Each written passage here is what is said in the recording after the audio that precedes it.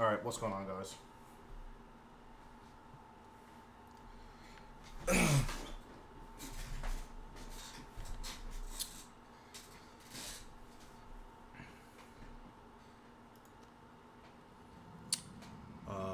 are we? Alright, what's going on? So, today we are doing Raksha. This is probably one of the bosses. Well, this is definitely one of the bosses I have the most experience with. Um, I have. Let's see. I have 2,900 solos. So this is like 150 hours, or actually, probably more than that. It's like 200 hours of solos. Or closer to 220 because the first few hours weren't that great. And then 100 or so duos. So this is definitely my most or second most experienced boss. So this guide will be a... it's going to be a budget build. So this is what we're working with. Our total budget is... this is supposed to be an Amulet of Souls. I just don't have an Amulet of Souls. So, like, I'm just not going to use the special that's inside of here. So, let me see how much cheaper this would be. Because I actually don't remember. I don't feel like buying an Amulet of Souls because it's just gone forever. Amulet of Souls. Okay, that's 76. And then how much is the Essence of Finality?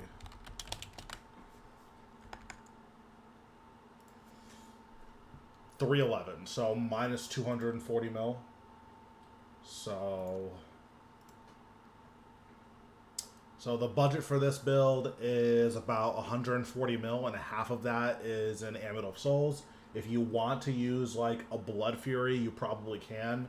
I wouldn't recommend it because Raksha is one of the bosses where Soul Split flicking is like the most important thing.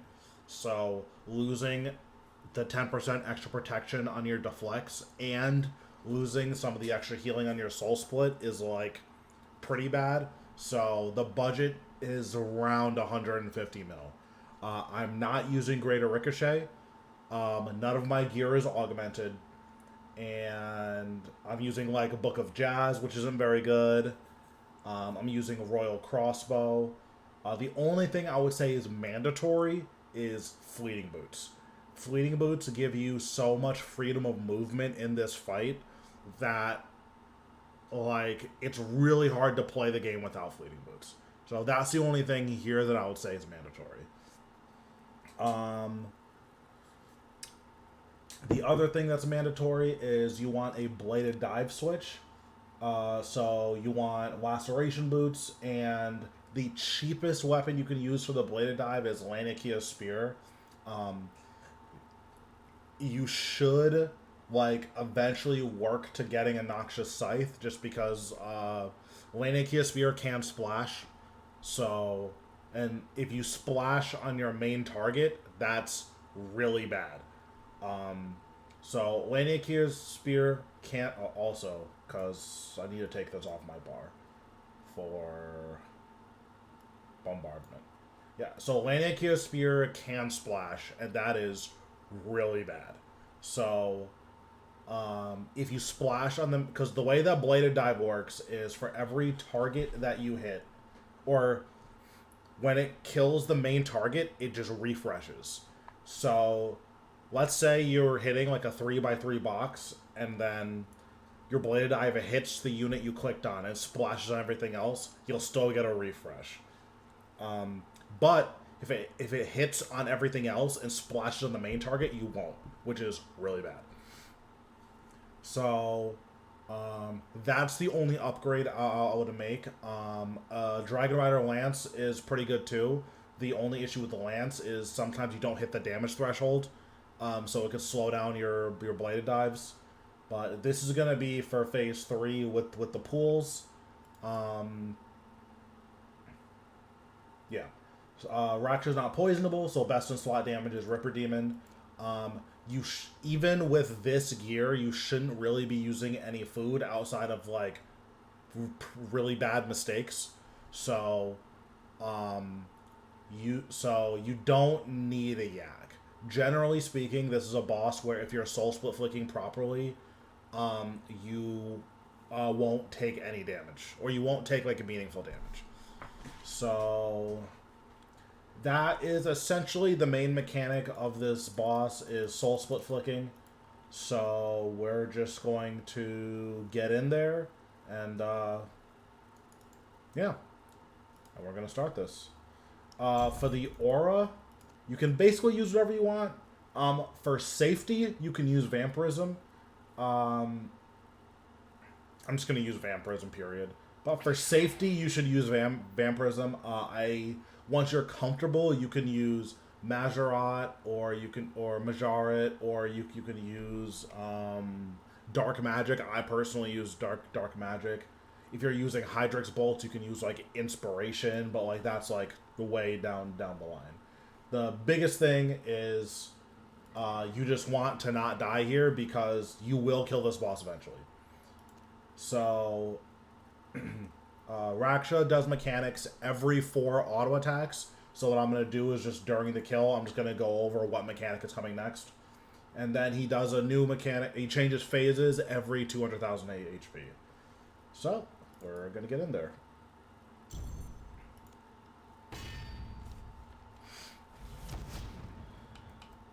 Okay, so we're going to stand on this square exactly. We're going to Death Swiftness, Adrenaline Pot. The flow has been interrupted. He is roused. And then we're just going to start Soul Split flicking. So you want to have Soul Split on until he starts the animation for his ability. Once the damage for the ability comes out, you want to do Prey. For the tail swipe, you move back 2 steps. And then you can just stand still.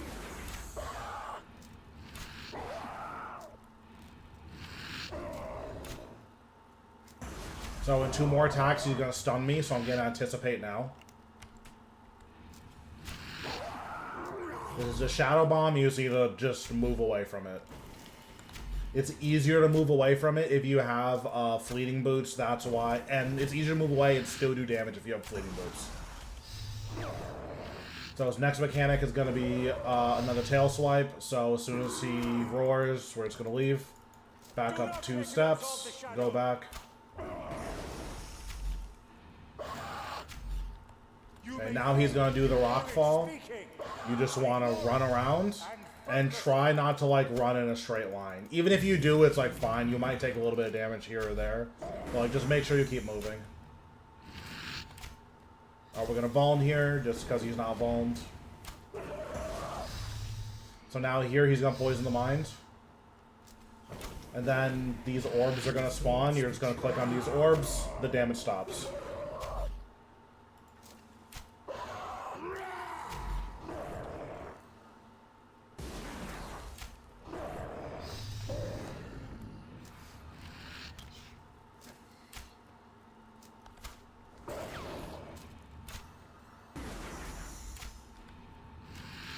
Go tail swipe, move back 2 squares, and we're completely fine. Just gonna let him walk up to us, and we should be good.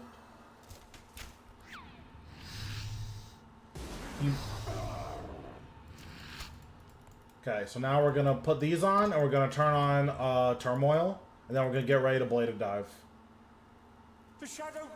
You want to Bladed Dive one of the centermost pools every time you activate the ability.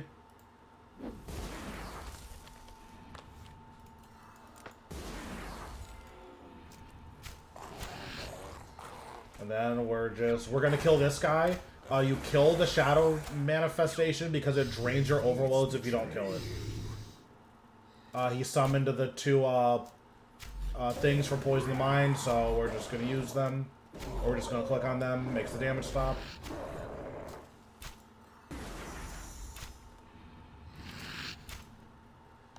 He's gonna do Shadow Bombs again, so we're gonna anticipate. He always stuns you before Shadow Bombs.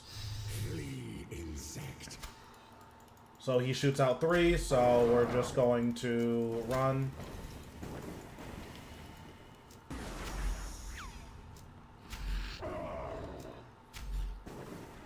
gonna tail swipe soon. I think this auto attack is gonna tail swipe. Walk back 2 steps. Do not let him absorb the shadow. He summons another Shadow Manifest. You just want to kill this guy ASAP because he drains all overloads. And then we just want to hit Raksha. He's going to Poison the Mind again. And now he's just going to alternate between Poison the Mind, Shadow Bombs, and Tail Swipe.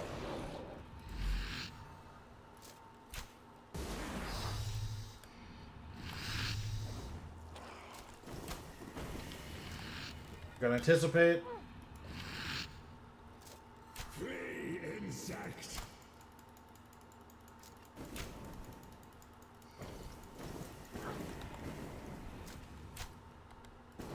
It's too dangerous. Okay.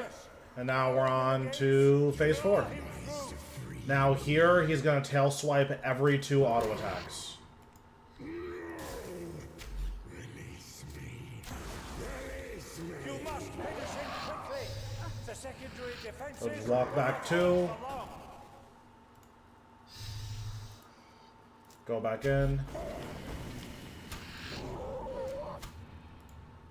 Walk back 2. You can go back in here if you want to. It's like not necessary. Now you just want to hit this. Generally speaking, if you have like a shield of less than 20,000, you'll be able to hit this and like kill it relatively safely.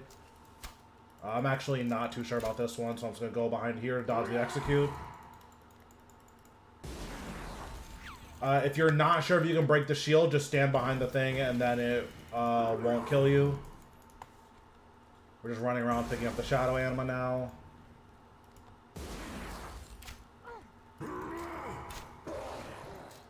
Okay, we're going to use Special Action button. And now we just hit him. Every 2 auto attacks, he's going to do a tail swipe.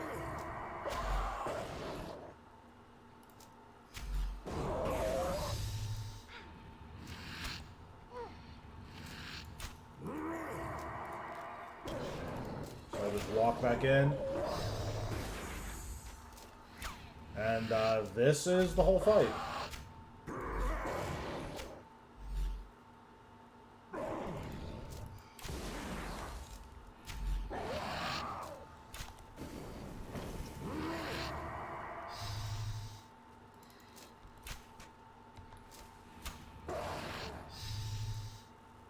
If you take too long on this part, at some point he's going to do the big shield again.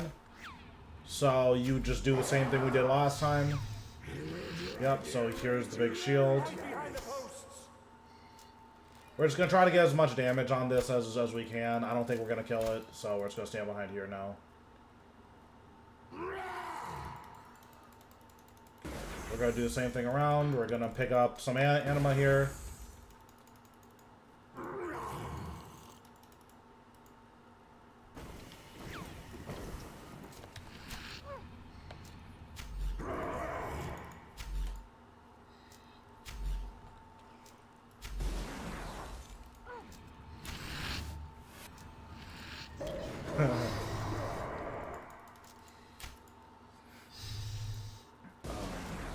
You do have some accuracy issues here, so if you want, you can use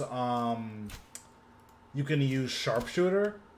You definitely don't need to use Vampirism. The goal is just to survive. But if you want, you definitely could use like Reckless or Sharpshooter. When you're more comfortable, if you're still using tier 90 weapons, then you can use Reckless. But until you're comfortable, Vampirism or Sharpshooter will be more than fine. Just because the accuracy issues do get pretty annoying.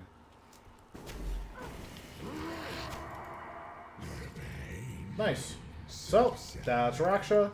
That was a 7-minute 30 kill. That's about what you can expect from I will return Raksha to his with fire. tier 80 weapon. Once you level up your weapon, you'll start noticing that your accuracy gets a lot better, which means your damage will get significantly better.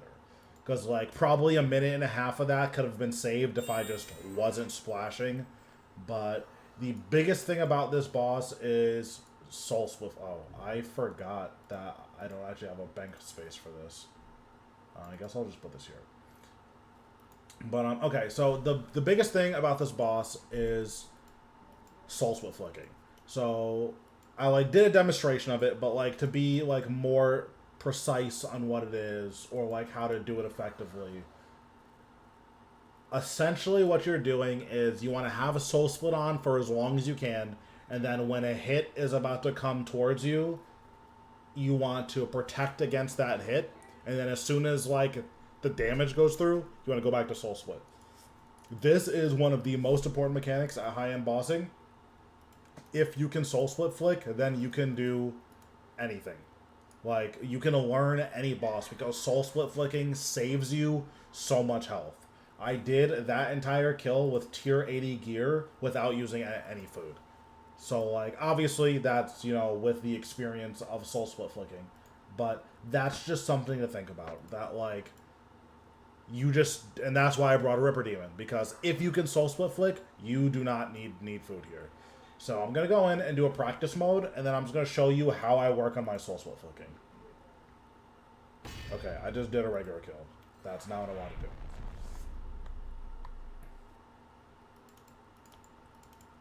I'm going to bring my real ranged weapon, just because it'll make it easier. Okay, I'm having a stroke. Hold on. Okay, cool. This is just for, like, the accuracy, and I'm going into practice mode, so it's not going to affect kills, like, anything like that. So... Now we're going to go into practice mode. This is what I do to practice Soul Split flicking. I have all of my prayers bound to Q, W, E, and R. So we're going to start. And then I don't use any potions because my goal here isn't to get a kill. I just want to practice my Soul Split flicking. So here, I'm going to put Soul Split on. Okay, this, when he does like that little wind up, that's his ranged attack. When he does the breath, that's his magic attack.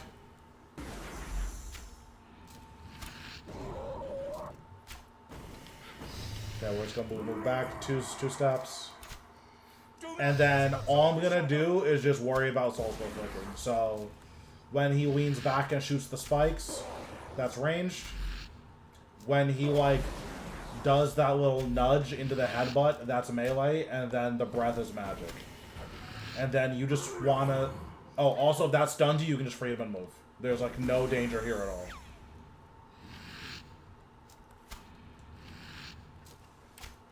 So, like, literally, when I was, like, learning, I would just sit here and do this. He's gonna tail swipe, move back 2 steps. Do not let him absorb the shadow. The melee one is probably the hardest one to, predict, but the rest of them have like really long projectiles, so like it's pretty hard to mess this up, or it's pretty hard to mess those up once you like know what you're looking for. So anticipate, move out of the shadow bomb.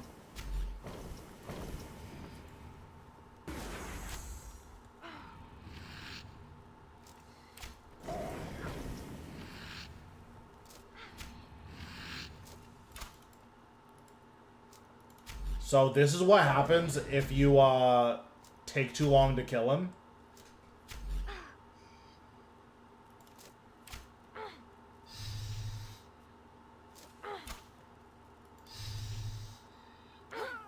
He keeps doing this. Generally speaking, if you have potions on and you're like trying to kill him, you'll never have to experience that mechanic. But that's what happens if you take too long to kill him, so don't do that. But, yeah, like, just until you can get to that, you want to be able to get to that point where he shadow bombs you, or if you have enough damage, you'll just pass it. You want to be able to get to that point without using any food. If you can do that, then you can get up to phase 3 pretty consistently. Phase 3 is the bladed dive, and that mechanic is, like, pretty tough on its own. But, yeah, you'll always be able to get to phase 3 if you just can Soul Split. So we're just gonna do another one of these. That's the melee hit. Ranged hit. Melee hit. Anticipate. Move back 2 steps. I think I moved back 3 there, but you only have to move back 2. Magic. Melee. Magic. Range.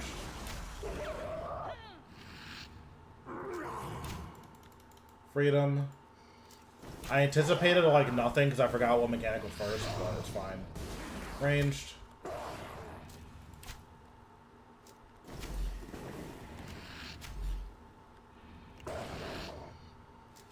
Got tail swipe, move back 2 steps. Do not let him absorb the shadow. And then you just do this until you're comfortable. Generally speaking, if you're hitting all of your flicks, you're gonna be around 90% HP by the time he does shadow, by the time he does the explosion. So I wasn't paying attention, so I let it stun me. It's fine, just freedom and walk away.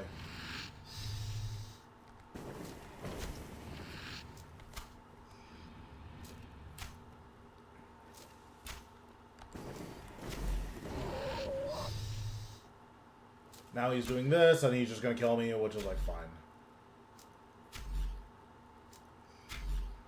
If you get here and you want to survive it, you can pray magic and devotion, I guess. But generally speaking, if this happens, this kill is like probably lost.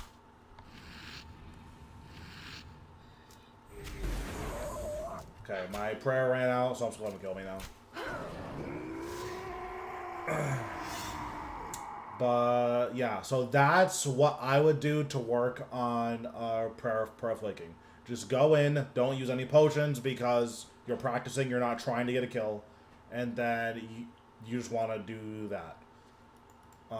Once you can consistently do that and end that phase with at least 80% health, then like you're good to seriously attempt kills. The next thing to work on is the bladed dive. So the way that the bladed dive hitbox works is it's a 1-by-1 basically. So if I bladed dive this, it's a 1-by-1. I just do this, and you can see where I'm standing here. I'm surprised I hit this guy behind me. Oh, it's because I have what's it called? It's because I have a spear, which is a halberd. So it's normally a 1-by-1. When you bladed dive with a halberd, which Laniakia's spear, Dragon Rider lance, and Noxious scythe is, it turns it into a 3-by-3 box. The thing that's important is the 3-by-3 box is centered on your character, and it's like facing the direction that your character is facing. So basically what this means is that depending on the angle that you bladed dive at, you can actually like miss certain enemies. So let me see if I have a good way of like showing that. Because I think if I bladed dive from here, I'll hit this guy. Yeah. So you can see, because I bladed dive from this angle, it hit this guy. And then when I bladed dive from this side, it hits this guy.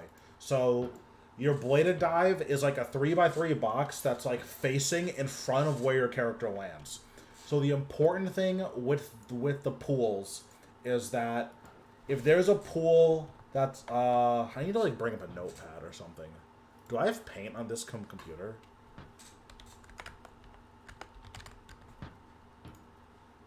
Okay, perfect. Okay, these are the worst boxes of all time. Can I just like copy this box now?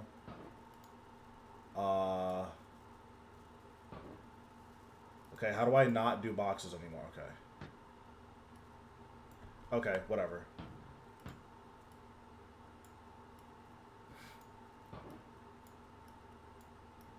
Okay, so the pools spawn in like a 3-by-3 grid. So what you want to do is you always want to aim for the center pool. Because if you aim for the center pool, the way the bladed dive works, it will always hit all 9 of these no matter what. what can happen is if you aim for, like, let's see. If the pools are organized like this, okay, that box was terrible. The pools are organized like this, and then these four are just empty. If you bladed dive from basically any angle and hit this center box, you're going to hit everything. If you bladed dive this side box, you're going to miss these three. If you bladed dive here, you're going to miss this one. So you always want to bladed dive this center box. Now, if the center box isn't there, you want to try to aim your bladed dive in a way that, like, would mimic hitting the center box. So let's say this is your thing. Now what you want to do is you want to bladed dive this box, but from this... Okay, how do I aim it the other way? You want to bladed dive this box from this angle. That way it'll hit all four of these. If you bladed dive this box from this side, you'll miss these two. And if you do it from the bottom, you'll miss this one.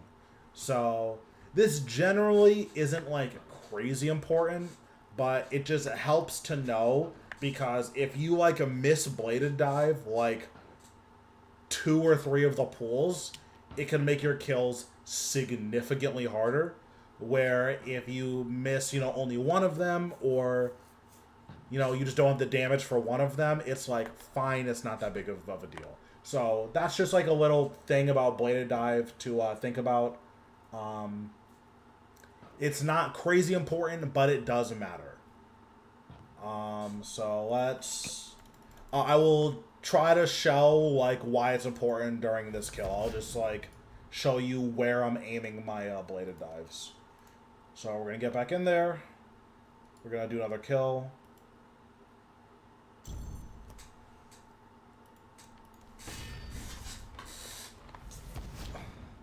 We're going to drink an overload.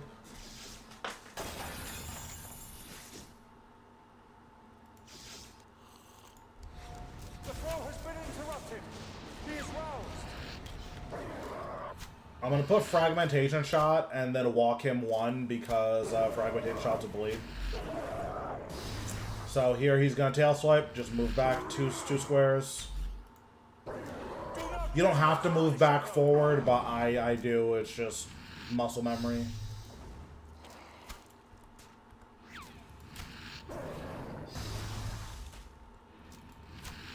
I'm going to anticipate here because he should Shadow Bomb this attack or next attack.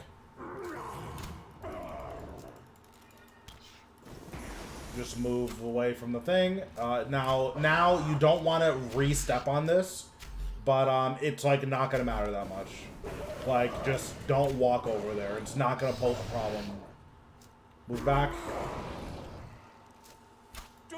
Yes. I think I only used 2 restores on my last kill. But we'll see, honestly. Like, this is going to be like a fresh kill. So it's possible I'm not going to use that many restores. So here you just want to run around. If one of these hits you, it's like fine. Even if 2 of them hits you, it's fine. It like doesn't matter. So here we're just gonna build adrenaline up.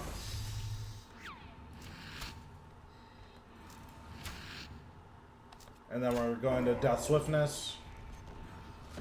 Your thoughts betray. Click these circles.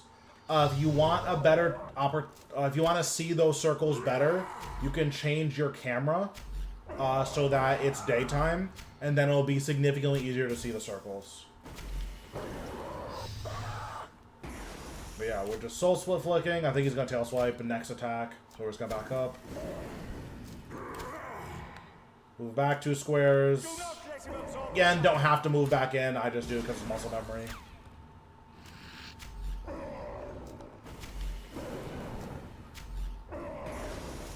Okay, I'm gonna anticipate because he should shadow bomb me here. He's gonna shoot three bombs. Just keep walking and hitting him. Okay. Equip these. Activate Turmoil. And then we're gonna aim for the center boxes. The shadow grows thicker. You must defeat it quickly. Okay, can we dive? Thank you.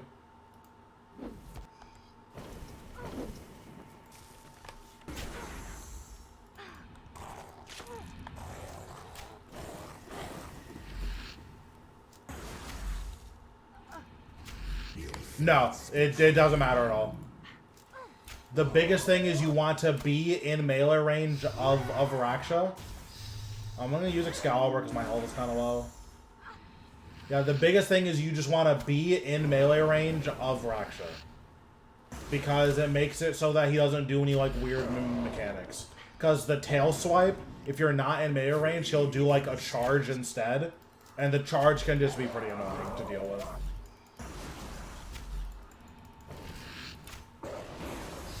So that, I can only do that movement. This is RuneScape. So that, I can only do that movement because I have Fleeting Boots. That's why Fleeting Boots are so important. Oh, make sure you kill this guy. This guy drains your overloads. It's just really important to get him killed now. And then he'll do a lot of typeless damage if you, like, leave him alive for too long. Click on the Shadow Energy and make him go away. We're not going to Death Swiftness here because, like, we're going to try to phase him. Okay, perfect. So he's phased now. So we are going to Death Swiftness here. Make sure to drink an Adrenaline or a Super Restore. Now, every 2 autos, he's going to do a Tail Swipe.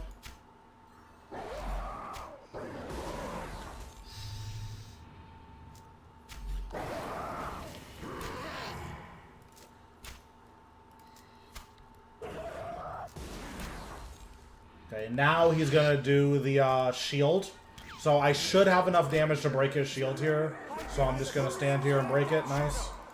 So now he's gonna drop all this anima. He will stun me here, so I'm just gonna anticipate.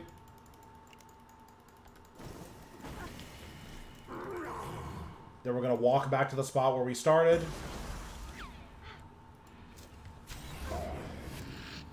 And then we're gonna use the special action button. And the special action button increases all of our damage, including the damage of our bleeds, by 10% for each Shadow Anima. Yeah, RuneScape 3 is way different than RuneScape used to be.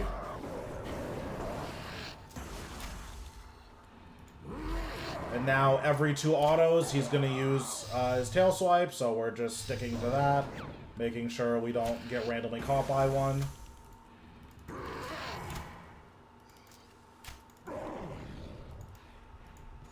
Okay, can I move in, please? Okay, thank you.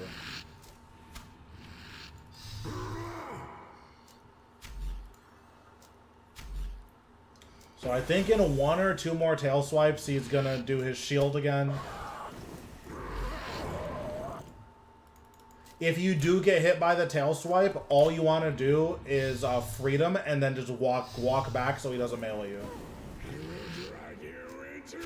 So I should have enough damage to kill this. So we're going to walk all the way in the circle again, pick up a decent amount of anima. So if you don't break the anima shield, he'll do an execute. The execute can be dodged by, like, standing behind these pillars.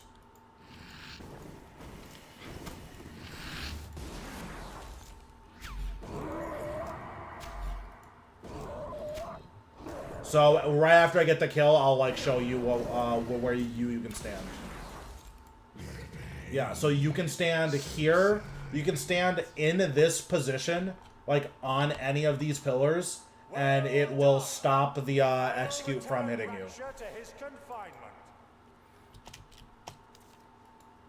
But yeah, so I did that. I only used 1 adrenaline. I just brought 8 because I didn't have the inventory, because I had a bunch of free inventory space, but I didn't use any food, and I used 1 adrenaline pot. I do have an Ancient Elven Ritual Shard, but I used it for 1 dose. So, if you wanted... So, like, that would just be an extra dose of this Super Restore. So, like, it's not that big of a deal. I did use Excalibur. I don't think it would have mattered. So, it just... Like, it's not that big of a deal. Like, I could have just eaten once and I would have been fine. But, oh, I never turned on my Book of Jazz in any of the kills. That's pretty funny. So I guess you just don't need a Book of Jazz either. You should have something in your pocket slot that you are using, but evidently you don't need one. But yeah, so the worst weapon that you can use is a Royal Crossbow. Its accuracy is kind of not great here, but it's one of the weakest weapons that can use Ruby Criminal Bolts. It's also extremely cheap. It's like, I think I just put it together for like 600k maybe. So it's extremely cheap. Your armor basically doesn't matter. This can be full Armadial if you want to like go even more budget. Technically Serenic is cheaper, but it does break eventually. So like I just use this Pernix because it's what I have. Like I just had a set of Pernix in my bank and I never got rid of.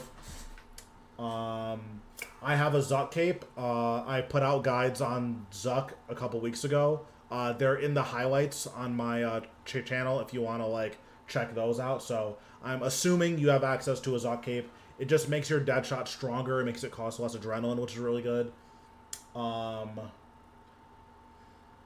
Barrows gloves. This is just like random gloves that I had in my bank. I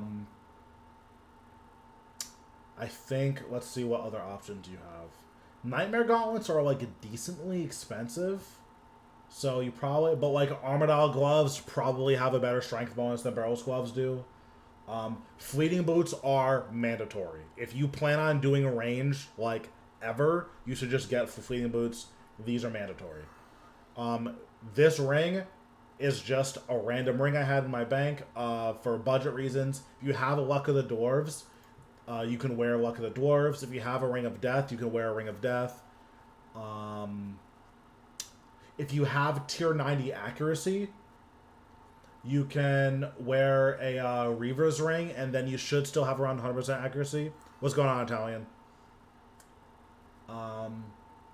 But yeah, so the first upgrades you want to make are your weapons. This tier 80 accuracy is garbage. Like, if you can get a Wyvern crossbow, tier 85 accuracy will help a lot. Ideally, you want to get to Ascensions.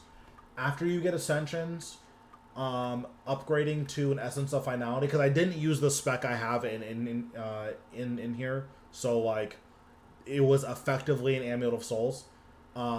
If you get so upgrading your Amulet of Souls to an Essence of Finality and then putting a Dark Bow in there would be like the second upgrade that I would make.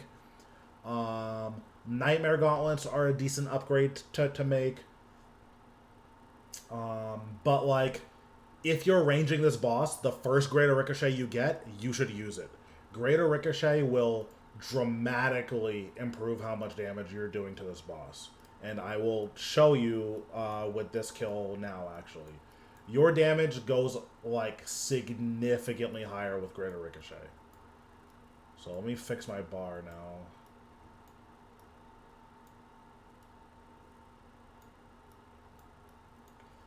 And then I think I had Snipe here.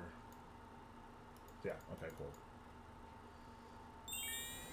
cool. So this, I don't have Coroming 4 on this. So I do have it on this. Or I had it somewhere.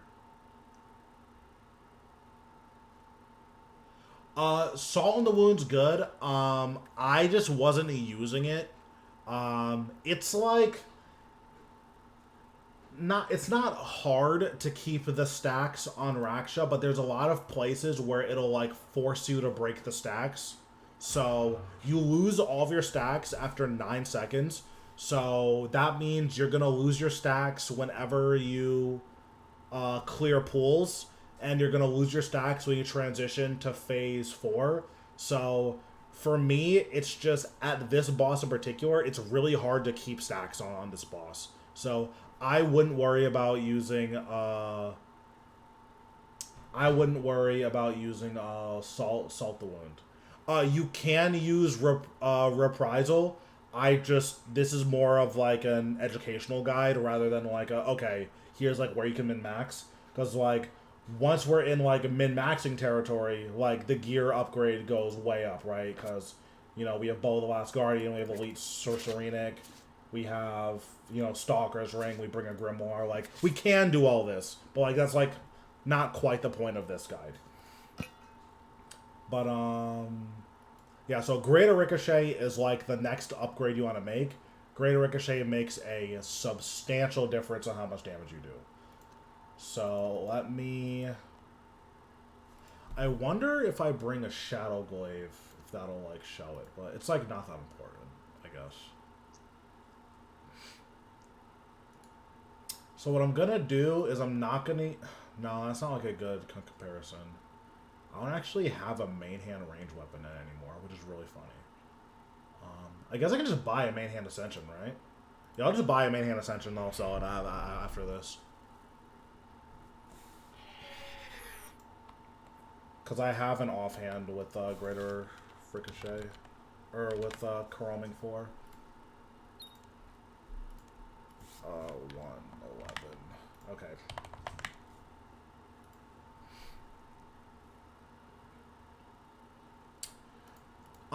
So making fast money is like, it's kind of just whatever you decide you want to do.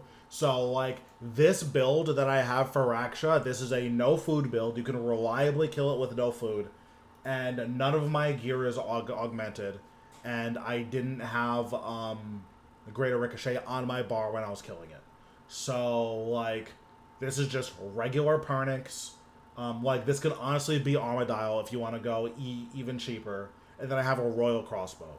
So, like, you can kill Raksha not pretty reliably, very consistently with this build, and then an Amulet of Souls instead of an Essence of Finality. Like, you can kill Raksha very reliably with this build. It's like 150 mil, and then you're like, you know, as soon as you get a Greater Ricochet, you just use it.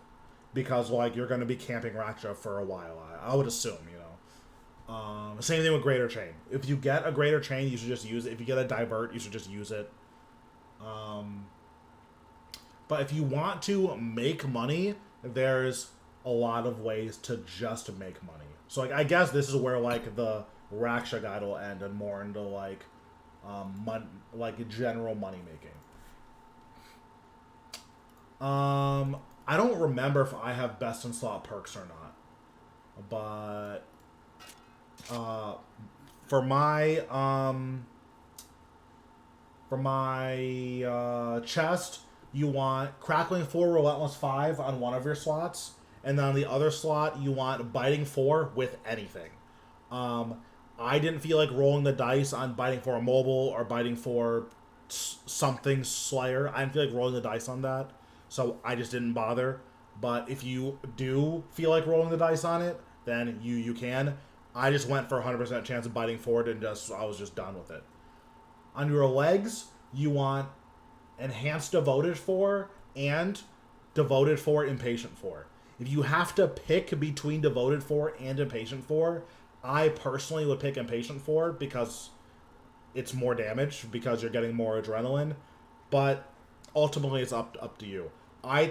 Once you get used to like having Impatient, it feels really bad when you play without it. So personally, I would just say to go Enhanced Devoted 4, Impatient 4 until you get Devoted 4, Impatient 4. For your weapons, on your main hand weapon, you're going to want Precise 6, Aftershock 1. For your offhand, you want Aftershock 4, Equilibrium 2. Jagex hates me, so I don't have Aftershock 4 Equilibrium 2. I've spent like 500 mil. I don't think I've gotten it a single time. Or maybe I've gotten it once. Yeah, I haven't gotten it a single time. But that's what you should be putting on it. Yeah, so that's like a really tanky setup. Yeah, that's a very, very tanky setup. Like, that's, like, fine. Like, you're not going to have any issues, like, staying alive with that setup. Once you get more comfortable, you're going to want to switch to more damage. And then, like, for damage, you're going to want the perks that I just listed.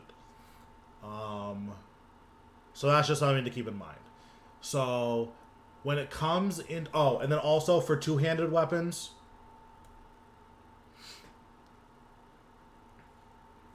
I'm having a hard time with Hellweir with my magic setup. Virtus with Cywer. Duels. Do you think I'm going to use this loadout to make some money for upgrades? So if you want to do Hellweir, what I would say, change your armor from Virtus to Ganodermic. You're significantly tankier. I'm actually just going to, like, buy Ganodermic now, and I'll show you. There's a caveat in that you do need to have Animate Dead, but if you have Animate Dead, Cyber Wands with Animate Dead and Ganodermic, you are significantly tankier. Like, I cannot understate how much tanky you are. Like, you can, like, stand in the pools at Hellweir and just completely ignore them. And then, like, the bleed, like, you can just not cleanse the bleed if you don't want to. You still should, but you can just not cleanse it if you don't want to.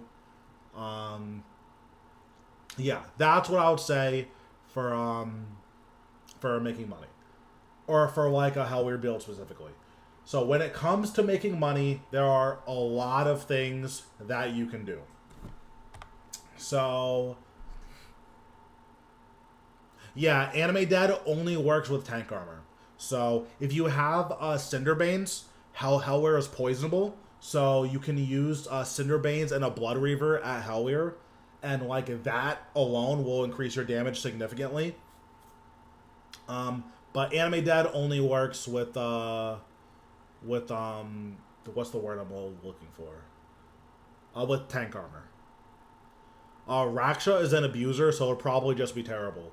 Like, when you're doing the boss fight, when he does his poison the mind mechanic, he says, let your thoughts betray you. That's some abuser talk there. Just saying. But, okay. So, for bosses that you can make money. Dagannoth Kings have decently low requirements, and you can make very good money from Dagannoth Kings. These Berserker rings are like 5-10 mil a piece. I think they're closer to 5. Out of my way. Archer's rings. Oh, someone just followed. Who was that? Oh, thanks to Save the Bees for the follow. Sears rings, when I was getting them, they were like 15 mil. I don't know if they're still crazy money. Sears rings. Oh yeah, so these are still like 11 mil. Berserker ring, how much are these? These are 5 mil. That's good money. And then Archer's ring is the last one. Wow, these are 15 mil. Oh my god.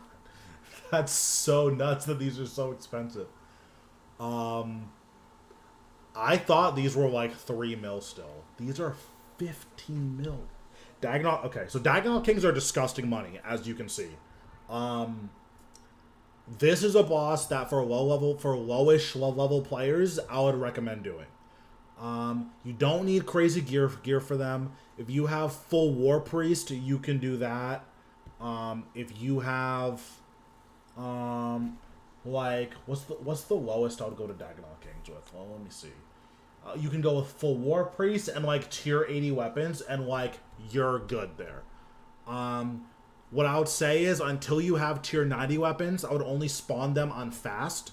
But with tier 80 weapons, or with tier 90, you spawn them on fastest. But with tier 80, you kind of want to spawn them on fast because like if you're tanking 2 of them for too long, you will just die. So like that's something to keep in mind. But Dagannoth Kings are very, very good money.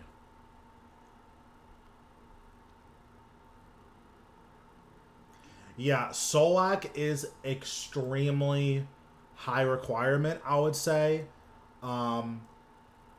Generally speaking, the higher level, like, in order to get access to, like, the 60 mil an hour range, you're gonna need to be endgame already.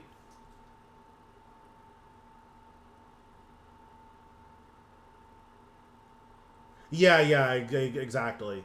Like with Noxious gear, like you can do them like very, very quickly.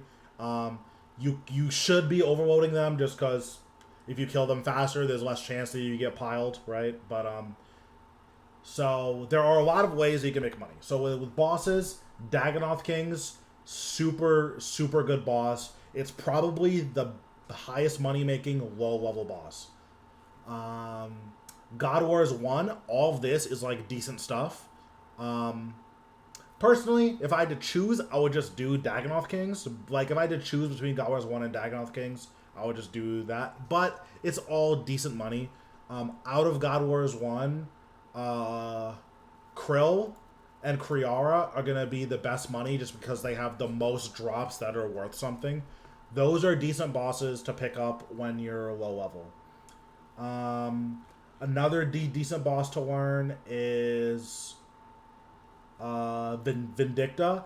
Of the God Wars 2 bosses, Vindicta has the best trash loot. So when you're not getting uniques, like, you're still going to be actually making pretty decent money at Vindicta. So that's something to consider for God Wars 2.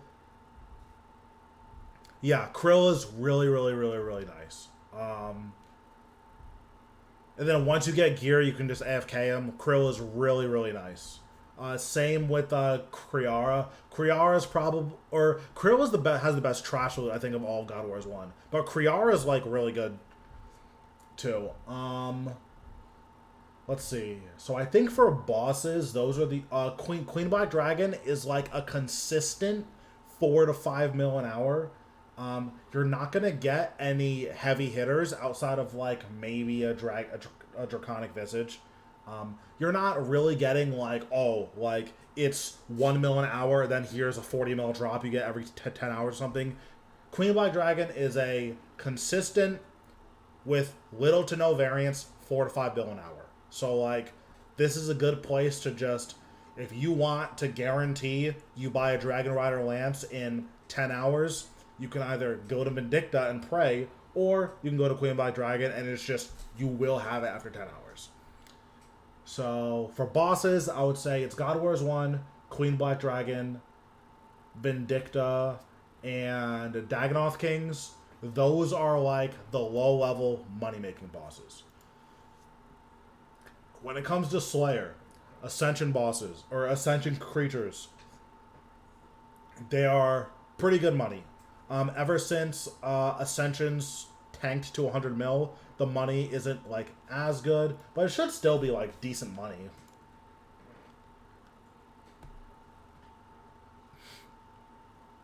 Yeah, that's also true. The other thing is that if you have overloads and you have a Demon Horn necklace and Ectoplasmator, you will sustain your prayer regardless of whether or not you use your attacks. But if you just want to make sure that you're not dying like ever, like, he basically won't damage, like, his only hit that does any damage in normal mode is the big typeless hit. So that is something to consider. Why did I go in here? Oh, keys. Yeah, so these Ascension keys are still like decent-ish money. They're worth about 60% of what they used to be, but like, these are decent money. So killing a Roarius or a Capsarius are gonna be pretty good money for a lower level player. That's something that you can do to make money. The requirements are very low. What else? If you have access to quest mobs, Nihil are very good money if you can make the pouches. This is the type of mob that I would say if you have access to and your like bank is like less than 100 mil, you should just do Nihil to pay for all of your money. I was killing Nihil with like a Royal Crossbow when I was killing them, and I would get like 20 of their tertiary material an hour, and their tertiary material is worth like 200k. So like, or maybe this one just not. Let me see how much shadows are. Shadow, Nihil. Okay, then how much are Ice Nihil? Yeah, so they're these pouches are worth like 200k. If you're killing them with like a Royal Crossbow or something, you should be able to kill. You should be able to get That's one of the reasons. Nihil made me a lot of money. Another place that made me a lot of money was Tormented Demons. Let's see. For Tormented Demons, I have killed 36k. So, when I was killing Nihil, I was killing them with Full Pernix, Fleeting Boots. Basically, my like Raksha gear, like this, but like just random bolts instead of ruby bolts. And then if you have a Grace of the Elves, you don't need a pack yak, because their tertiary material doesn't stack, but for some reason it does get picked up by Grace of the Elves. So like this would be a build that I take to Nihil. Just like this, and then your inventory would just be... They don't really do damage to you. Oh, actually, you have to wear a shard here. So, where's my shard? So you wear a Shard of Zaros that you get from the quest that unlocks them. But so like this, and then you just turn your Grace of the Elves on, and it'll automatically bank all their tertiary materials.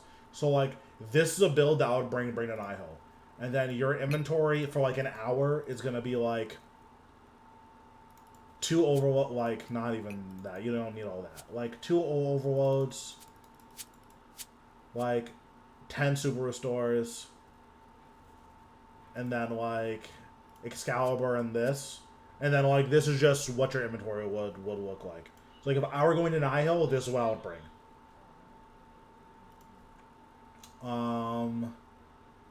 What else? So that's what I would bring to Nihil.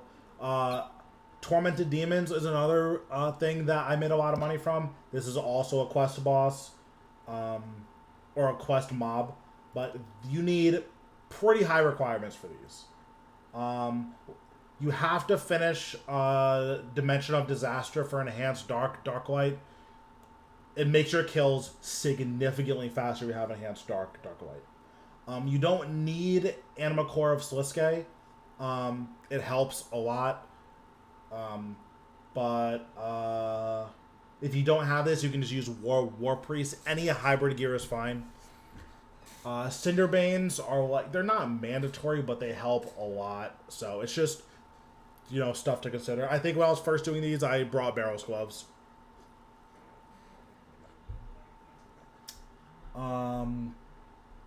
This Vampiric Essence is like a very, very small amount of healing. It's like not really, it's not necessary. It's not necessary at all. The other things that I bring are, you have to have it in your player-owned dungeon. If you don't, it's going to be miserable to kill them. So either use your own player-owned dungeon or use someone else's player-owned dungeon. You'll be fine. Attuned Ectoplasmator. This is what sustains your prayer with the Demon Horn necklace. You get these from killing ghosts, or you get a regular one from killing ghosts. I don't know what, like, I think I got mine from Revenants. So that's what I would say is like the best way to farm them. I'm just getting Ghostly Essence to refill my Plasmator. But yeah, that's the best way to farm them, is going to like Revenants or Spiritual Warriors or Spiritual Mages, which are also very good things for money. Yeah, generally speaking, Slayer is gonna be very good money. Like let's just go through all the Slayer mobs that are like decent money. We'll just start at like, let's see, when do they like? Let's see. I wonder if Seekers... Are Seekers the one that drop the thing? Let me see if Seekers are the one that drop a Hex on Turbo. I don't think they are. Okay, that's what I figured. They are not. So, once you're like 68, you have access to Spiritual Warriors. Spiritual Warriors drop a ton of alchables. They're just like 2 to 3 mil an hour, super consistent, nothing to worry about there. Let's see. Karask and Turoth, surprisingly, are decent money. You need really high level requirements for them, so like I wouldn't go out of my way to like get the requirements for these. These are decent money though. Basically, all of your money is gonna come from like their stackables drops and their alkables, and like they do drop coins. So like that's gonna be where a lot of your drops are coming from. Strike worms aren't really good money. Nihil, very good money. Muspa, decent money. It kind of depends on how much Muspa pouches are. I guess we can check. I'll check how much they are. Muspa pouch. What are these, like 30k? These are 31k. Yeah, so Muspa pouches are like decent. They drop their Muspa spines are about the same rate that Nihil drop their material, but Nihils are worth 200k. These are worth, 30. It's just not the same. Revenants. This money you get here is extremely inconsistent. If you high roll, you get a Statius Warhammer and you're happy. If you don't get a Statius Warhammer, you're crying in the club. Roarius are good. You can camp them in the area that you find them. They're good money. Gladius, they have good alkables, which is nice. Your average key per kill is going to go down, but your like non-key drops are significantly better. Roarius basically drop nothing besides keys, so that's something to consider. Capsarius drop a lot of battle staves, which is nice if you have a spring cleaner. These are not good to like kill unless you're killing them in a player-owned dungeon, because they're just too far away, too spread out, and don't spawn fast enough. If you or someone you know has like 5 of them in a player-owned dungeon, these become significantly better money, but they're generally not worth killing unless that's the case. Spiritual mages, super good money, especially if you're farming components with them.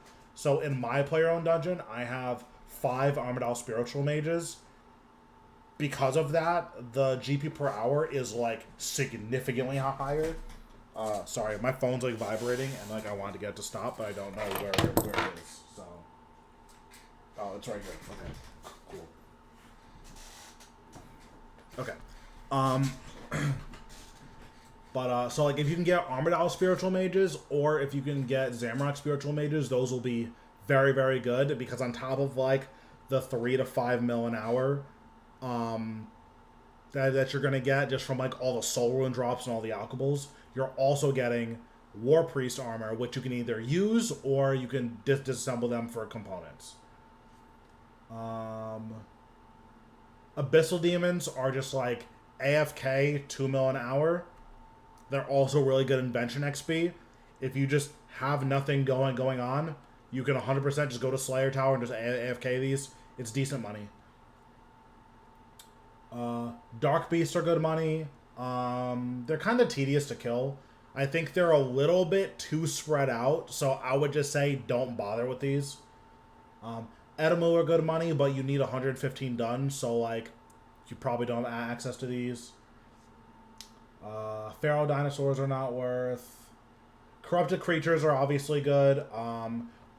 Generally speaking, like the way I made my money from Slayer is I did Sophanem Slayer Dungeon, I did Abyssal Lords, I did Ripper Demons, I did Calgarian Demons, and I did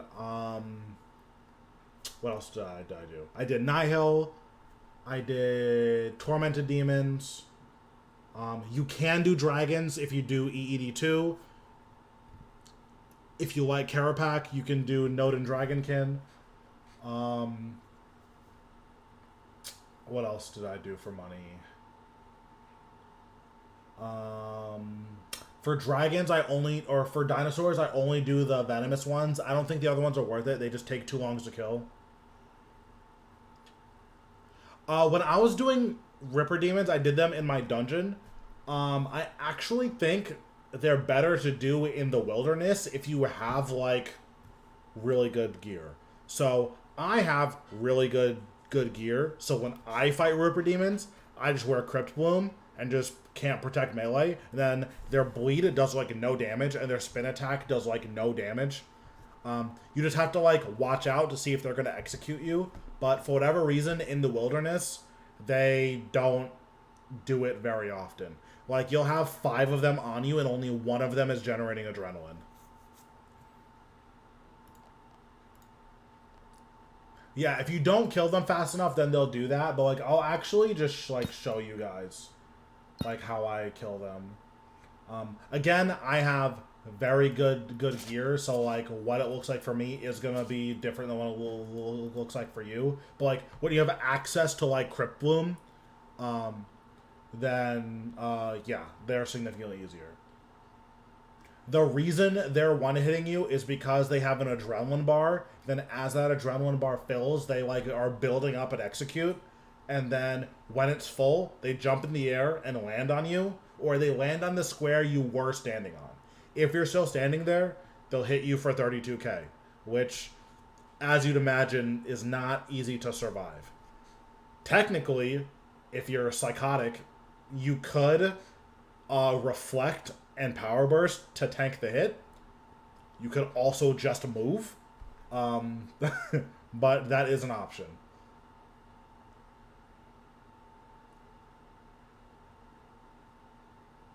If you wanted to tank it, you would reflect and power burst. You just shouldn't tank it. You can just move and it won't hit you. Yeah. Just move like... I don't remember the angle that they jump at you at. If I remember correctly, they jump at you from the east.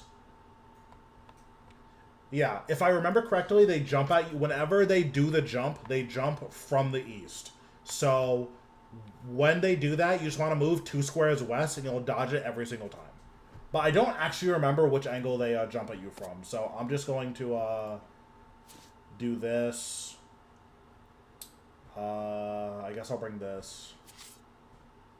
I'll just do like 1 overload dose worth of kills just to, or I'll just, because I don't really care. I'll just bring like 1 overload dose worth of kills to like show what it looks like with better gear. Because like when I kill Rupert demons, I don't really care. I just kind of ignore them. So we'll bring that. I am bringing a Ring of Death because sometimes I don't notice when they jump and I just die. Also, when you're doing these, you should have binding contracts. Binding contracts will increase your GP per hour significantly. I don't think I have any binding contracts. Yeah, I don't have any, so like my GP is just going to be terrible, but I don't really care that much. And then I'll bring like a couple sharks, I guess. And then I'll bring these. Okay, and then we'll go into the wilderness. I fight them in the wilderness, but you can also fight them in your player-owned dungeon.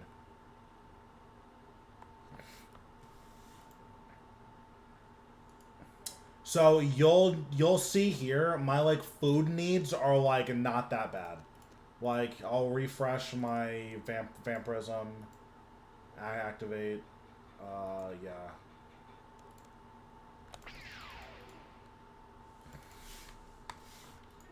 I don't really remember where Ripper Demons are. I think they're north of here.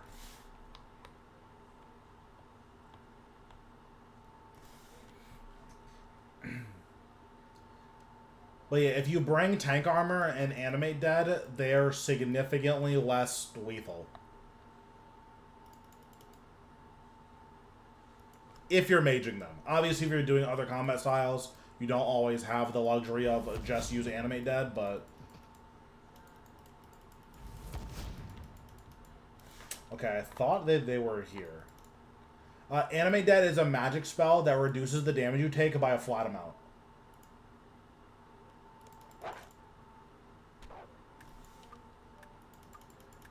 Yeah, if you're ranging them, it's probably better to just not do them.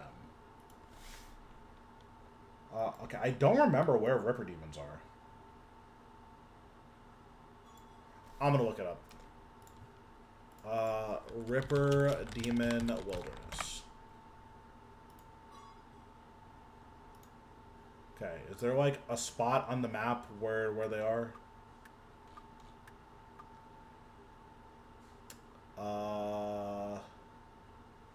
In a cave under the Abbey's... Oh, and in the wilderness, scattered around, mostly level 40 plus. Okay, so I'm like in the right area. Okay, that guy's Scald. This guy is psychotic. Oh, okay, word. Because I like came here a while. Oh, that's why. I like forgot where they were because of they like put all this snow here.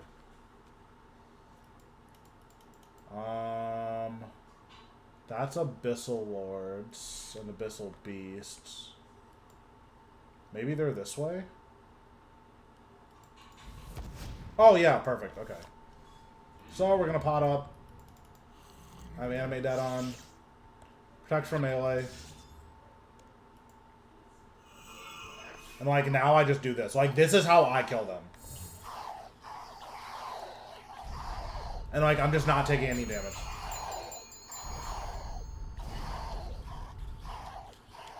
And even their spin attack is like doing like fine damage, I guess. But like I'm just not really taking any damage.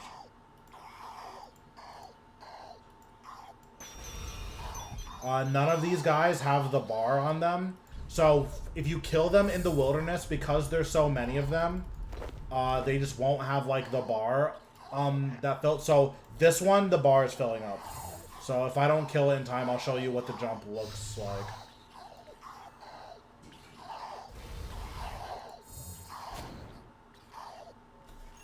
Okay, I just killed that guy. Yeah, like I'm tanking all of them and I'm just chilling. Okay, so that one just jumped. And I moved and I dodged it. I don't know if you guys saw that, like, clearly. But, yeah, like, that's how you deal with that mechanic. As soon as you see them jump, you just move 2 squares to the left, and then you can dodge it. Or 2 squares to the right. Because they always jump at you from the west side. Crypt Bloom, you guys a drop from Croceus. I bought it because I was getting money from other places.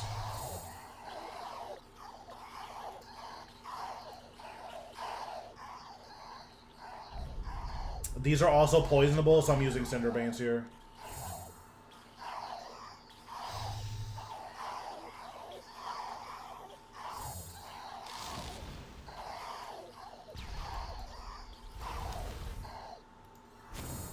But yeah, okay, cool. So that's like Ripper Demons.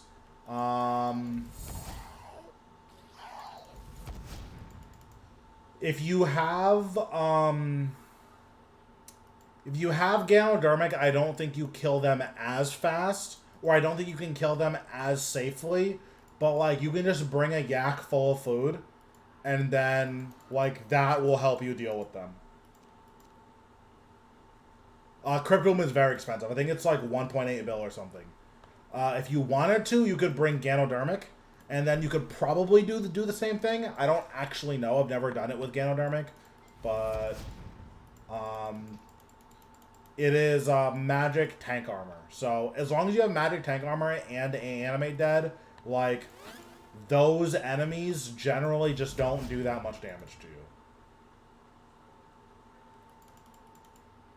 I didn't bring my Luck of the Dwarf, so I thought I might die, so now I have to like walk all the way back. It's 1.8 bill. It's like with a B. It's very, very expensive.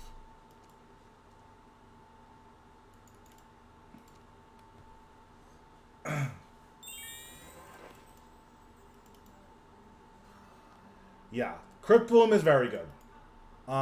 With Ganodermic, you probably can't tank them like as cleanly as I was, but like if you fight them in their natural habitat in the cave, like I'll actually just go buy full Ganodermic and then we'll just test it. I think that'll be. I think this will be like a good like showing. So let's see. Ganodermic boots. So I'm just gonna buy full Ganodermic so you guys can see what it looks like.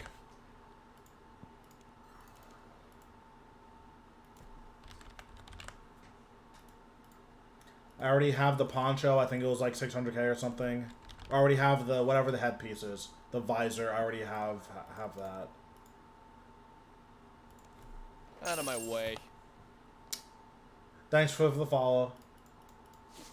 So, like, this, and then, the staff I'm using is Inquisitor staff. This is 300 mil. If you wanted, you could still use, like, you know, a wand and orb of Cywar, and you'd still be in decent shape. So this gear, significantly cheaper. And then we'll bring an overload. We'll bring these two to pick up gems. We'll bring this. And then I'm using this for prayer, so we'll bring my ectoplasmider. And then we'll just bring these for food. Okay, so I think they're in Alcarid. That's far out. Okay, I'm having a stroke. They're in Alcarid. Yeah, so for something like Ripper Demons, like, my armor was like 6 mil, and then you can basically use whatever magic weapon you want. My magic weapon is like best in slot against Ripper Demons, but like the biggest thing is you're just not gonna be dying. Like, that's the most important thing. So I'm using Animate Dead, and I'm using the Vampirism Aura. The Vampirism Aura is like what's gonna be sustaining you most of the time. Also, if you want to make sure that you can actually see in here... I need to take this off so I don't kill myself. If you want to make sure you can actually see in here... Animate Dead is on the Ancient Spellbook. This area is really dark, so if you want to see, just go to your skybox and change it to midday. And now you can see.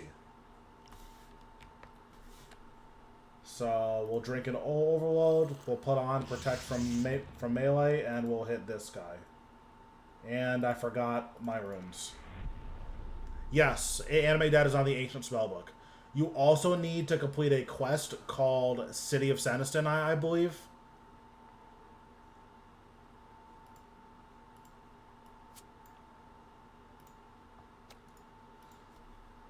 In order to unlock it while it's in the Ancient Spellbook.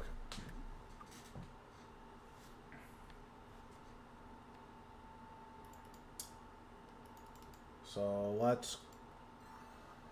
Yes, you unlock Ancients from Desert Treasure, and you unlock Animate Dead from City of Sanniston, I believe. Let me actually check that for you.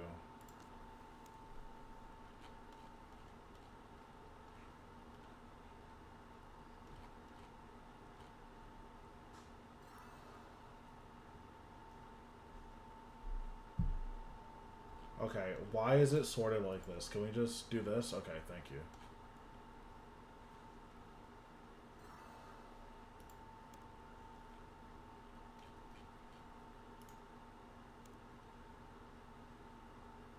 Yeah, so City of Sanderson is the quest you need to unlock for Animate Dead.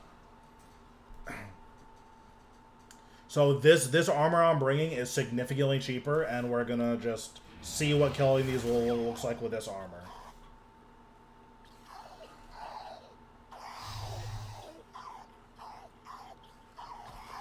So this guy... Wait, why is his adrenaline bar full? Okay. So this guy's about to do the leap here if I don't kill him in time. I don't know if I'm going to kill him in time. Okay, I just killed him. Yeah, so like, I'm taking like a good amount of damage for sure.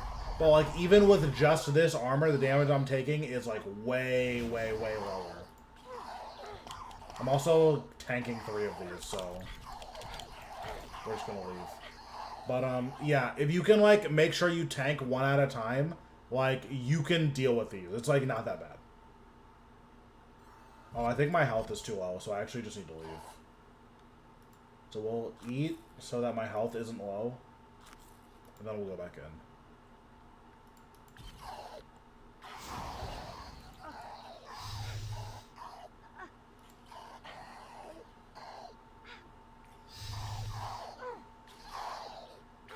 I don't know if this guy's gonna do the leap or not.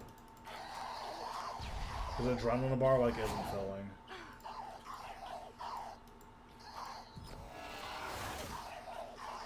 Yeah, they're definitely doing decent damage, for sure. Oh, he did the leap. Okay. So, there were 3 of them on me, so I couldn't see their adrenaline, but that's what kills you, is that leap. If you don't dodge it, you're just going to get hit by it and die instantly.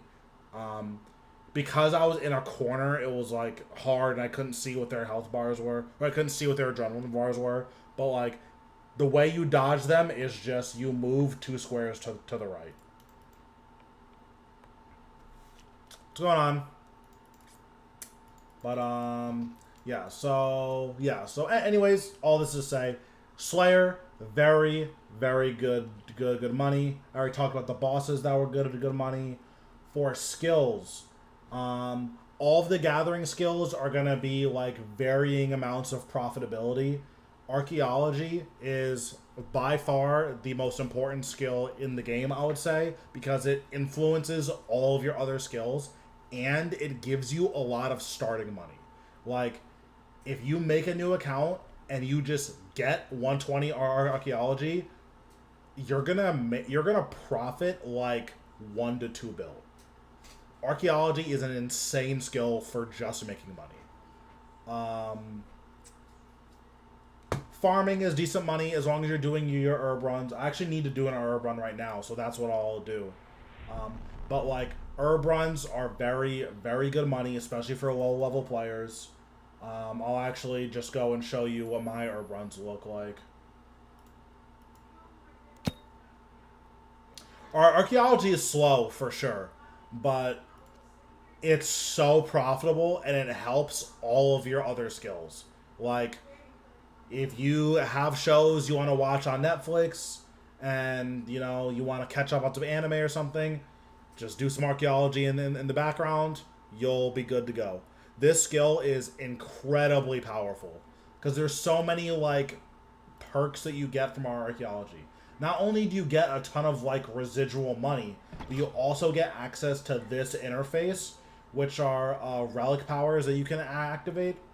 So the relic powers that I have are Fury of the Small, which all of your basics generate 1 extra adrenaline. For bossing, every point of adrenaline matters, so this is really good. For conservation of energy, after using an ultimate, you regain 10% adrenaline. Same thing with Fury of the Small. For bossing, every percent of adrenaline counts. And the persistent rage is quality of life. Your adrenaline now generates outside of combat. All this means is that if you're AFKing a boss, you can start every single kill with Sunshine, or with Death Swiftness, or with Berserk. Super, super nice. In terms of quality of life, this relic is really, really, really good.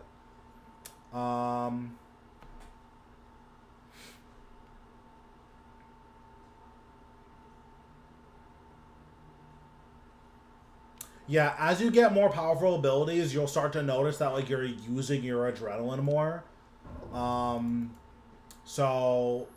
Fury of this, or so, like, the adrenaline issues might not matter for you, but it is something that, like, at higher levels is, like, very important, because the 1% adrenaline adds up, and one way to think about it is every 8 basic abilities, like, you get a free basic ability worth of adrenaline. That by itself doesn't seem very good, but at higher levels, you're spending so much adrenaline that, like, each 1 point does matter. After my farm run, I'm actually going to do an hour of Zuck, which is one of the hardest bosses in the game.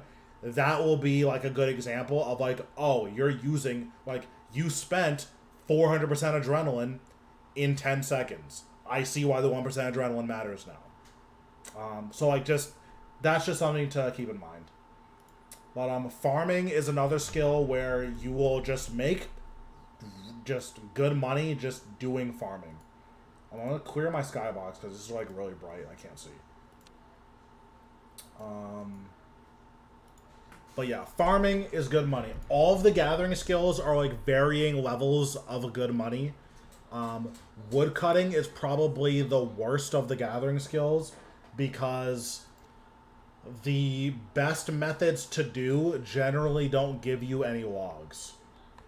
So that's like what I would say is that like wood cutting you're probably not going to make that much money, but for everything else you will be making money. If you're doing gathering skills, the first thing you should buy is a Grace of the Elves. Grace of the Elves, just in terms of quality of life, does everything one item slot could possibly do. It can hold up to 500 Sign of the Porter charges. Super, super good for skilling for long periods of time.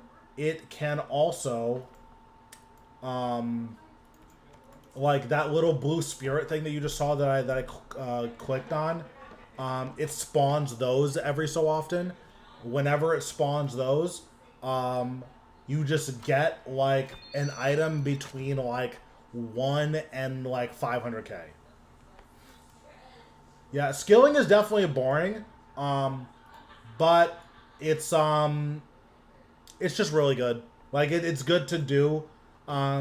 It makes your account more well-rounded. Like if you're like logged into RuneScape but don't necessarily want to kill stuff, it's like okay, I'll just do some skilling and make a little bit of money. But I'm about to do a farm run and I will like show you why like just how farming herbs is like really good money, especially for low level players. So we're gonna deposit all of this. In order to make the money that I'm making, you do need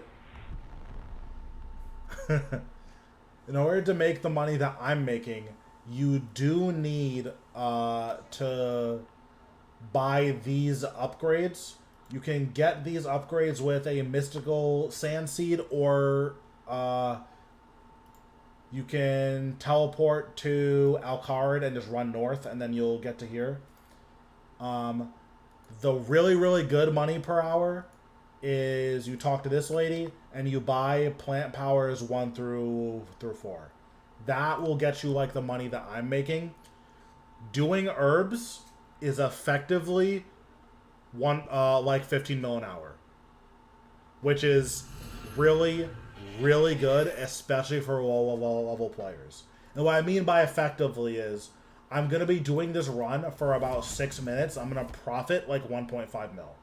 So the seeds I'm using 400k worth of seeds. So just keep that in mind. We're using 400k worth of seeds, and then we'll see how much money I walk away with at the end of it. And remember, this is all going to take me six minutes. So the profit I'm getting, you can multiply it by 10, and that's going to be what your effective hourly money is.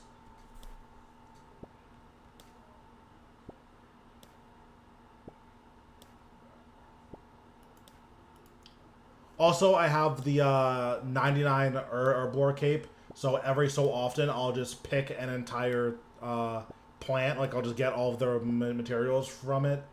That speeds up your money per hour, but it's like it like doesn't really matter. You don't need like 99 Herblore for like really good money.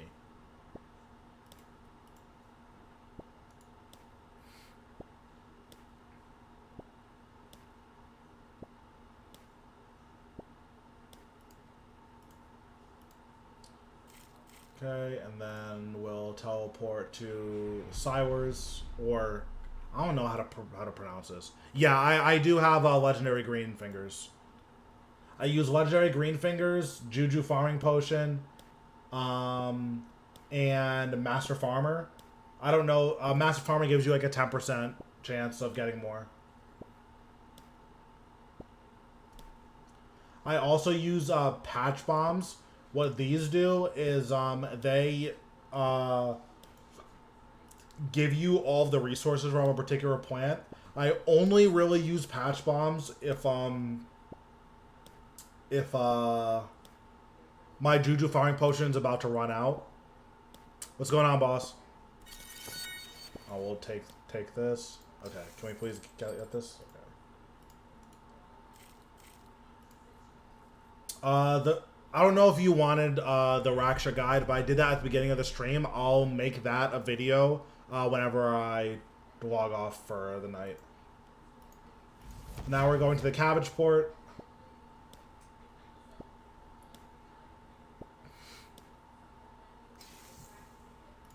Nice, we got that proc really early.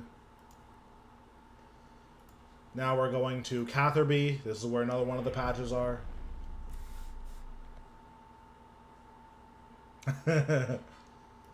Yeah, well, the beginning guide basically goes over like the stuff I do to make Raksha like doable. I did it with all tier 80 gear with no perks and no greater ricochet. So, and I killed it with no food.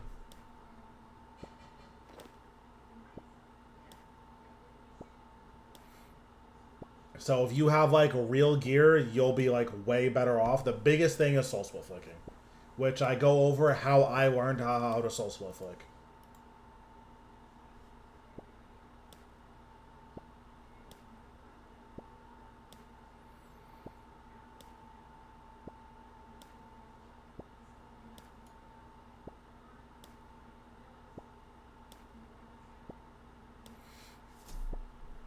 But yeah, we're just doing farm runs.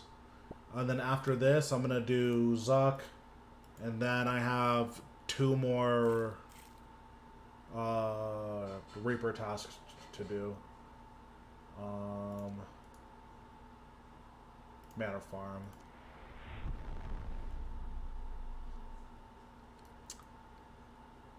Yeah, raids are really good, especially if you can just like get a team to go with. I personally have never done raids. I probably should, but I've never done raids.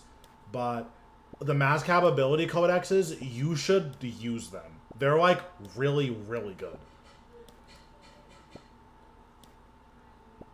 Like, I know it feels bad to spend like 50 mil on an ability when like your bank isn't that big, but the amount of power those abilities give you is like, it can't be understated. They're so powerful.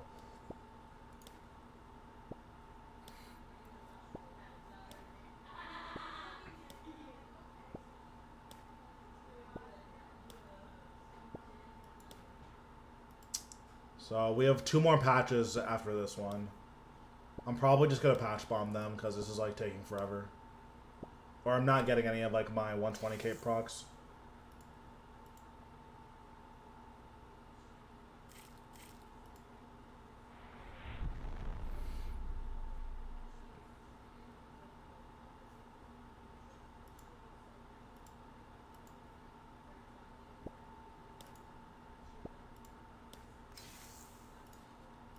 Yeah, Onslaught's really good. And then Corruption Shot and Corruption Blast are just really good abilities.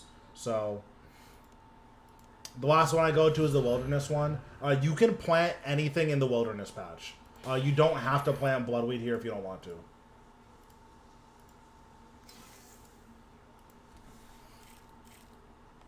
Okay, so, yeah, if you guys remember, the seeds I spent were 400k or 425k, and it took me 6 minutes to do this run.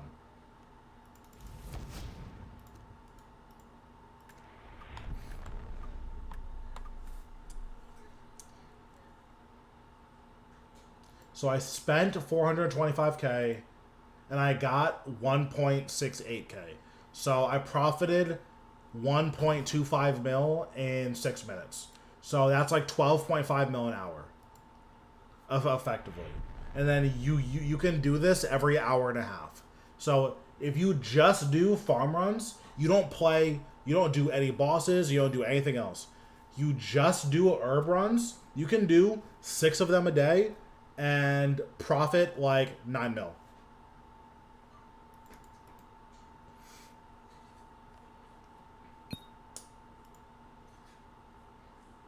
Okay, so now we're gonna get ready for Zuck, because I need to do that.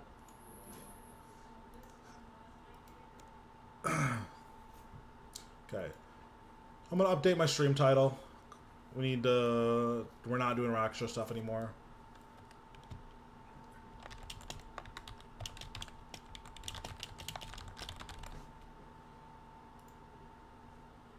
Okay, then we'll update the YouTube.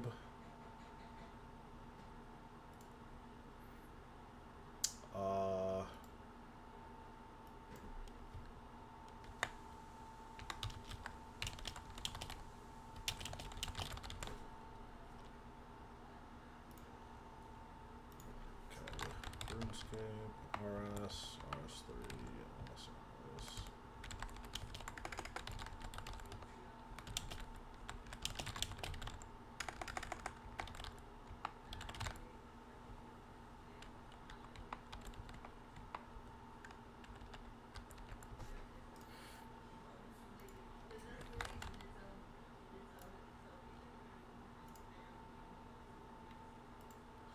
Okay.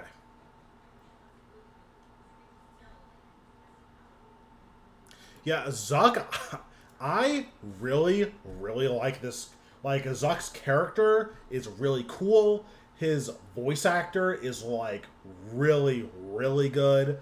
The fight's fun. Like, I think it's really cool. Okay. So, I normally, like, this isn't gonna be, like, a Zuck guide. I'm just gonna go through some of the preparation stuff that I do. Yeah, so I am very comfortable with my Zuck kills. So when I'm killing Zuck, I literally, this is all my food. I bring 1 brew and 2 blubbers. That's all the food that I bring for the whole fight. But I am very, very comfortable with my Zuck kills. I have like 230 hours here, so. Because I'm like that comfortable here, like the way I'm gonna kill this boss is probably gonna be different than the way that you would kill it.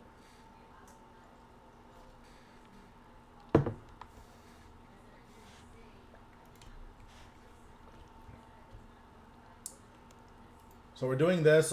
Gives me an additive 10% damage reduction, which is really nice. It's basically required. I wouldn't do Zuck without it. It's so powerful. Well, I've been playing for a while. I've been playing since I was in 3rd grade. Or since I was in 5th grade. So I was 10. I'm 27 now. So I've been playing for 17 years, so. We need to refresh Vampirism.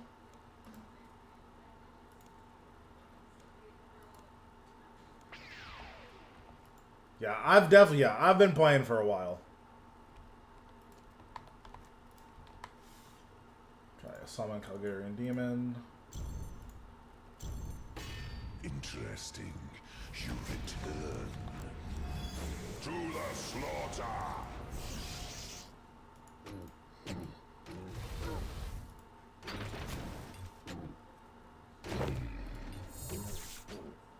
I don't think I've claimed my 15-year cape, but I definitely have one. I just haven't claimed it.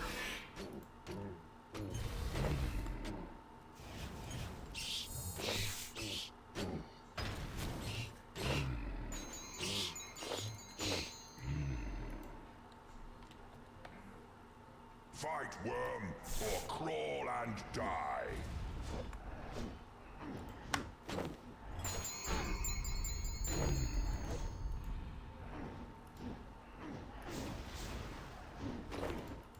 Flames consume you. So right now, I'm just grouping all these enemies together so I can do a big Greater Chain Omnipower. For those who don't know, Greater Chain makes it so your next ability is also spread by the chain. So that's what I'm doing now.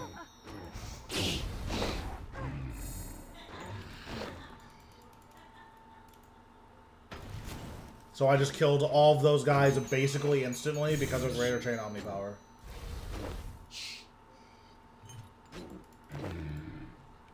So my prayer is going up because I have something called a Powder of Penance. What Powder of Penance does is whenever you take damage, it restores 2.5% of that damage as prayer points. Flames consume you.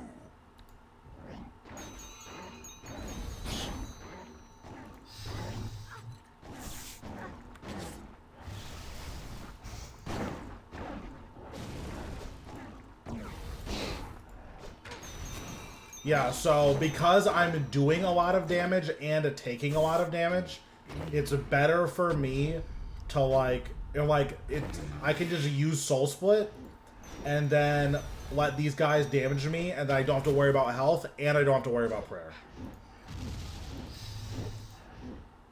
Like, Soul Split is really a game changer. I don't know if you have it, but like, I have 8,000 health here, and then like I'm gonna hit this guy, and then it's probably gonna bring me pretty close to full. Yeah, like I'm full health now, and like that's just because of Soul Split.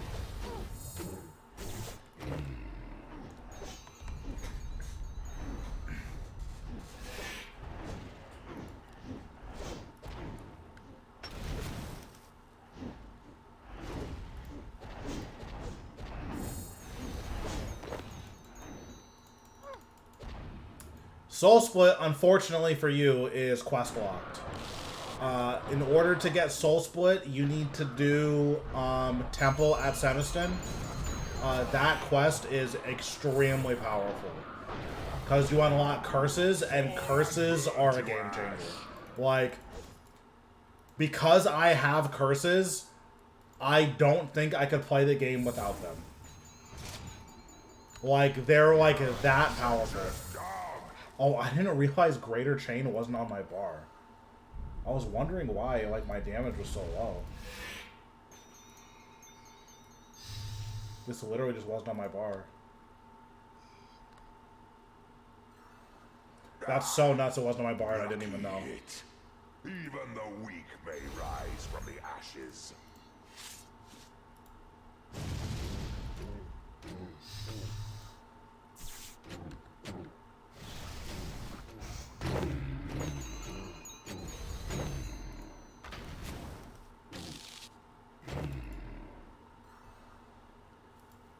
It appears The way to speed the quests up, what I did when like I just wanted to like be done with quests, if you go on the wiki, you can use the quick guide.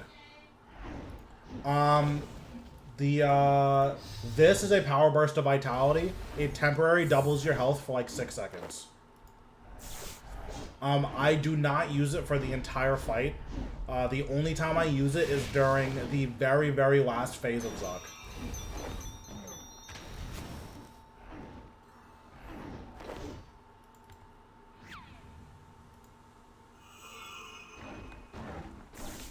Here, we're just going to Greater Chain Omni Power. Just does a lot of damage to all of these guys.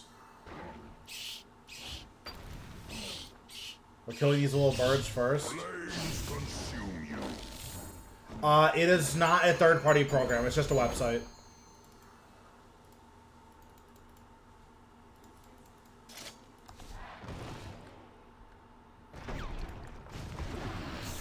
Yeah, like, you can just go... It's like the official RuneScape wiki. Like, you don't have to worry about anything, like, crazy happening.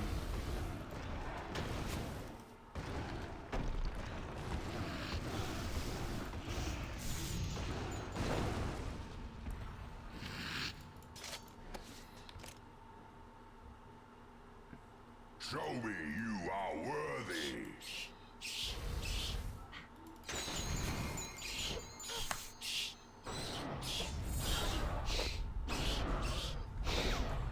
You don't have to put any info on the site. I think sometimes, or like one thing that you can do is it'll like ask you to look up your account. So like let's say you look up a quest that you want to do. What it'll do is it can look up your account and like check what quests you have done. But all of that information is like public. Like it's not like secretly logging into your account or anything. It's just like pulling public information to see what quests that you have done. So like that's the only information that it'll ever ask for, and like it's totally safe to give it that.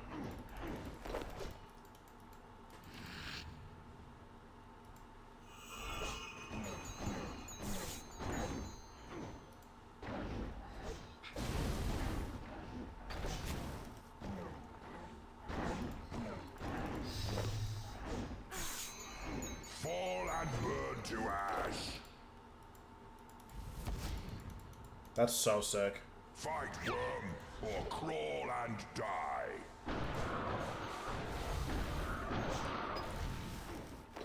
I'm surprised he, I haven't heard about that. I feel like someone as high profile as him in this community would have gotten in a lot of trouble for that. So this movement might be looking a little weird. I'm like luring all these enemies together so they'll all get hit by my greater chain. That's the reason why I'm just like kind of standing around waiting.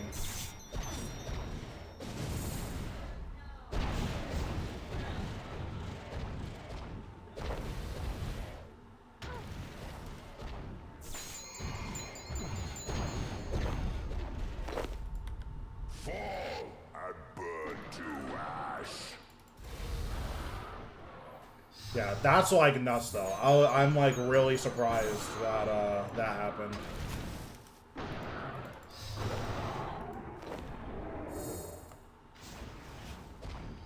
Yeah, like more likely than not, like it wasn't actually him, or like someone was in his chat advertising the giveaway and like he wasn't.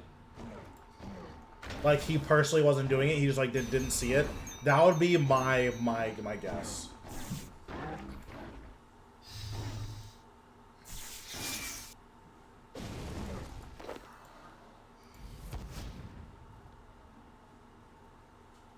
Rise, scions of the kiln.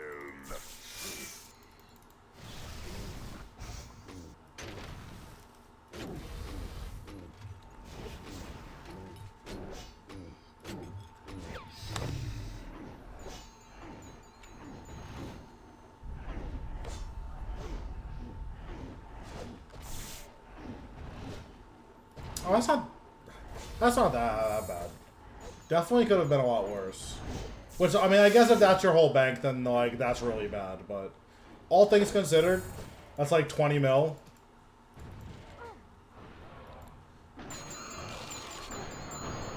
Yeah. Like, rebuilding that money from scratch is, like, rough. But, like, if you have any money, like, rebuilding 20 mil, like, that's, like, pretty doable.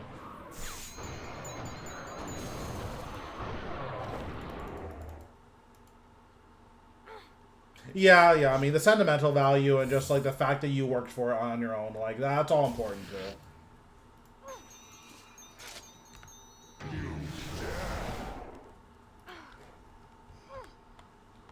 Yeah, the way I interact with money in this game is, like, way different than the way you guys interact with it.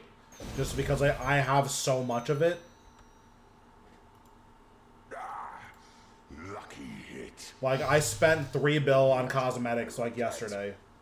So, like, the way I think about money is probably not the same.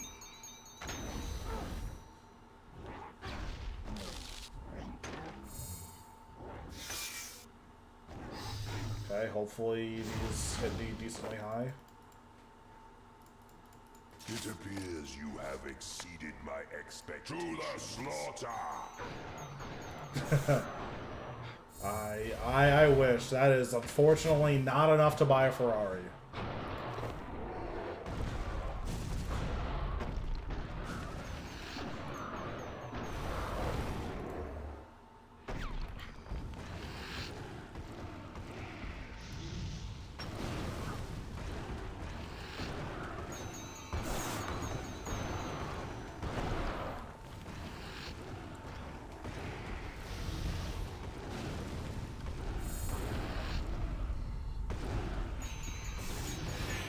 Yeah, my, like, average money making over, like, you know, like, while I was killing Raksha, my average GP per hour was, like, 150 mil.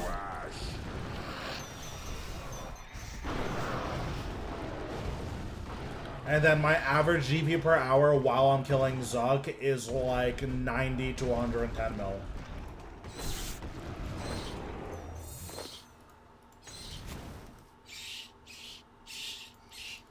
Catherby is near Sears Village.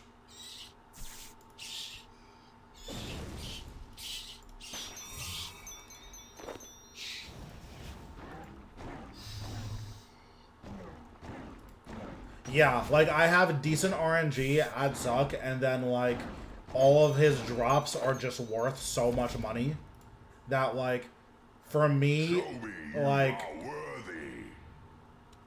yeah, just for me, like, money is just, like, different. Fall and burn to ash. That's really annoying.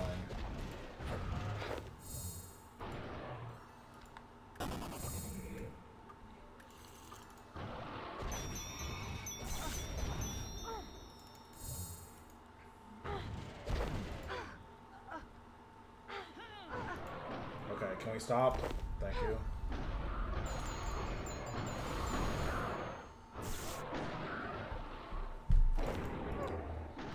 Yeah, I mean, yeah, the way, yeah, like, I'm, like, super end game. Like, the way I interact with money is, like, if it's not, like, 500 mil, I, like, don't care. Like, oh, I got an item that was 50 mil, like, great. My next upgrade is 10 mil, so it literally doesn't matter.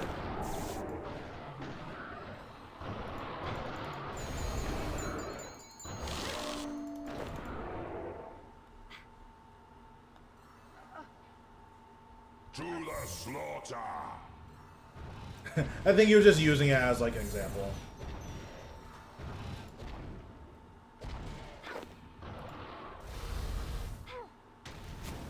That's funny.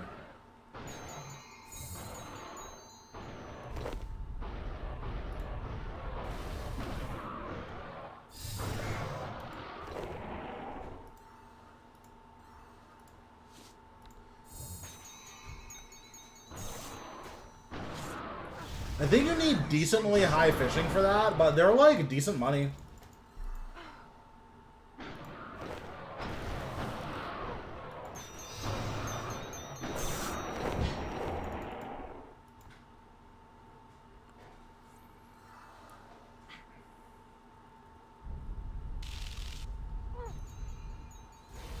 Oh man, but yeah, like the good thing about like money in this game, and the bad thing, but the good thing about money in this game is that the more money you have, the easier it is to get it. So like once I started making a lot of money, it became so much easier to make a lot of money. Face the Zekta. Fight or die.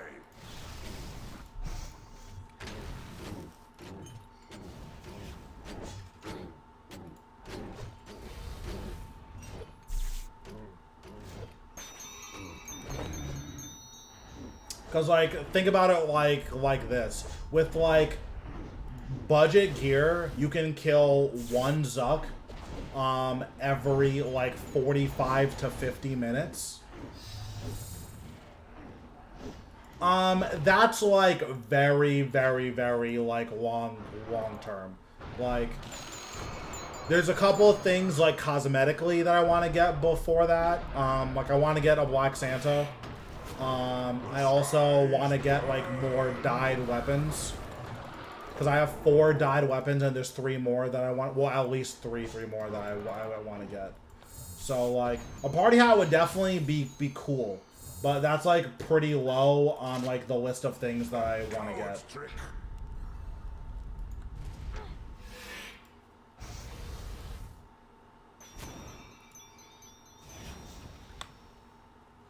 Yeah, I mean, that's like a slow Zuck kill. So, like, this kill is gonna be, like, decently quick.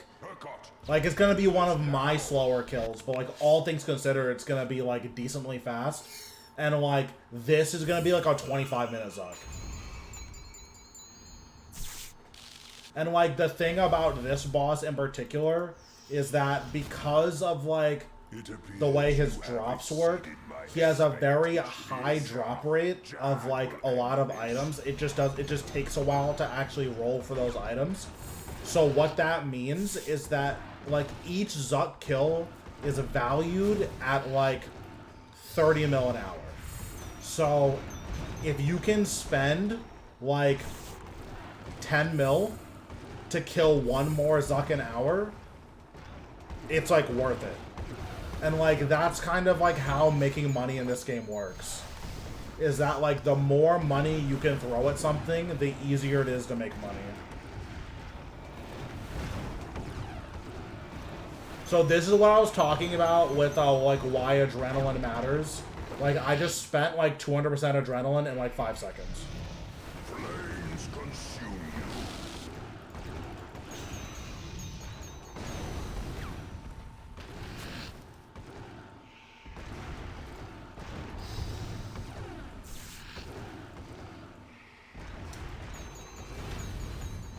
Yeah, we could probably go over Karapak.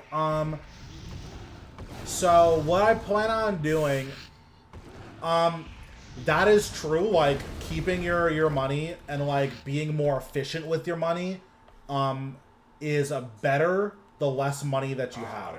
When you get to higher tiers of money, like, you can just spend, like, 10 mil an hour and make 50 mil an hour. Whereas when you're, like, on lower tiers of money, you don't have the 10 mil an hour to spend in the first place.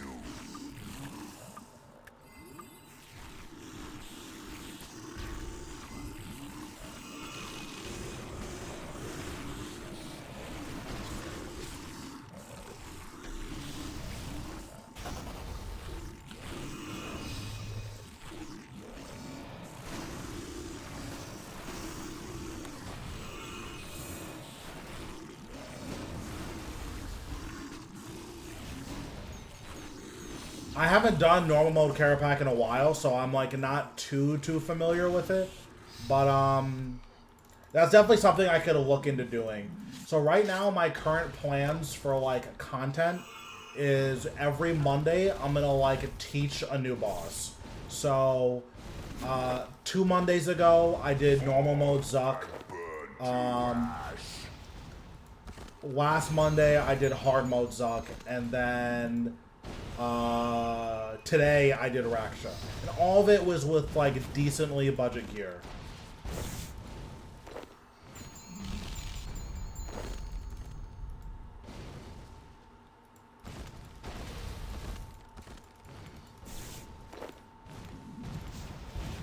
Yeah. I am working on solo Solak. Solak is generally a group boss. Like, that's the type of boss where, like, you're not... If you're not really end game, like, this is not a boss that, like, you should be like, oh, I should try it. It's just not worth your time to try to learn it until you're, like, really end game.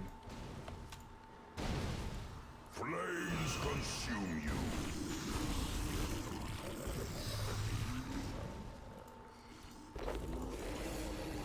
Okay, so now we're getting ready for the actual Zuck part of the fight.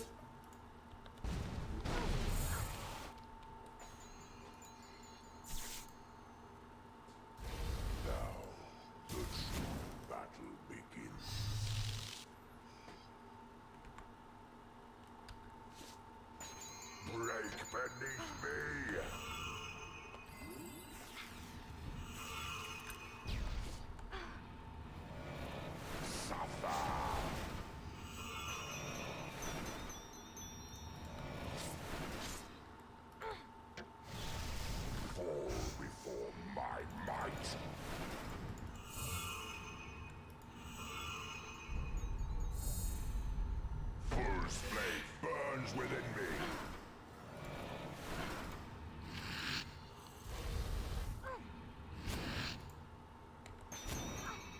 I pretty rarely die to Zuck.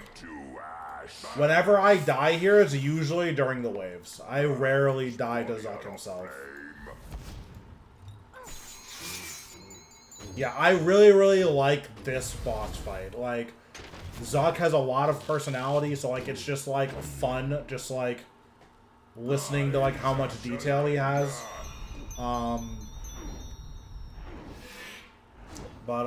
Yeah, like, this wave is, like, really cool. The shield is an old school. That's actually not in RS3. Rise, Mage of Embers. Like, the old school Zuck fight is way different than RS3 Zuck.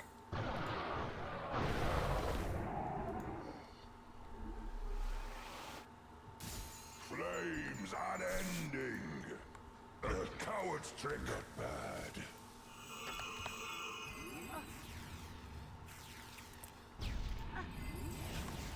Break beneath me.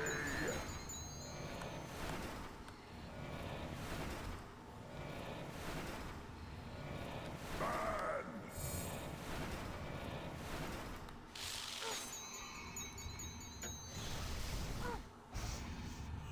The earth yields to me.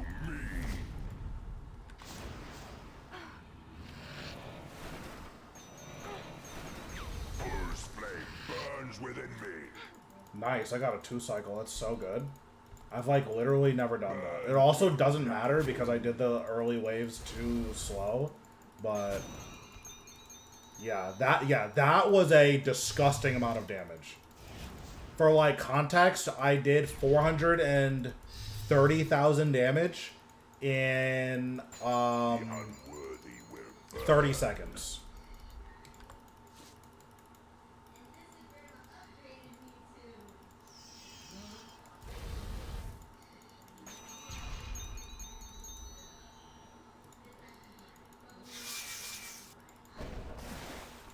Burn to nothing.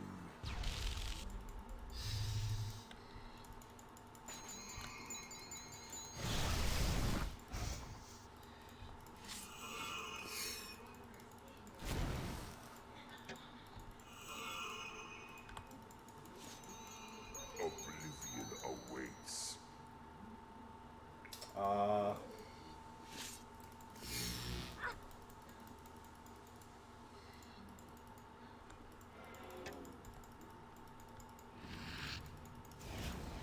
Yeah, this is like completely max gear, so it's just, like my damage is gonna be like a little different than yours. The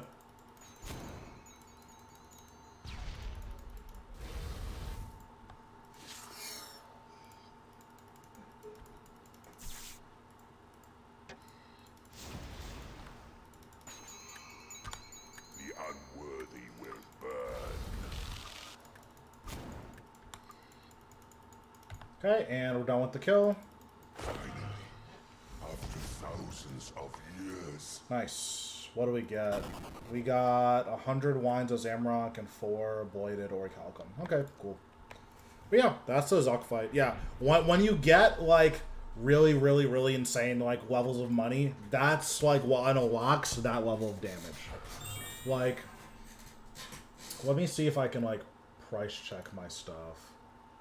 Like, this armor set I think is like the Elite Tectonic top and bottom. I think is like 600 or 700 mil. This ring cost me 50 mil. These gloves are like 30 or 40.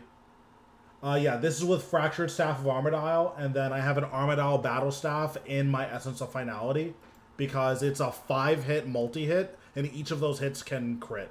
So, like, the more that those crit, the more that, like, I can keep generating adrenaline, so I can, like, keep using the special attack. It's, like, pretty complicated, and the thing with Fractured Staff is that you need so many other items to make it, like, really good. Like, in order for your Fractured Staff to be good, you also need a Grimoire, and you need an Essence of Finality that has a Armadile Battle Staff in it.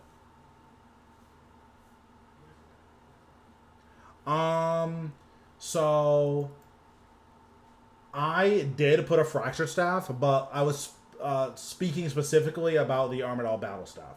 Like, that's the one that's, like, you need this in order to make your Fractured Staff, like, really, really good. You need a Reaver's Ring, which is 50 mil. You need a Grimoire, which is, like, 200 or 300. I don't really remember.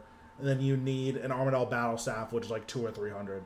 So, like, even though your Armadile Battle Staff is, like, 3.5 bill right now, like, to actually make it good is going to cost you, like, an extra 600 mil or so.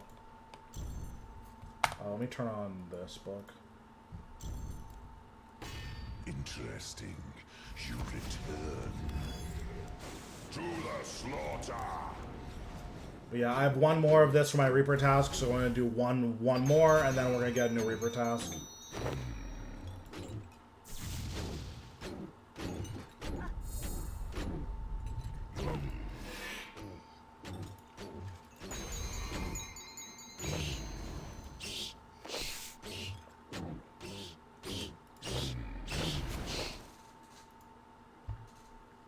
Show me you are worthy.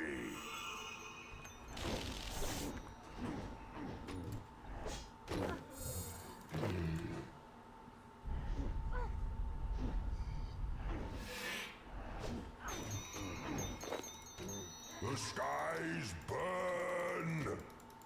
Just going to go over here. We're going to pray melee.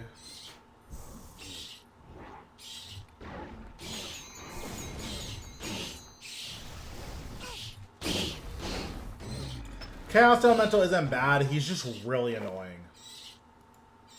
Yeah, he's like super annoying.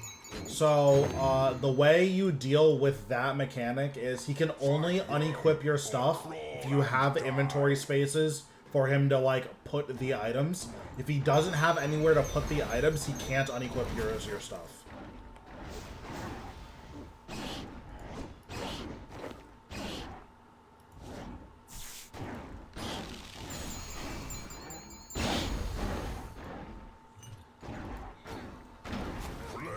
Consume you.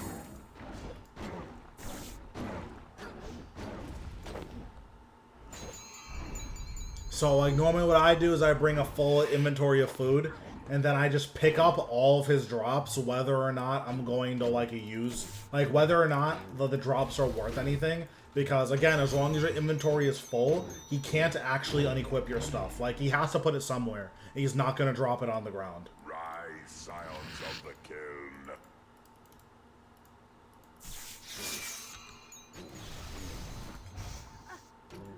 Yeah, another thing that you can do if you like aren't sure or you don't think you can or like if you usually use food on your first kill, what you can do is bring food that like you can bring like pies, because when you eat pies they leave like pie shells, or you can bring like one blubber for your first kill, because like you can take one bite of it and it'll stay in your inventory. Like those are just like small things that you can do just to make sure that you're good.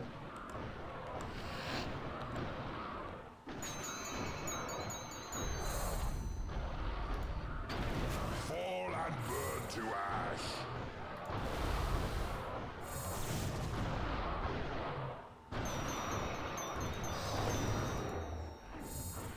Pumpkin pie is good.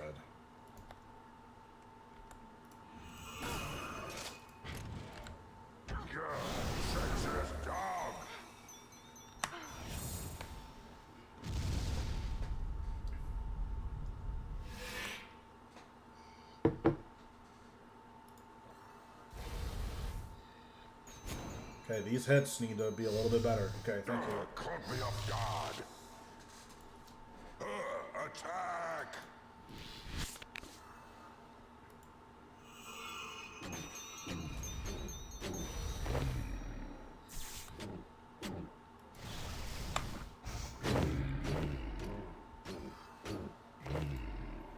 Nice. Very, very quick wave. It appears you have exceeded my expectations. Fight, worm, or crawl and die.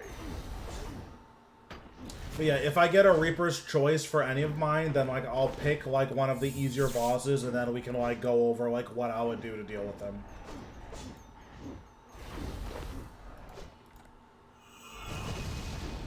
That's not what I want to do.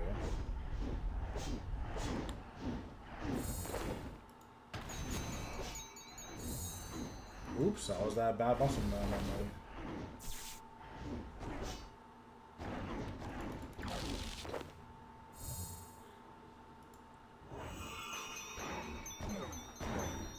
Funny enough, I fight Jad like 6 times in during the Zut cave.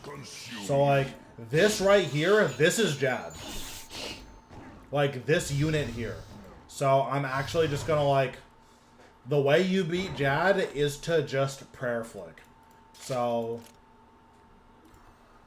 When he stomps his front leg, this is a ranged attack.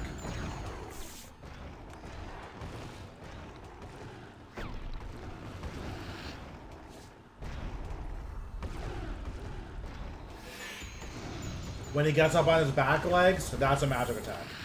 That's all you need to know about Jad. Back legs magic. When he stomps his front legs, it's ranged. If you can remember that, then you're good for Jad. Show me you are worthy. The biggest thing about him is like not freaking out. Cause like the more you like stress yourself out over it, the like easier it is for you to get like caught up and die.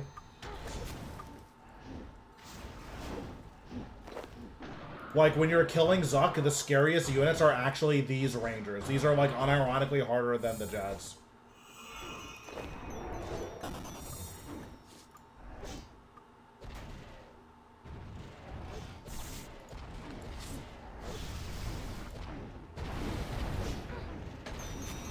Yeah, that'll do it.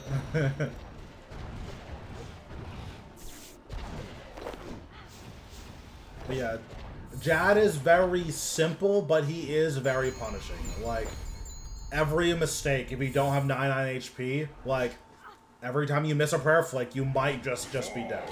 So, like, in that way, I, like, 100%, like, understand, like, a lot of the anxieties around Jad. Like, it can be pretty daunting when it's like, oh, I missed a prayer flick, so I'm just literally dead. But just remembering which one is which, and then just, like, staying calm.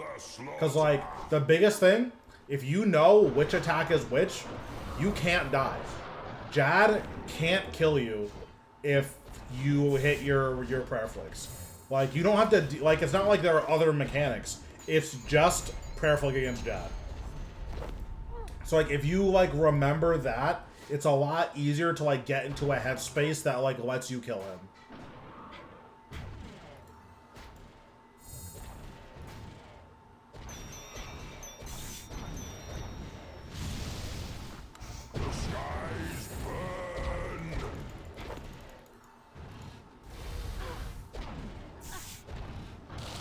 So he does summon healers when he's half health. So you don't... I don't even think you have to kill the healers. I think you can just tag them. So when you are... when you're fighting Jad, he does summon healers when he gets to half health. He doesn't do that here. But so what you can do to deal with that is just hit all of the healers once. And then you can either kill them, or you can just tank all 4 of them. If you're, like, a higher level, I would say with, like, level 80 defense and, like, decent gear, then, like, you can just tank them. But, if you don't want to do that, you can just, what's it called? You can just kill them. Like, just make sure you hit all of them once, and then kill them one at a time. And then again, you can't die as long as you're prayer flicking. So, like, to make sure you stay calm, just, like, hit one of them, then, like, stand still and make sure you do the right prayer flick. Hit another one and make sure you do the right prayer flick. And just, like, keep doing that until all 4 of them are hitting you. And then once all 4 of them are hitting you, then you can either kill all 4 of them or just kill Jad.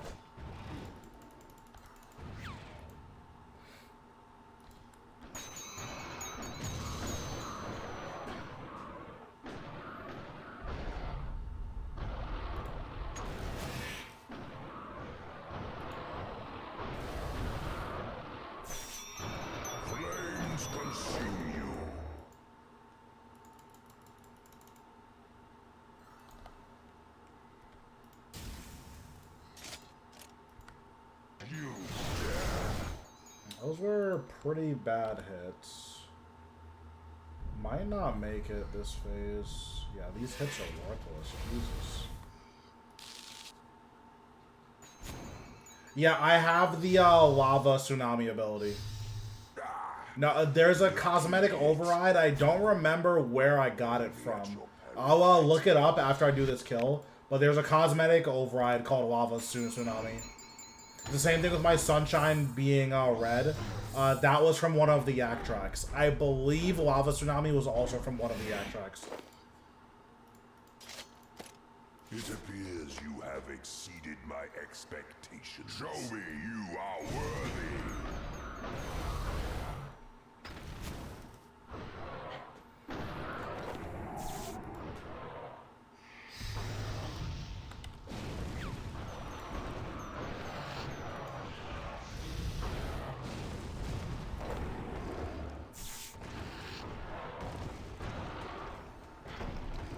Yeah, I don't remember which yak track it's from, but it's definitely from one of the yak tracks.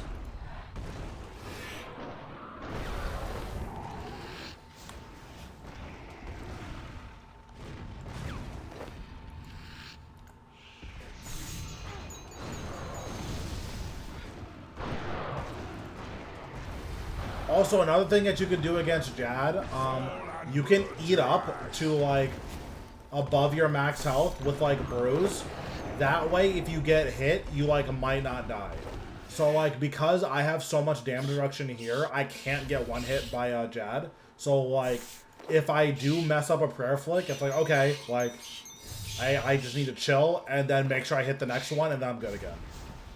Like, next time I fight a Jad, I'll, like, show you. Like, you can, like, tank one of the hits and it's totally fine.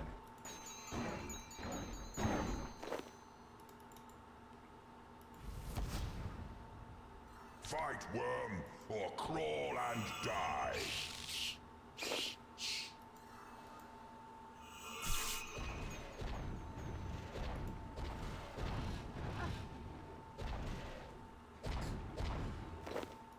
Fall and burn to ash. Oh, I did not expect it to go down there. Okay. That was very unfortunate. I was not prepared for that. I don't really know why that went the way it did, but it's fine. My health is like fine now. So the main reason I bring food here was the item that's next to the sword and the purple bat. Oh, that is an ancient elven ritual shard. It's cost 7.3 mil. Basically, it's one dose of a prayer potion every 5 minutes. So every 5 minutes, I can click it once, and it's basically a prayer potion. Fall and burn to ash. Show me you are worthy. It's not, like, insanely, like, powerful, but it does save an inventory slot, so that's why I bring it. I bring it basically everywhere. Nope, you don't have to put any resources into it. It's just infinite prayer. And, like, because it's infinite prayer, like, eventually, you will, like, it will eventually pay for itself. And also, in really long encounters like this, it just helps to save the inventory slot. I guess technically for me, I kill Jad fast enough that, or I kill Zuck fast enough that it actually doesn't save an inventory slot.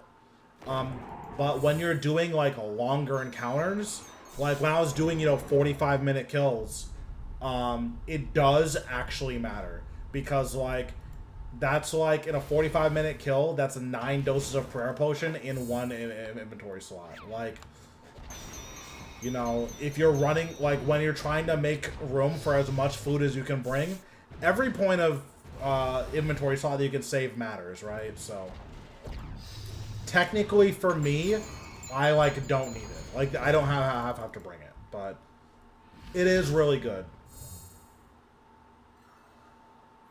You face the Zekta. Fight or die.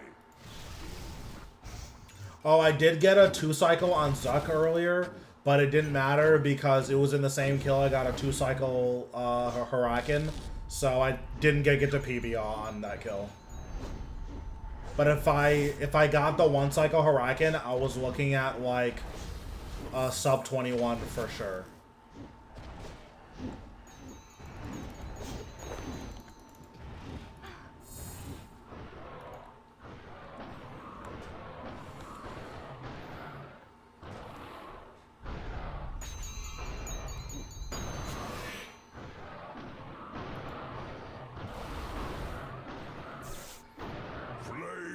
consume you.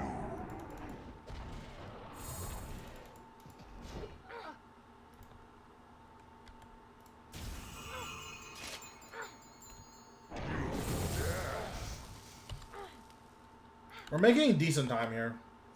Hopefully we can get the one cycle Huracan and then we can see if we can do anything cool at Zuck. Caught me off guard. This has gone on too long. Kill them!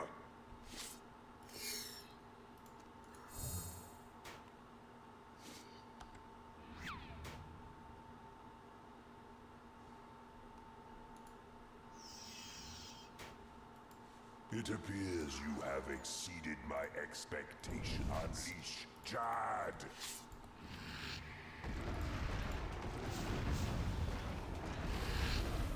So I just put on Maniacal because it lets me do more damage. Here I'm not like worried about dying, so like I don't care that I'm taking more damage. I just want to do as much damage as possible.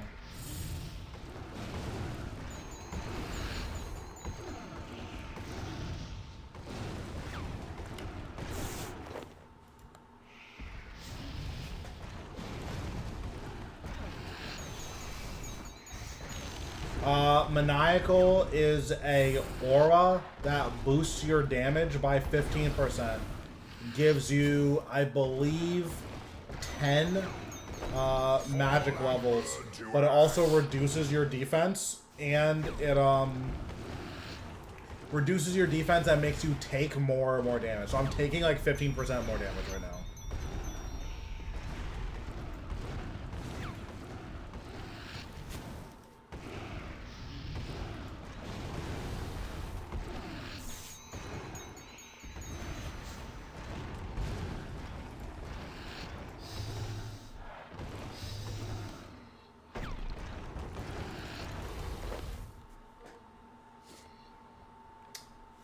Hopefully he spawns on this side. It shouldn't matter, but hopefully he spawns on this side.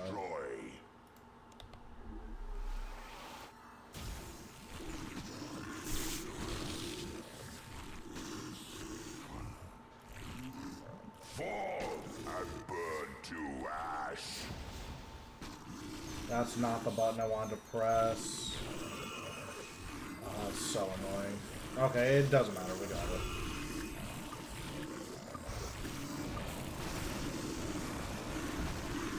That is absolutely insane damage. Maniacal is so broken. That that damage was so nuts.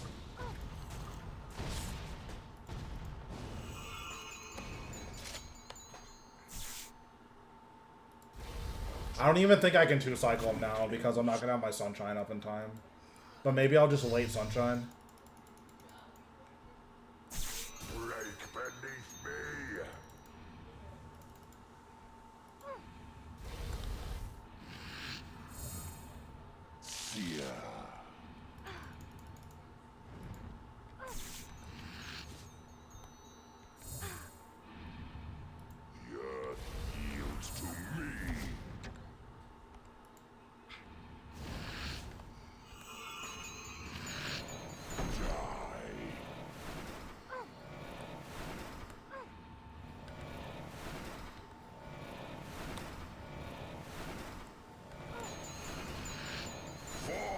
That's a lot of crits. That was pretty good.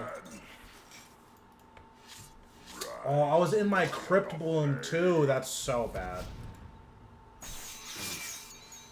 Bro, I'm feeling something here. I don't know. I haven't gotten a drop in a while. I'm getting Scripture vibes.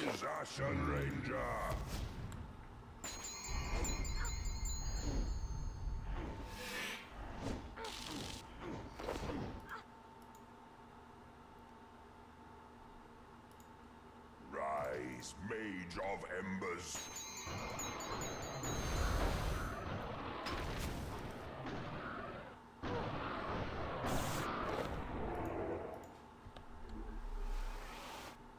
Flames unending. Yeah, I'm like 30 or 40 dry. It's like pretty bad.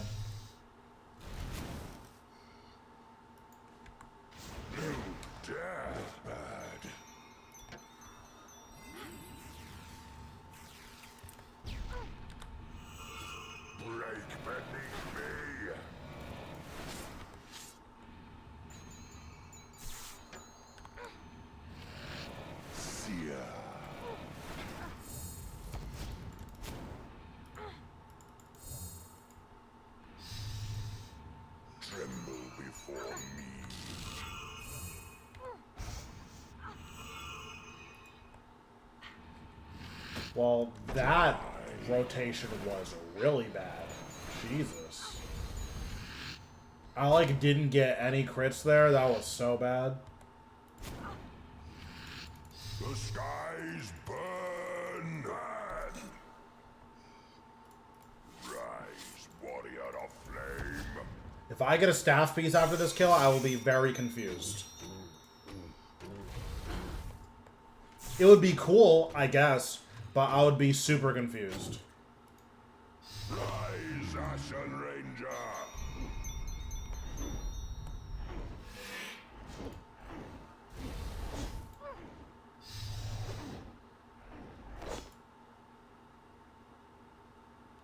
Rise, Mage of Embers.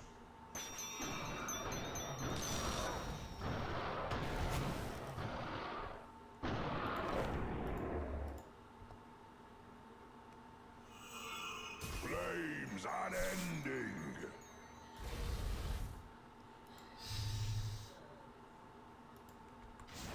Coward be of God.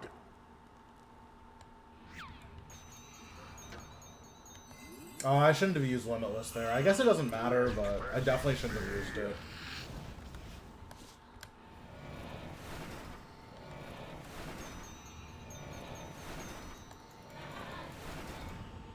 Alright, spam G-Staff. Oh, I pressed the wrong button. Okay, G-Staff, go. Okay, I just completely didn't crit at all.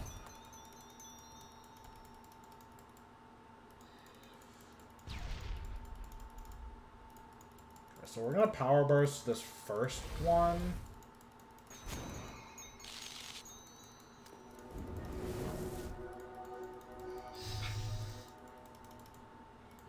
That does so much more damage under Maniacal. Jesus.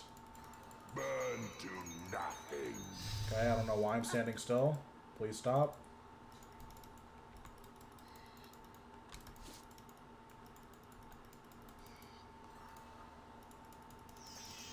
Okay, let's get some crits going. Okay, very good. The unworthy will burn.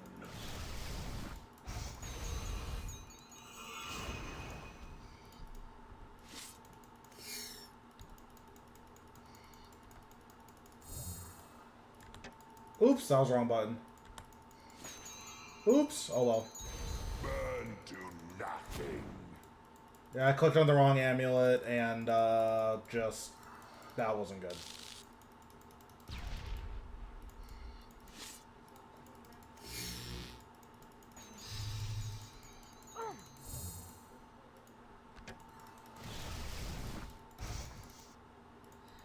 Burn to nothing.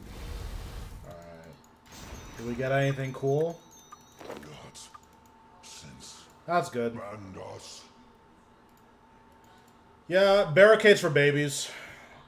I don't use barricade. Alright, well, we got nothing again, so I'm pissed.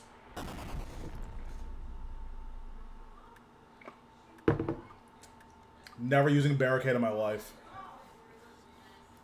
An Igneous Stone combines with the capes that you get from Hurakan in order to make the Zuck capes. And the Zuck capes reduce the adrenaline of one of the ultimates for each style. When you get a flawless, deathless hard mode kill, you can combine all three of the capes into one for very slightly better stats, and you get access to all of the reduced thing. Dude, I don't think the Zuck pet exists. I think they discontinued the Zuck pet. Yeah, how many kills do we have? Yeah, we have 410 kills with no Zuck pet.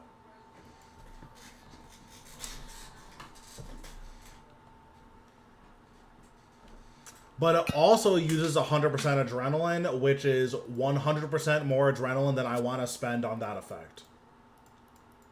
Okay, I need to repair these and sell these. I don't want these. Also, I don't know if I have a new Reaper today.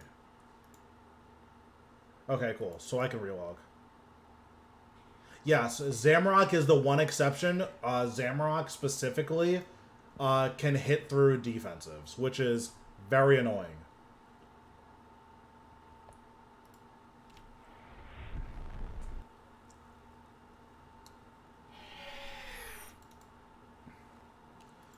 we're gonna... I need Ganodermic Flakes. I would be very surprised if I needed more than 100.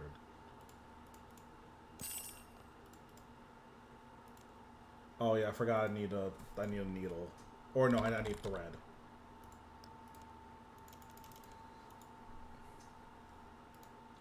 Yep. Well, I mean, he is the hardest boss in the game, so it makes sense, right? If there's any boss that gets to a hits through defense, it's probably Zamorak.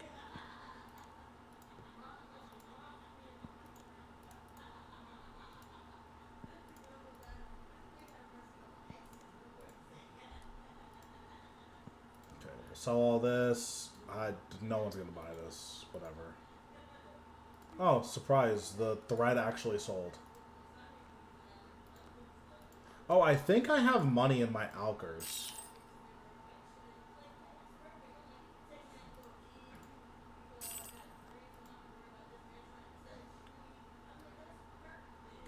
Yeah, Vindicta does like a lot of damage. It's like pretty tough. I think I have money in my Alkers, so I'm gonna go check my Alker. Honestly, what I would say is to learn either Dagannoth Kings or to just do Slayer. Slayer is like really insane money for relatively low requirements. Thanks for this follow, Shiny.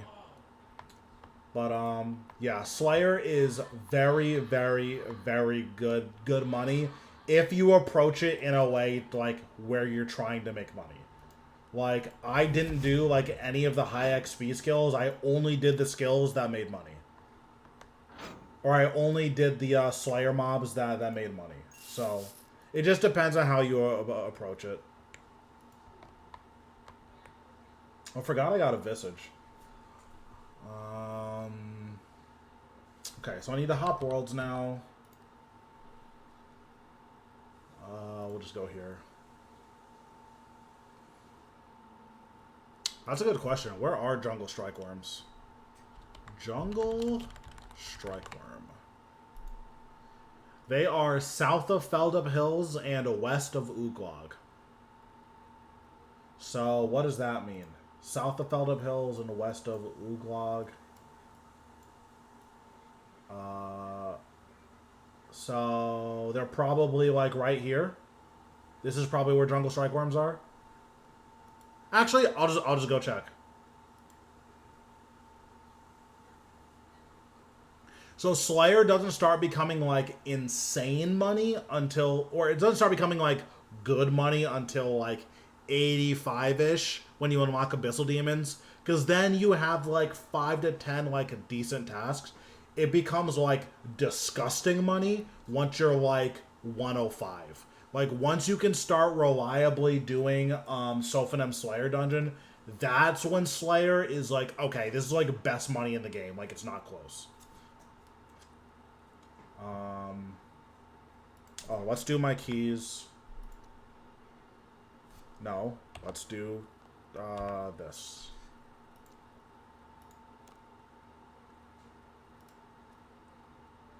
Alright, we'll buy our 10 keys.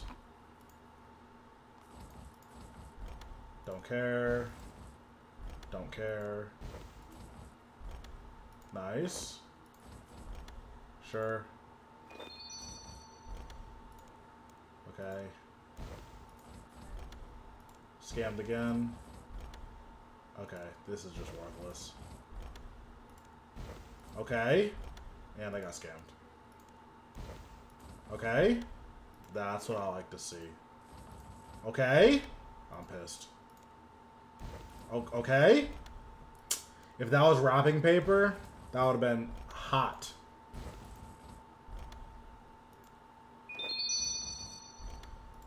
Don't care.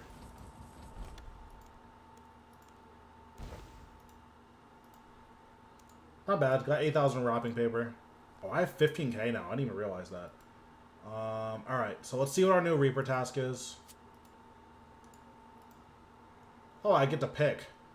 Okay.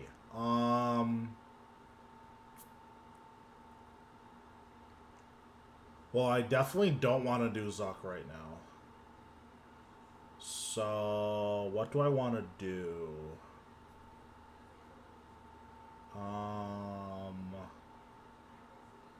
I could grief at next. Every time I go to next, I just die over and over again. It's so bad.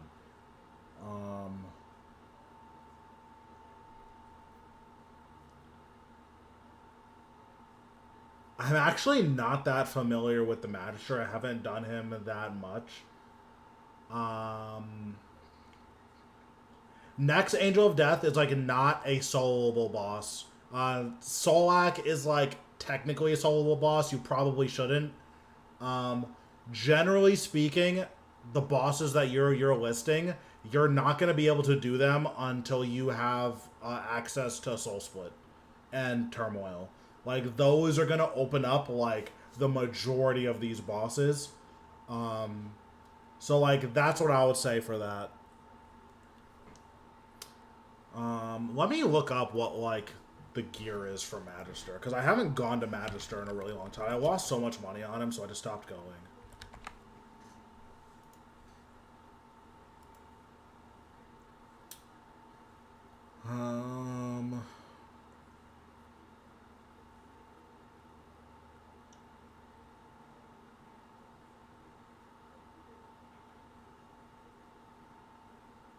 I know he just, like, does a lot of damage. That's, like, basically it. Yeah, Magister just does a lot of damage.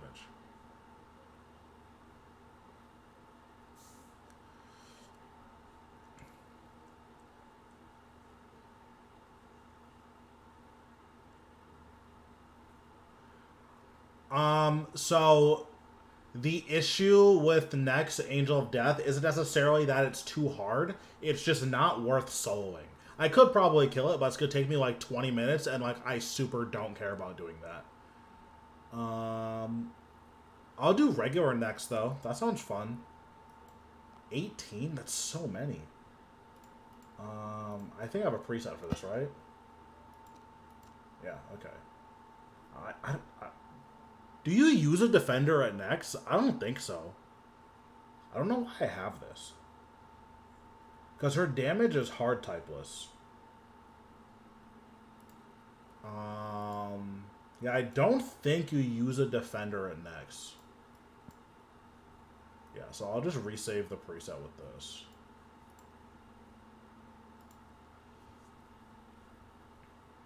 But yeah, honestly, with how expensive all of the rings are, I would say the best bet for you guys is to work on Dagannoth Kings. Dagannoth Kings are, like, absolutely disgusting money. Like, especially now that Archer's rings are 15 mil, that's, like, so insane. Are Heart of the Archers expensive? That's so weird that these are cheap. But yeah, with Archer's rings being 15 mil, I would say just do that instead of doing, like, anything, like, crazy hard. Alright, we need to turn this off. Been thinking about it. Don't think Scripture Full is my best bet at next. I think she's just gonna delete me.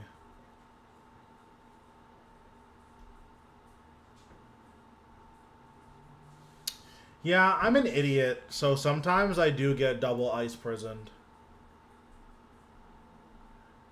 I don't know if you were here for my first next stream. I was trolling. That was bad. Yeah, I guess I'll just bring the defender, just in case. Yeah, I was hard griefing that first kill.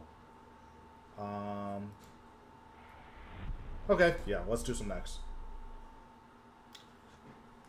I could bring a Grimoire, but I'm an idiot, so I don't think I should. Yeah, I'm not going to bother a Grimoire. Listen, I know, for a mastermind player like me, you're probably wondering, I didn't even know that you could troll. How is that even possible?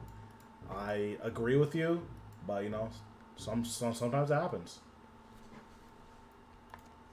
I bring Ring of Death because I die here all the time, so.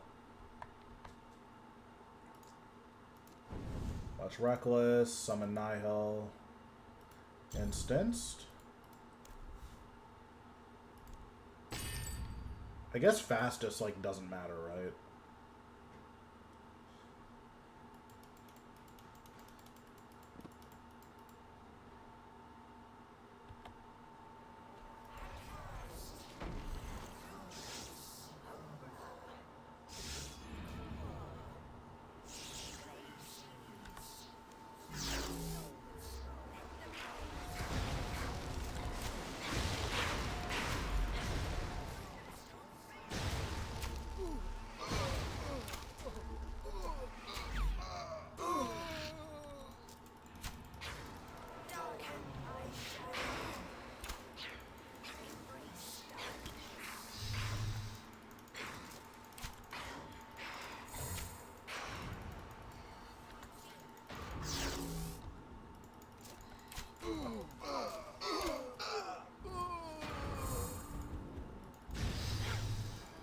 Okay, she just hit me with 2 autos at the same time, like, hello?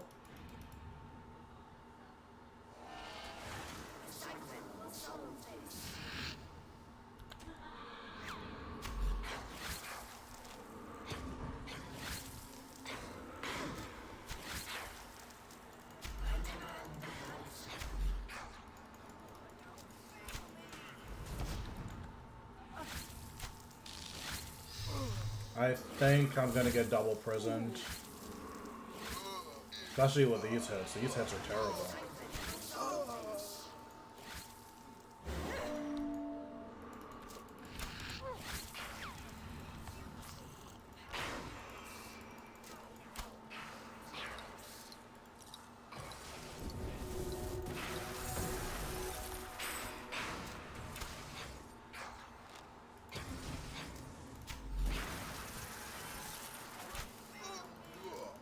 Bro, Nex is a cop. Get away from me.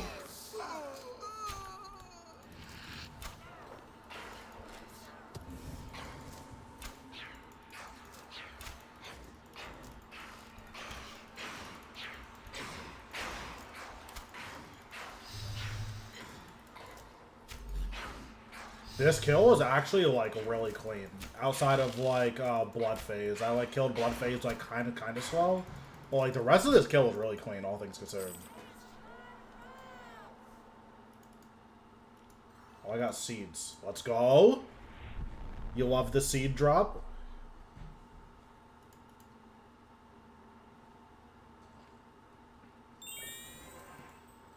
That used to be like a 300k drop, but now it's 5 Torsil seeds, so it's worthless.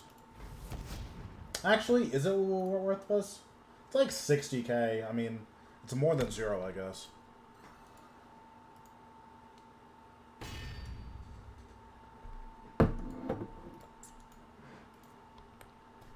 I forgot that you can vault her, honestly.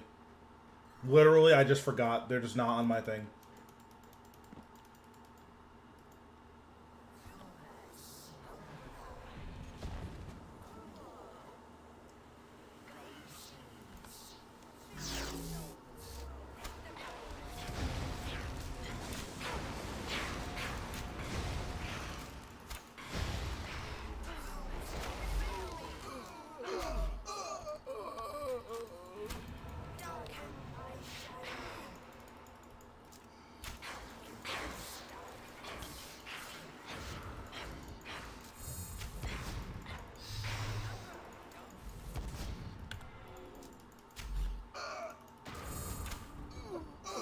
Die, please. Okay, I'm trolling. I'm trolling.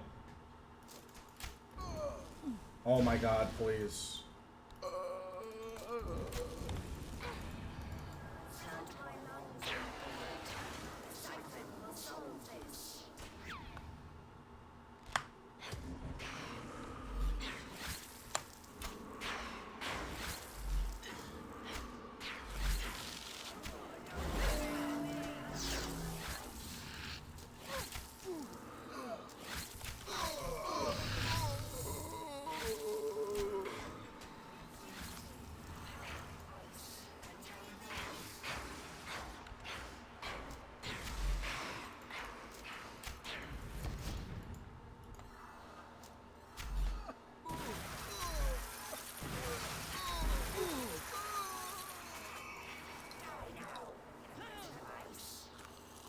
Hello? Okay. My power burst, like, wasn't going. I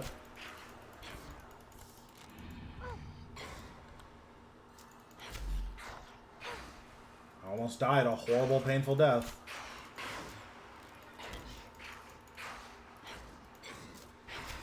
I'm so glad she just refuses to melee me when I obviously have way too little health.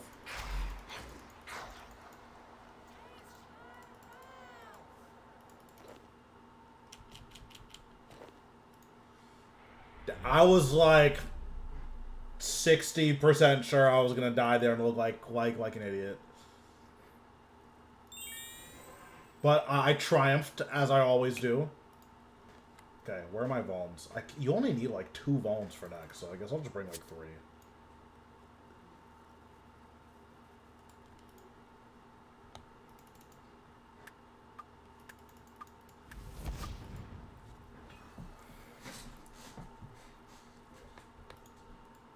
Oh, wait, hold on. Someone is doing regular... This guy is crazy.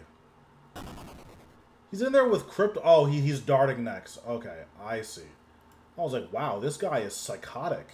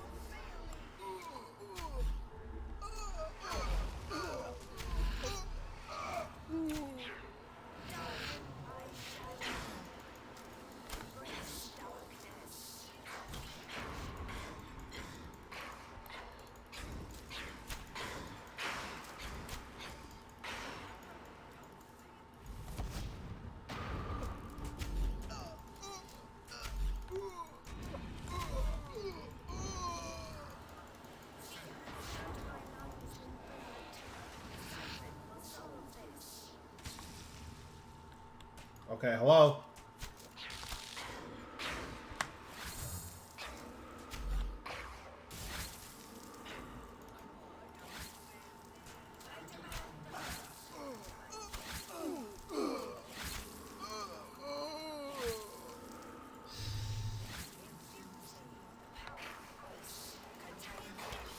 Get away from me, creature. Okay, thank you.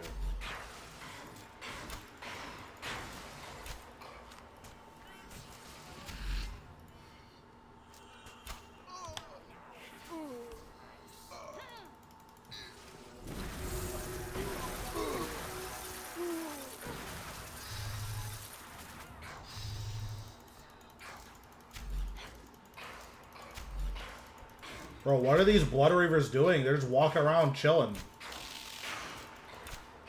Oh, I'm about to run out of prayer.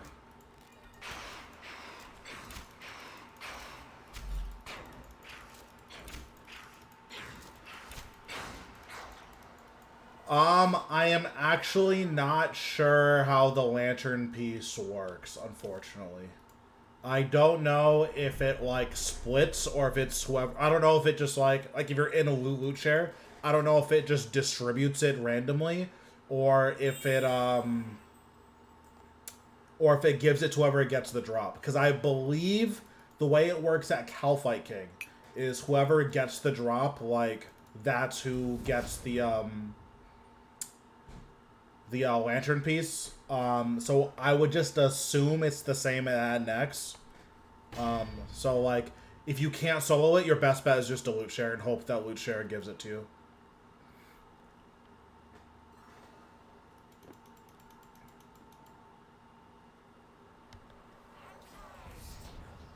Oh, I did not mean to overload. Oops.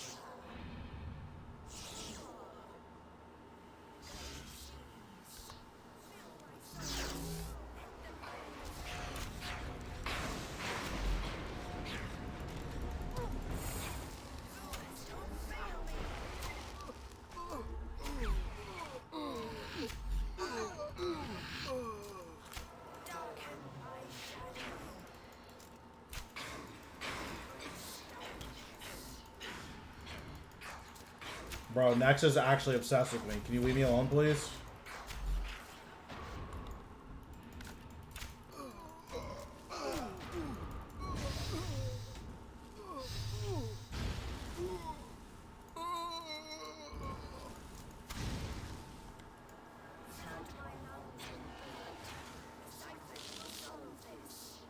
Thank you, Crackling. Really appreciate it.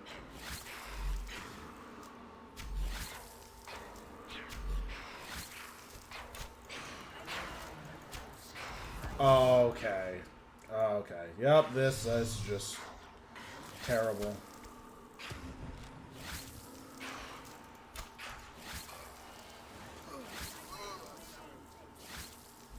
Just treacherous gameplay.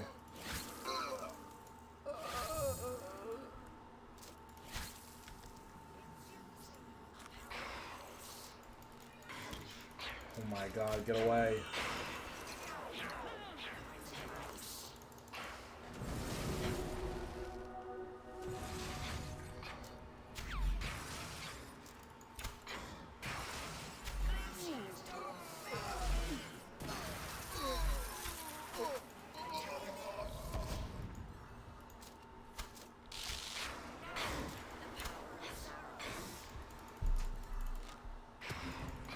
Get away from me. I'm so glad that her melee attacks are just worthless because she's just not hitting me with her melee attacks.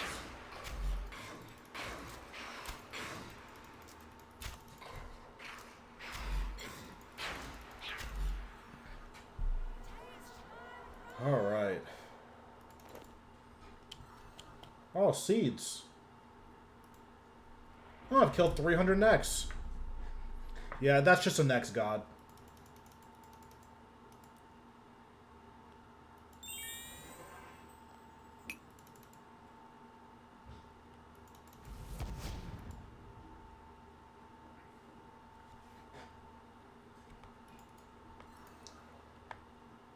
That kill was really slow, though. I messed up, like, pretty hard.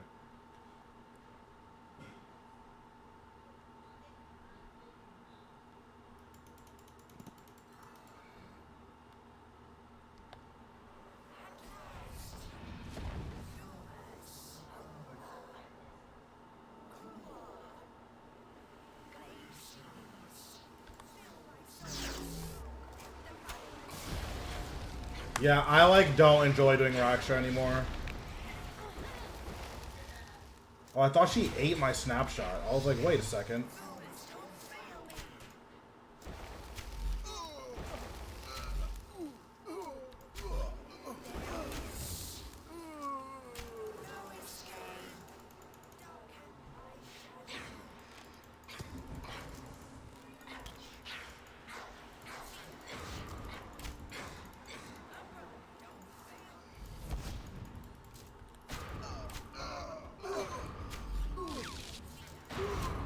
Oops.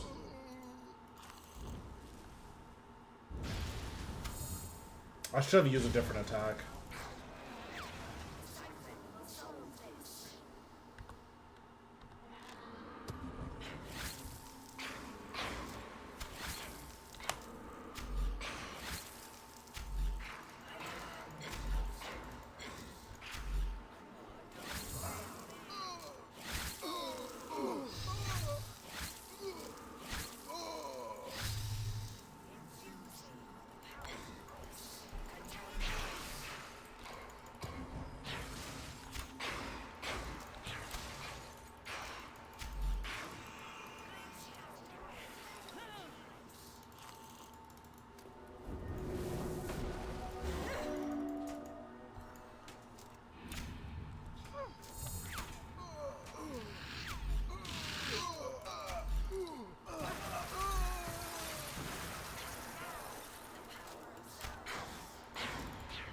Okay, I think we're in the green.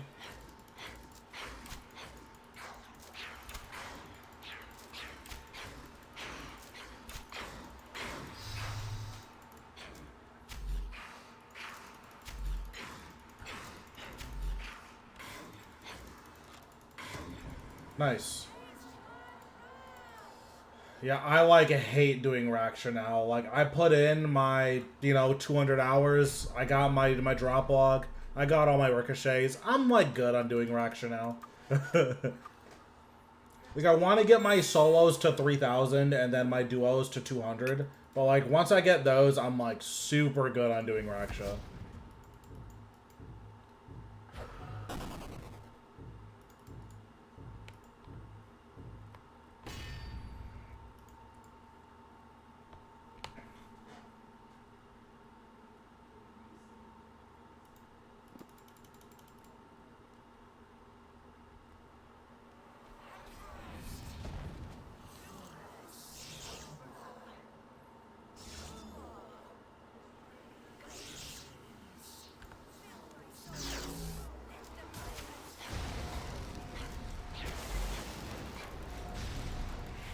Oh my god, next. Chill.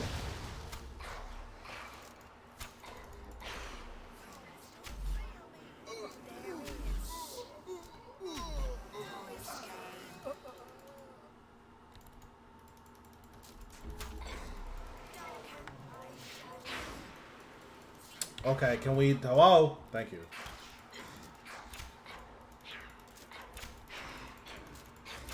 Yeah, I think it's a really good learner boss. Like, unironically, I think learning Raksha, like, it gives you the tools to learn most bosses. But, like, once you've learned Raksha, it, like, feels bad to keep doing it. Like, you learn it, you get your drop log, and then you're just done with it.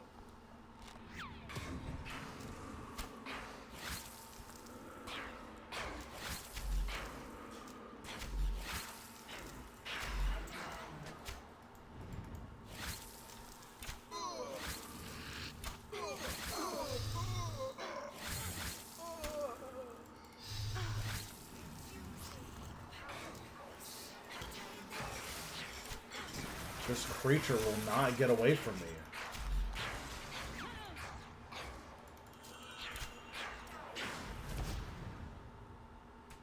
I might be dead here. Oh, I signed. Oops, I trolled. Don't care.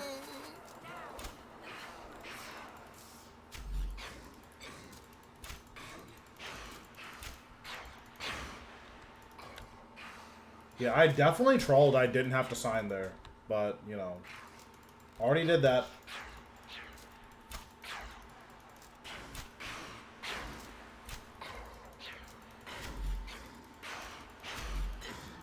Yeah, that's, like, really cringe. I'm, like, really annoyed that, like, that happened. I thought it was really, really cool how, like, Raksha was this boss that, like, okay, like...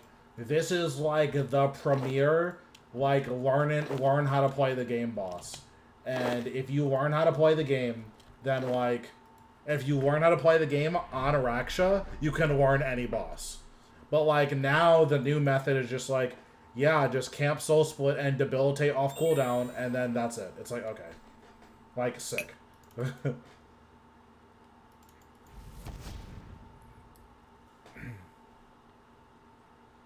Because like, I think good bosses to, like, learn are Raksha, and then, like, Hellweir also teaches you, like, positioning, right? So, like, stuff like that is, like, really important, too.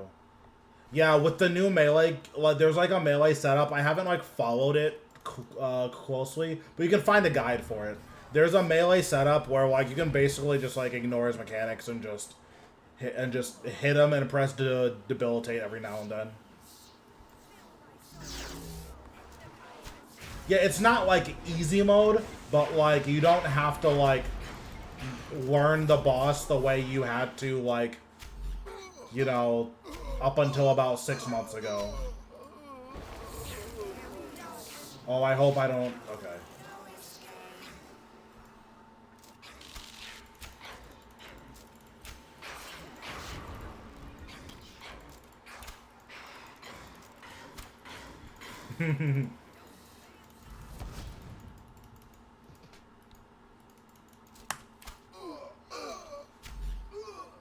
I wonder if they fixed Nex's AI recently. I haven't gotten her stuck on nothing in a while. That was like a pretty normal occurrence.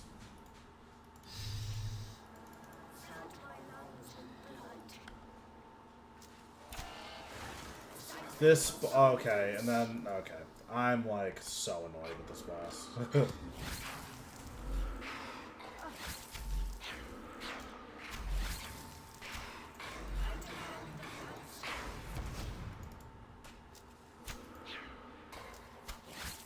Lucky for you, I put out a Zuck guide. So you better use that guide and get nice at Zuck. But if you get the pet, I don't want to know about it.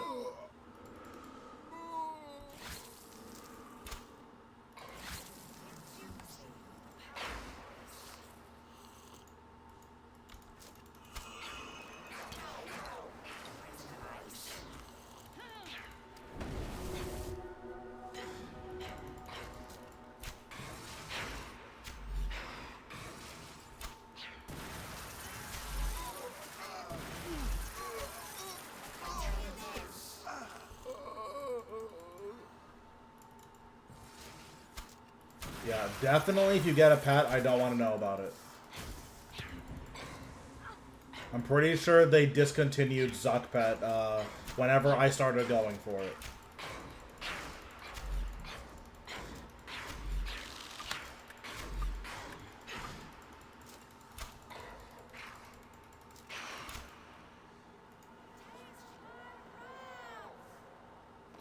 They saw me going for it, and they're like, oh, the RNG god wants Zuck Pet? It's like, okay, well. I guess Jagex is preying on my downfall. Nothing I can do about that.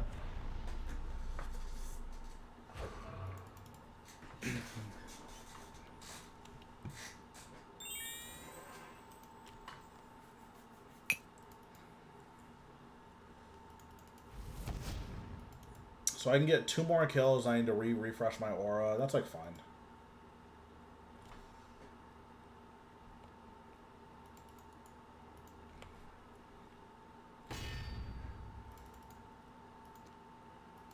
Oh, my book hasn't been on this entire time.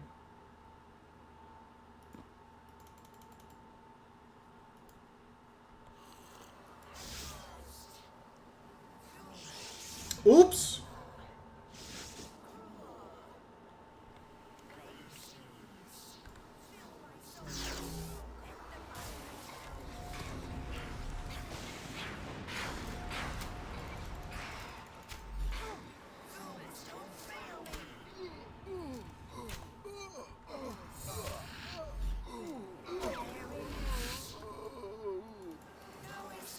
What are those noises that guy is making? Hello?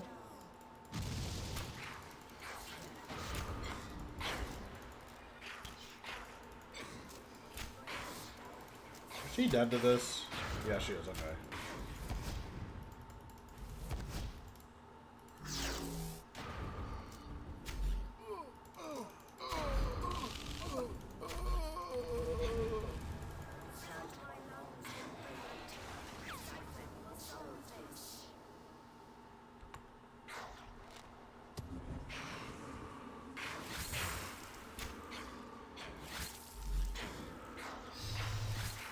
Get away from me.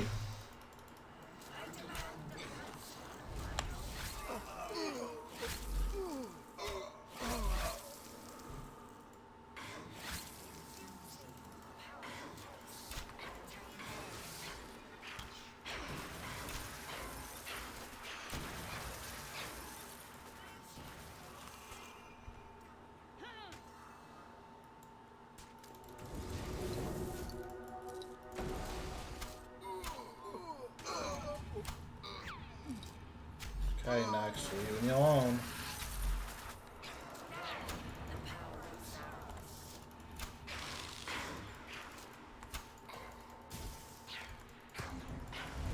Did I walk her out of the bone? I think I walked her out of the bone. That's so funny. Okay. Yeah, I definitely need help. That's for sure.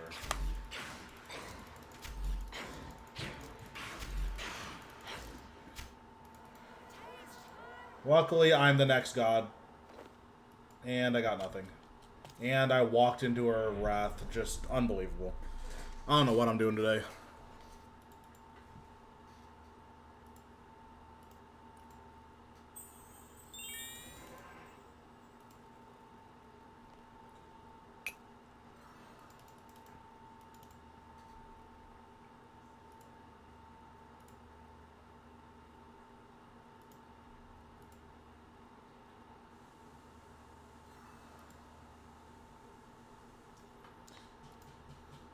Alright. Okay, let's go in here.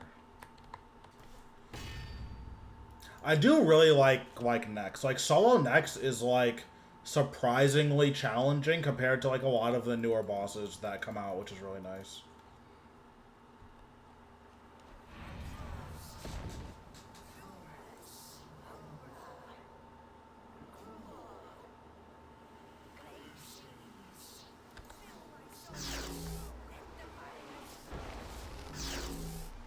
Okay, I don't know what I just did. That was just terrible.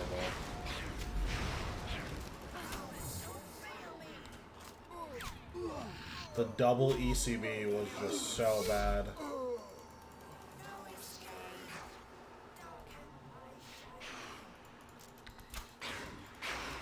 Yeah, like, I have the most accuracy you can possibly have, and I'm splashing. That's insane to me. Like, all she needs is, like, a minor, like rebalance. Like, her accuracy definitely needs to come down a lot. I just put a bleed on her. Okay. I deserve this.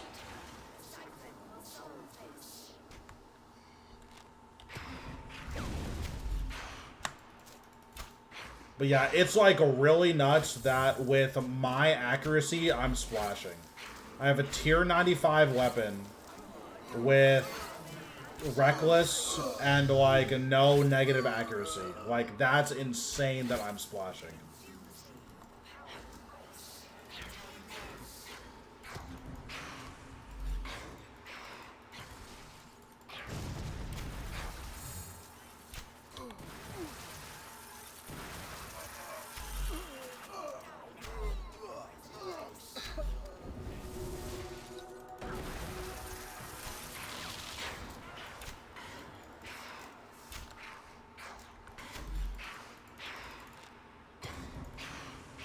What did I just do? Yeah, exactly. Like, it's just really, really weird that, like, I can come in here with the most accurate possible gear and be splashing regularly. Like, that's kind of nuts, I think. They should definitely do something about that. Luckily, I keep getting the bruise over restores drop, which is nice.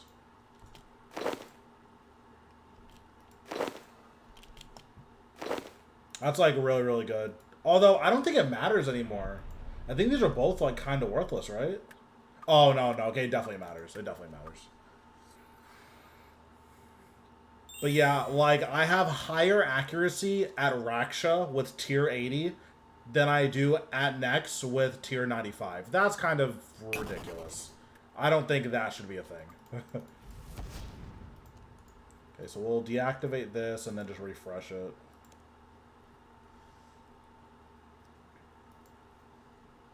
Oh, I had a bunch of I had max marks of ore, so I just bought 92 aura refresh 4s, so.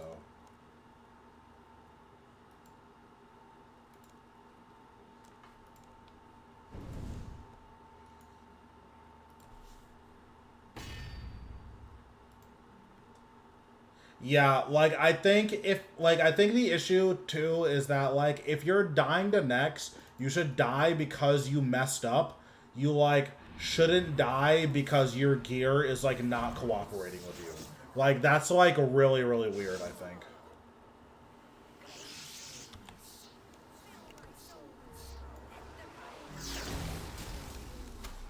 It's like, oh, why'd you die at Nex? It's like, oh, well, I tried to soul split and I splashed, like, 35 times. That's like, oh, well, that sucks. Okay, Nex is deleting me.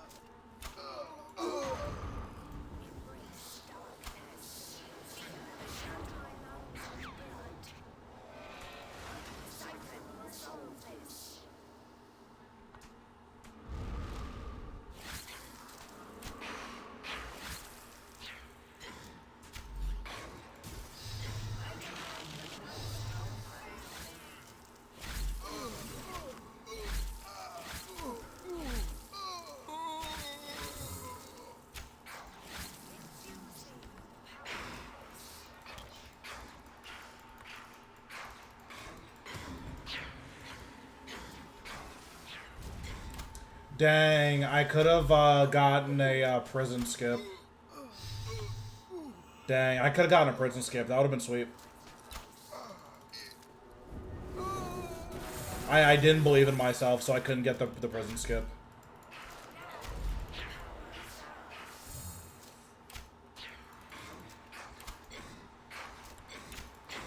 I thought the Blood Reavers, like, died. Why are they still here? Like, get away from me.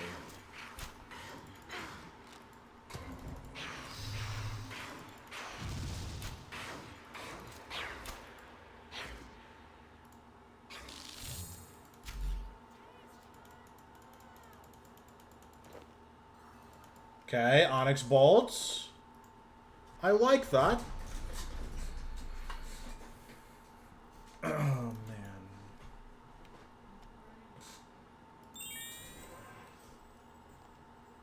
I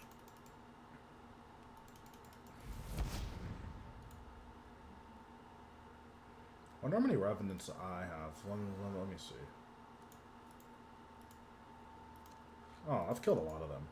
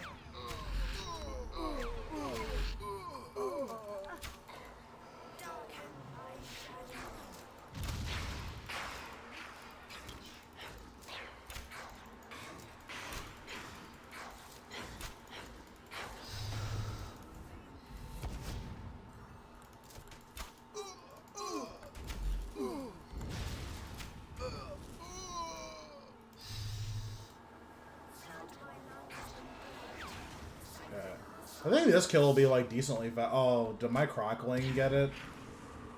That's so annoying if my Crockling just did a bunch of damage to her.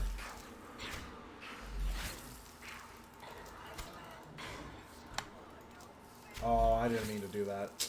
God damn it.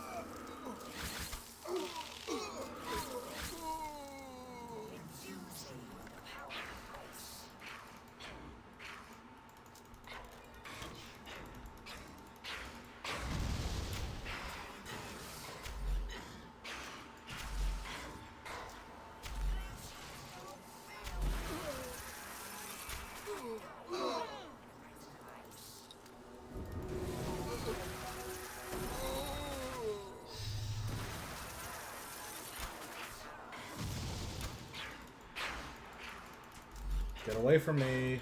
Okay. Wait, and like now her Blood Reavers are gone. I'm so confused.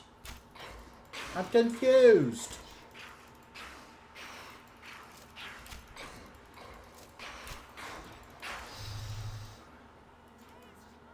Alright, back-to-back Onyx Bolts. I can feel it. Okay, that's basically the same thing. Stone Spirits, okay. Those are basically Onyx Bolts if you don't really think about it.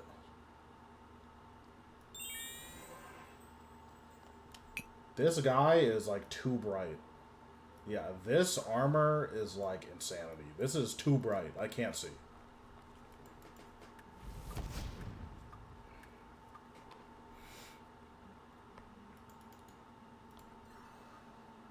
Oh, wait, I just realized I have a cosmetic override on, and I don't want this. Yeah, now people can see the swag. I did not spend 7 bill on this bow just to use an override for it.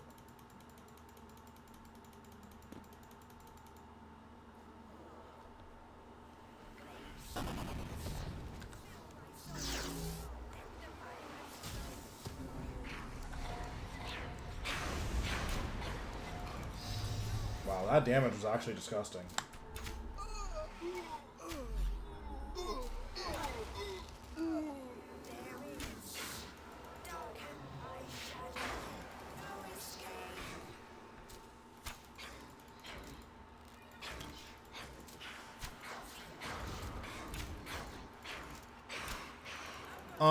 Excuse me, I did not EOF it when it was 7 bill. I EOF'd it when it was 5 bill.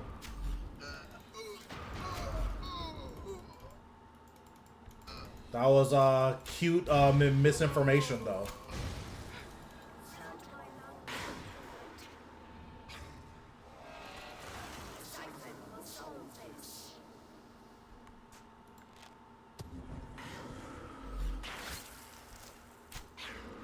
Dang, this guy just got the Araxi pet at 8 kills. That's sick.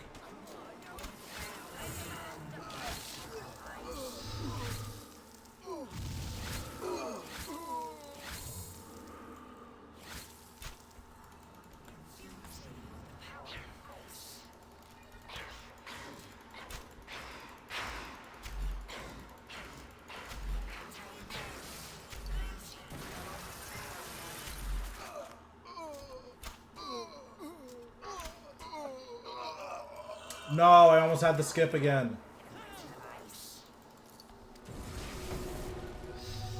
I'm pissed.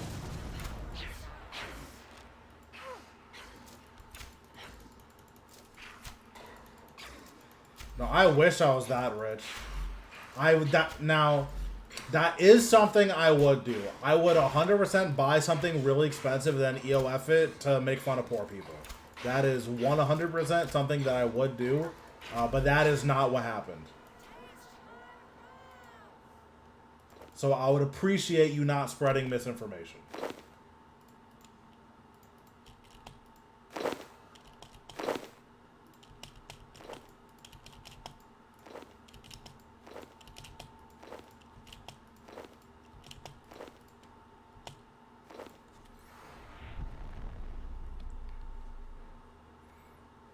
But yeah, I think I just bought my first one for 4.8 and then, or maybe 5, I don't really remember. And I like sat on it for a while and then I was like, technically for future proofing, I can just EOF this, right? And then I talked to one of my other rich friends and they're like, yeah, 100%. And then I was like, a bet. And then I EOF'd it.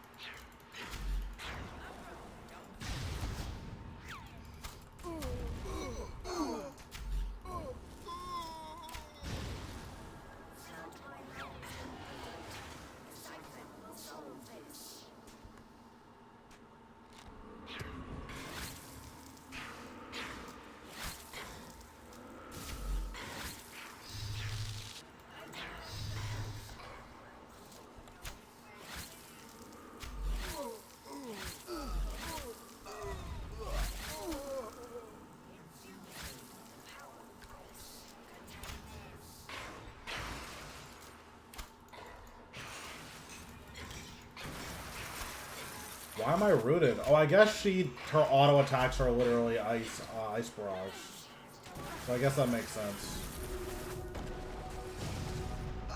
I'm like, wait a second, why am I rooted?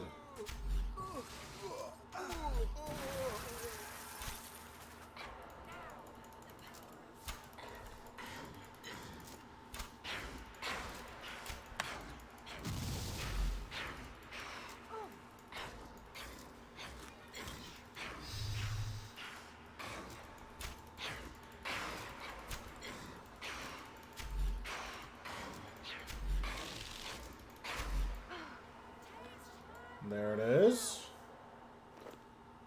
Onyx bolts. Oh, I'll take some Onyx bolts. You know, you can't go wrong with Onyx bolts. It's just a science.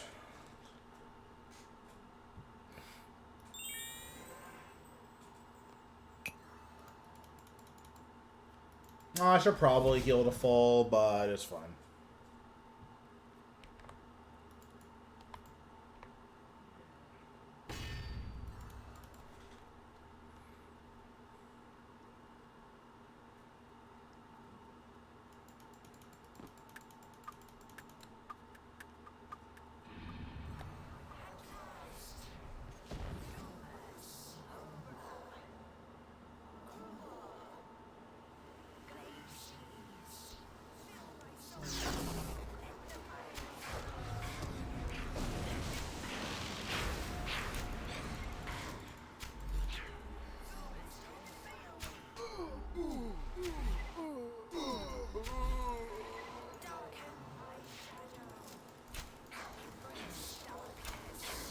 Hey, get away.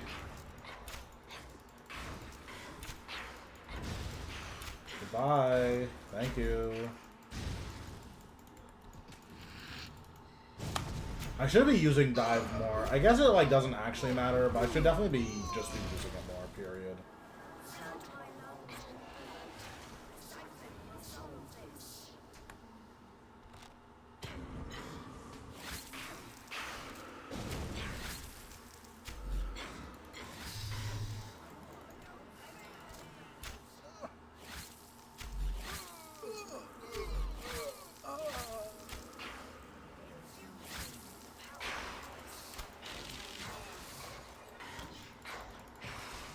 Yeah, dive is like such an insane ability for like just usability.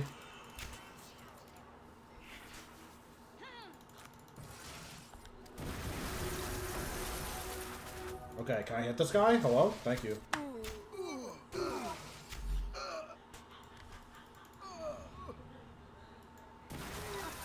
Okay, can I please move? Oh my god. Glacies, please die. If I get ice prisoned again, I'm literally dead.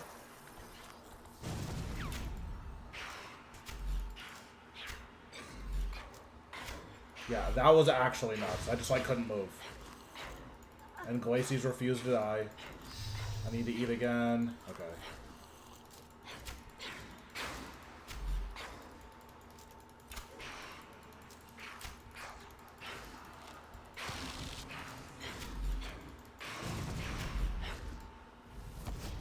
Okay, that was bad. Gee, oh, at least I got rewarded with some Onyx Bolts. Play bad, get money. So what happened the last time I griefed at Zuck, I tried to kill myself like 5 times, and then he rewarded me with a Magma Tempest.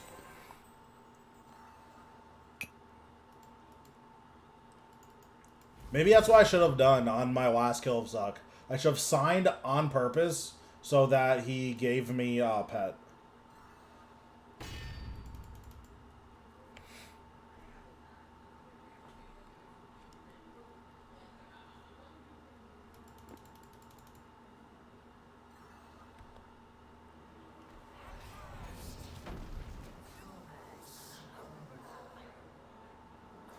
Exactly.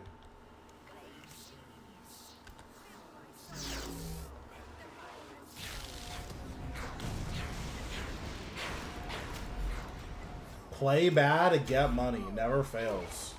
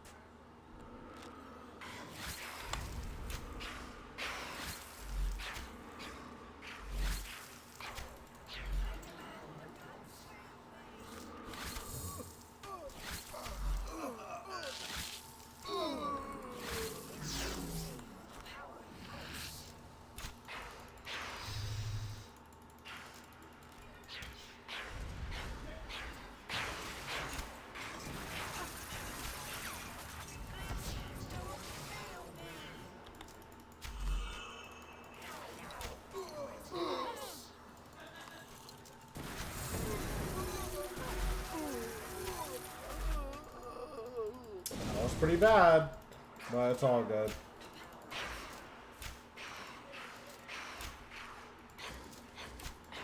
We live to see another day. For now, hold on.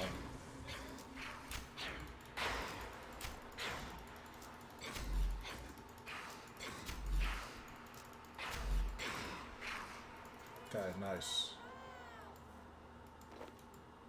What'd I get? Oh, seeds. Boring. Those last 2 kills were actually decently fast.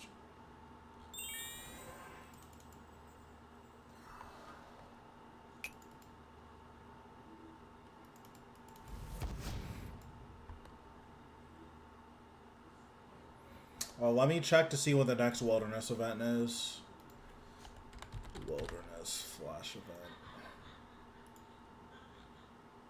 Oh, it's like at this hour. That's like really good.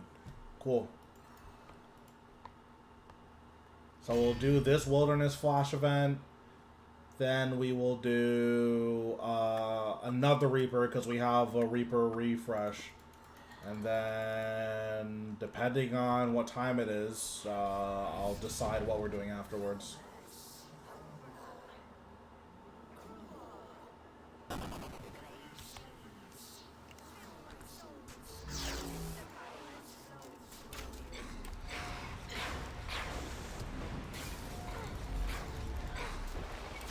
That's so crazy that Nex can dodge your vulns because she runs at you.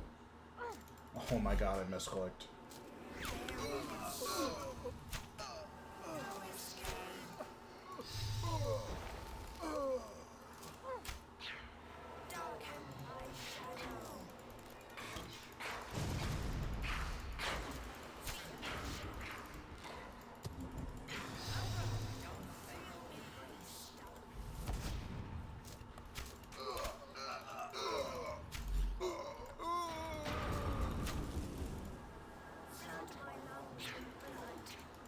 Okay.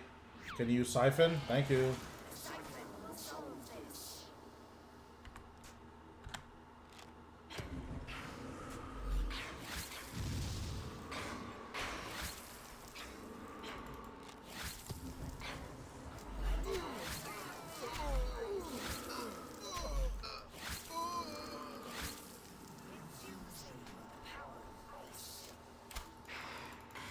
Get away from me.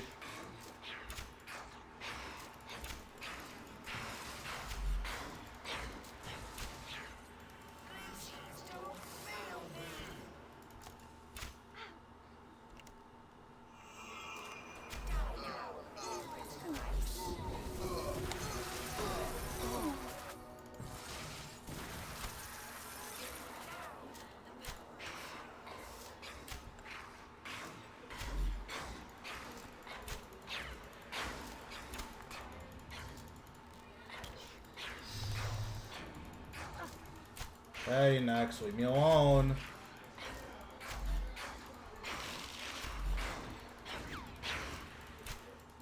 Okay, nice. Okay, survey says more brews. Okay, I mean, I'll take more brews.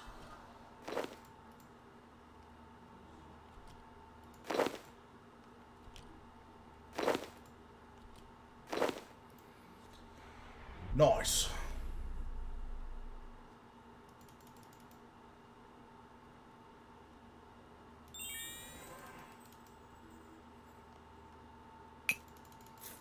Two more kills, then we do KBD, and then I'll get one more Reaper, and then that will be it for the night.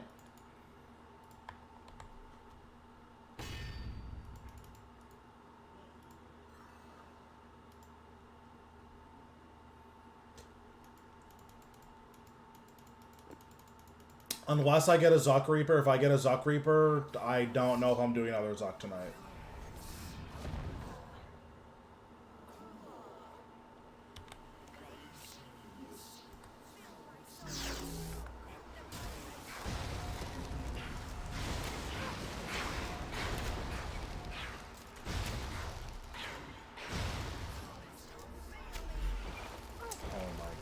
Nex just such a cop. The whole point of anticipating before every kill is so she doesn't pull you.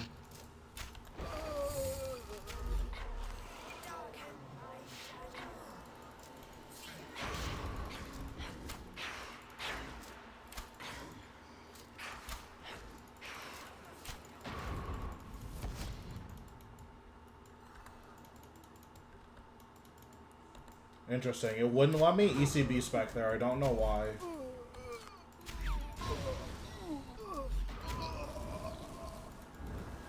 Very strange that wouldn't let me ECB spec. Thank you, Crackling.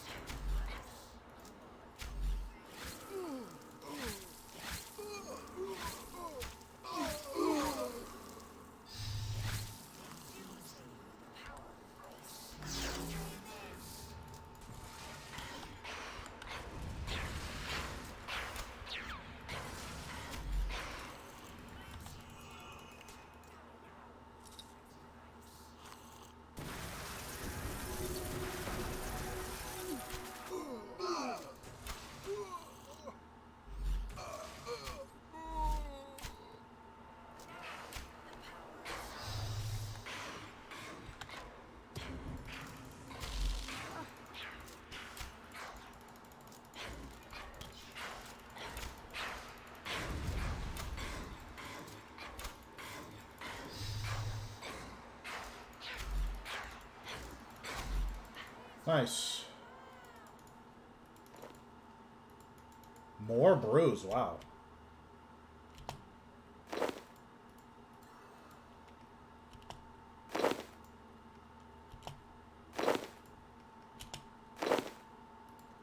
I'll take more brews. Oh, man.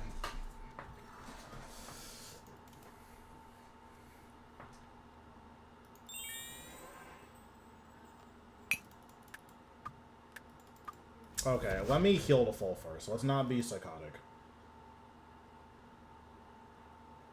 As fun as going into an extra 4k HP would be for content, we definitely just shouldn't do that.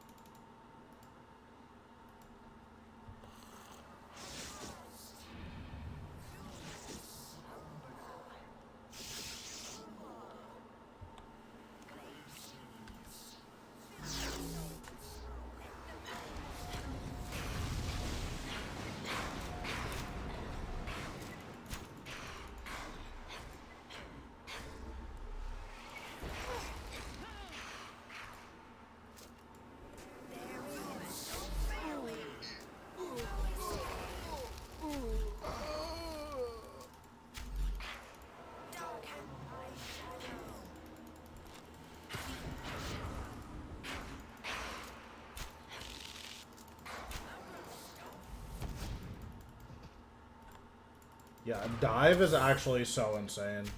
This is such a good ability.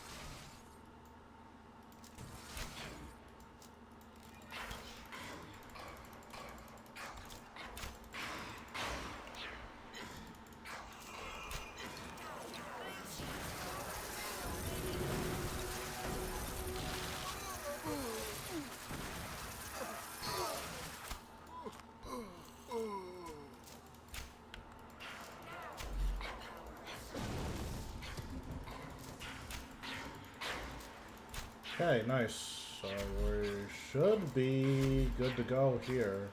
Unless I make some catastrophic mistake. which is something that I would do.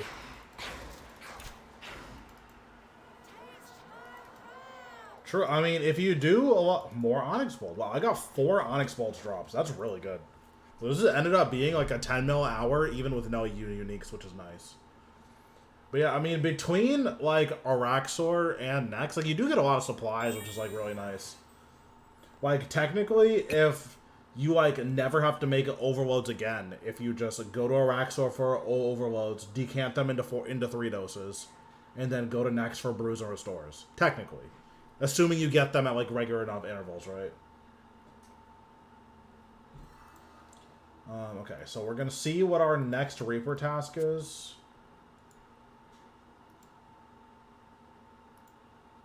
And then we're just going to pick something, assuming we can pick. We're just going to pick something we haven't done today yet. Not doing Legions. Hellweir's fine. Yeah, we'll end it off with Hellweir. That seems more than reasonable to me. Also, we'll collect all of this.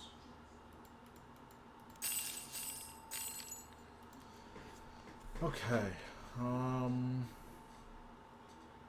So it's KBD, so we'll just bring Magic Gear.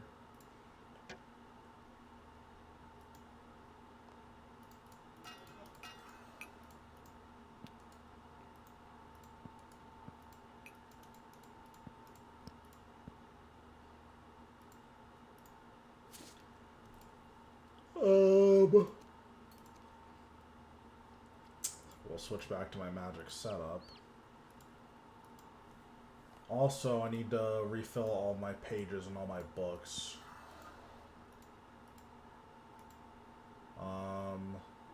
This needs 2 pages. My grimoire needs 1, and this needs 0. Okay.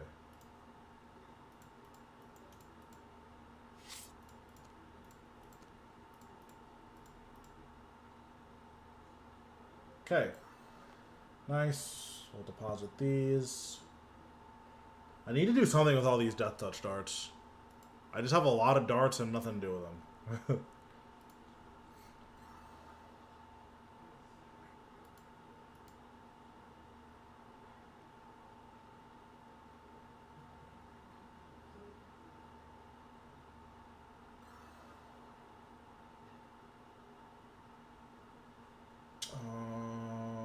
Okay, we need to go to the wilderness now for the event, so let's go head out there. We'll turn this off.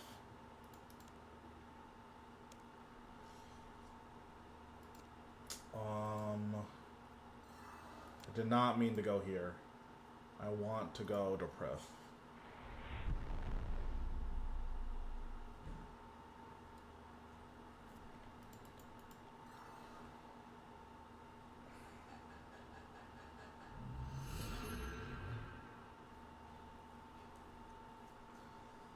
And then we'll AFK some Hellweir, do some daily stuff, and then we should be able to call it a day after that.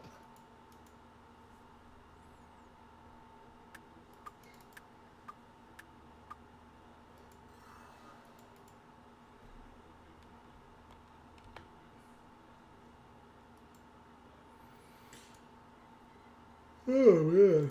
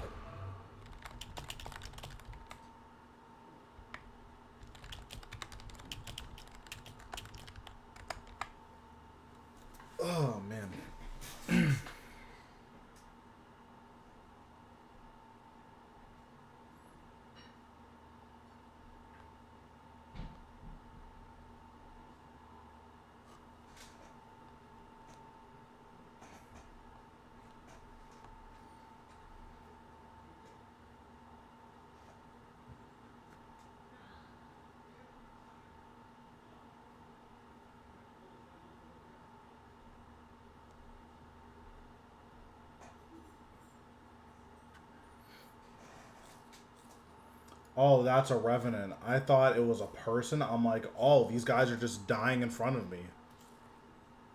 But it was a revenant, so don't care.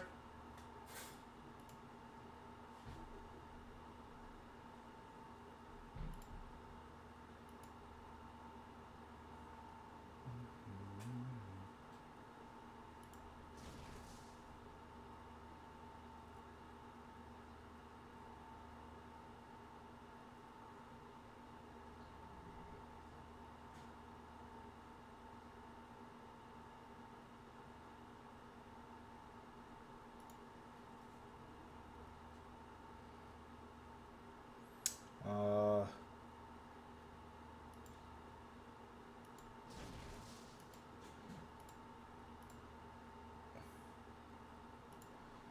okay. So this thing is spawning soon, and then we will get her done.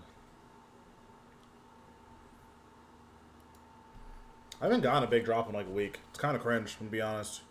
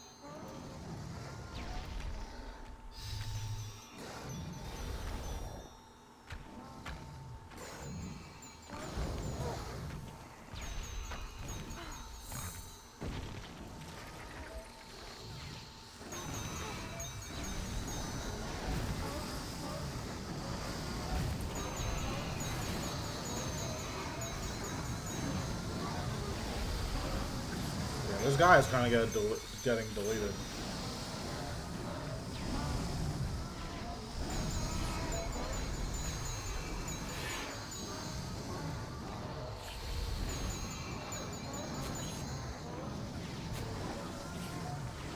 I feel like we're not going to kill. I think he's going to summon another set of spires.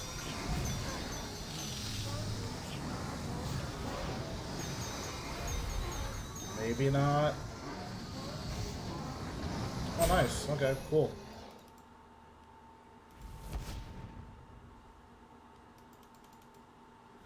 Okay, what do we get?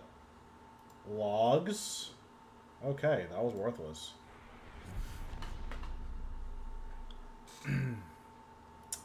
Alright, so now we'll go do some Hellweir.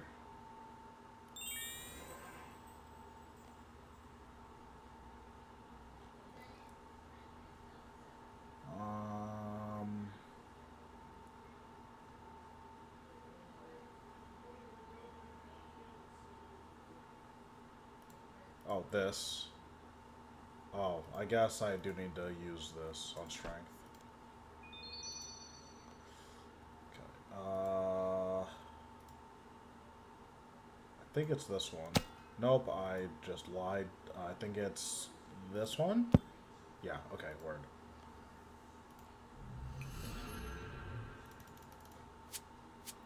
We're probably just gonna do an hour in Hellweir and call it a night. Posit this. Where this. Hellweir doesn't really draw bones, so this Demon Horn Necklace doesn't do anything.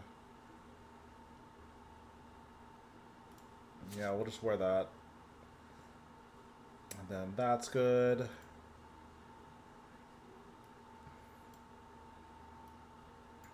Just making sure I don't want to bring anything else. I think that's everything.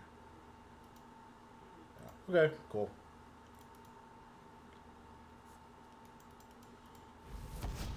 Alright, we'll we'll dismiss this Shadow Nihil. Turn this on. I guess this could stay off. Fastest. Perfect.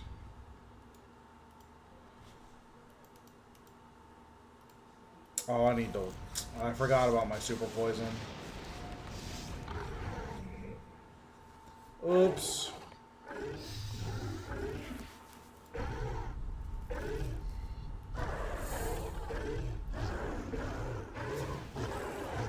Unlucky.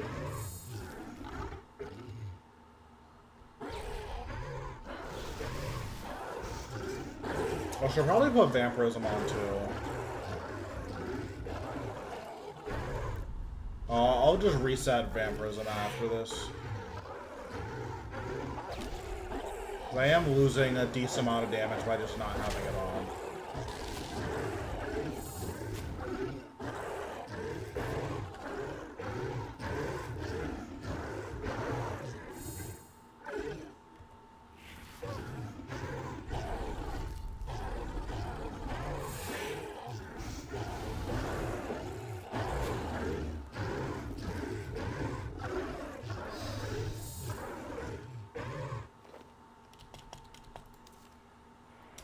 Totally forgot about my poison potion.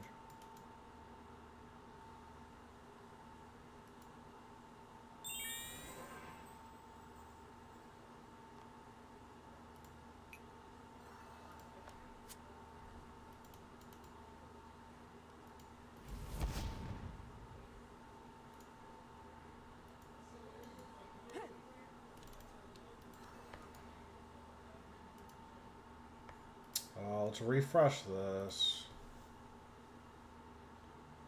Oh, that's good. Lucky Charms are good.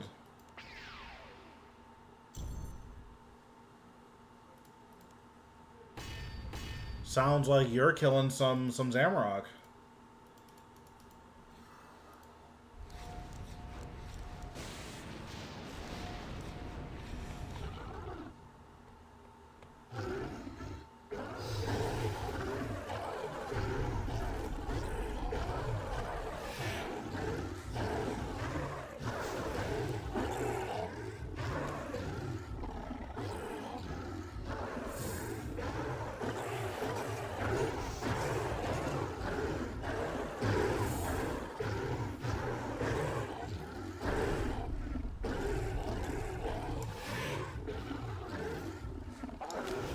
Yeah, Lucky Charms, the thing I do like about the Lucky Charms specifically for Zamorak is that the mages you fight inside of the arena, like the 6 that you fight on the fonts, those can proc mages.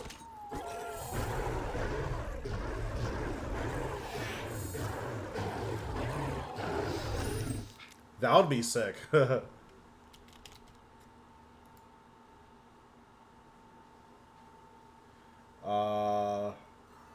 I thought I wanted to change something, but I forgot. Yeah, if you just stun Hellweir, that's funny.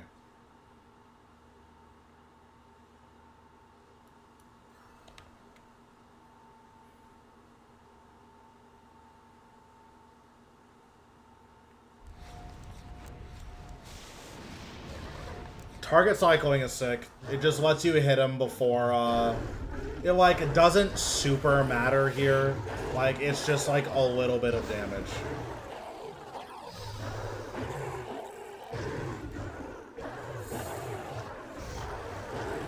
The biggest thing is, like, Crypt Bloom just giving me so much free damage reduction.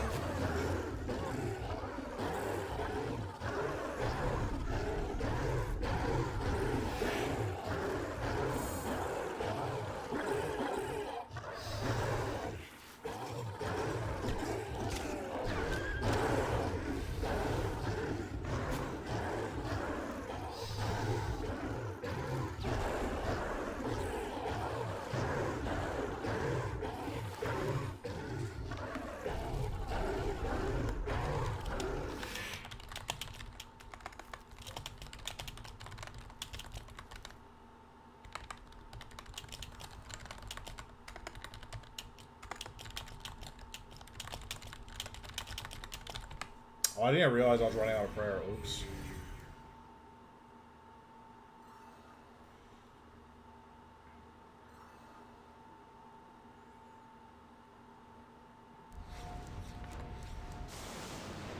But yeah, Crypt Boom and Anime Dad definitely, or I might have talked about this the last time.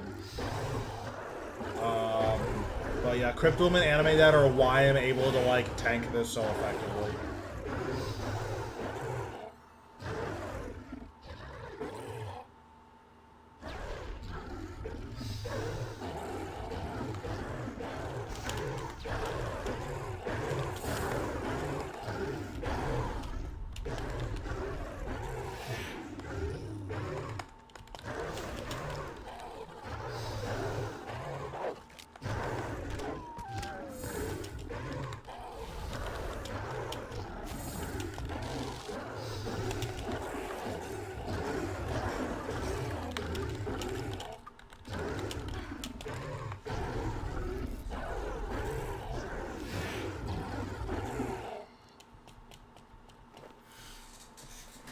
Oh, man.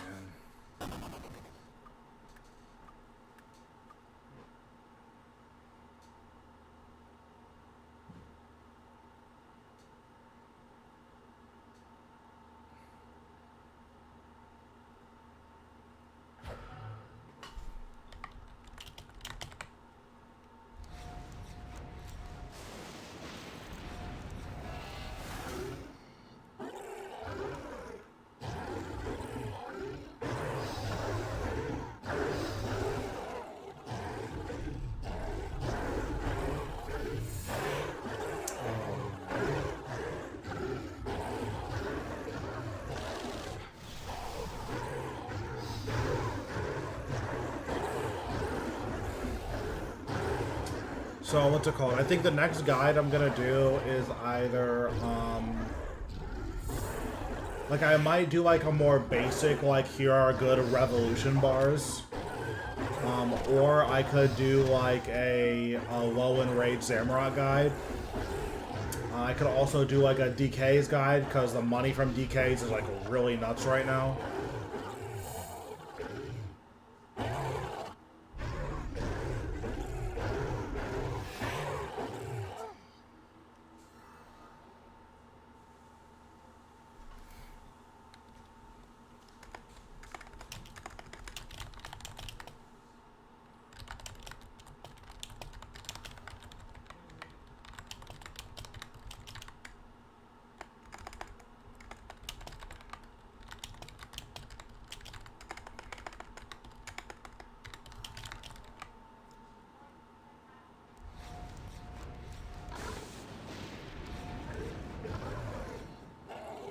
Oh, I sunshined like super early.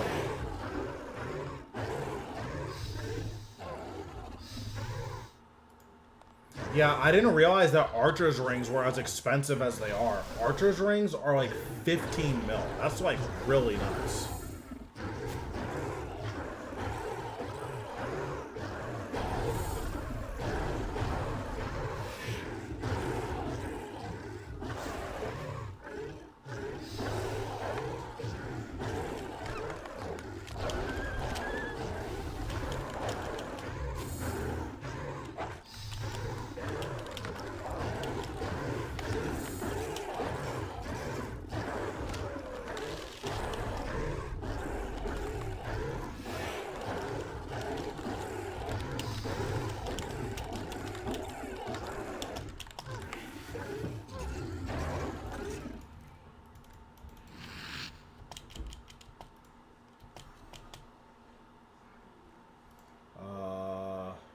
Okay, that is off. Good.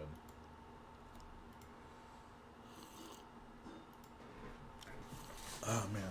But yeah, so I might do Dagonoth Kings, like a low-level build.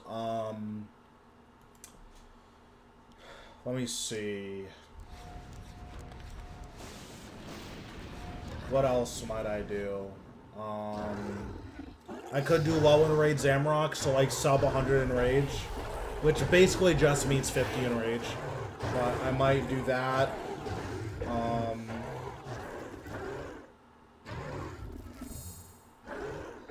Yeah, I haven't decided yet. I'll ask some of my clanmates to see what they're like interested in. Or I guess it depends on like if any one of you guys have any input on it.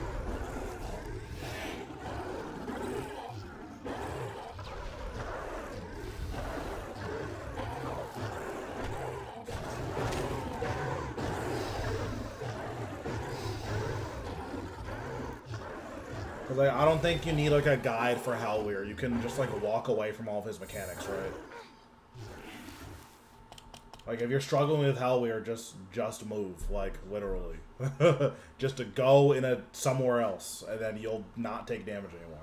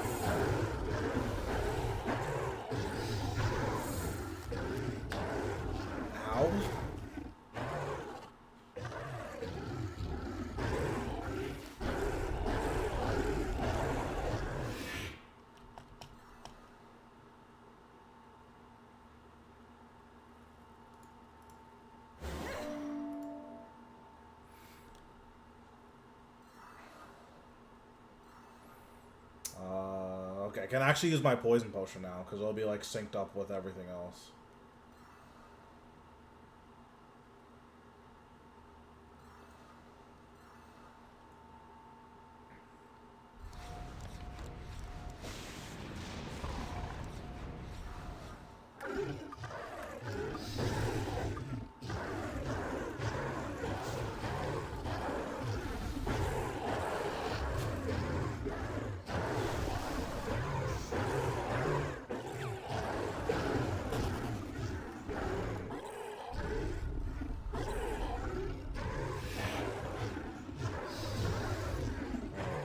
Kill should be a tiny bit faster. I don't know if it'll actually matter that much.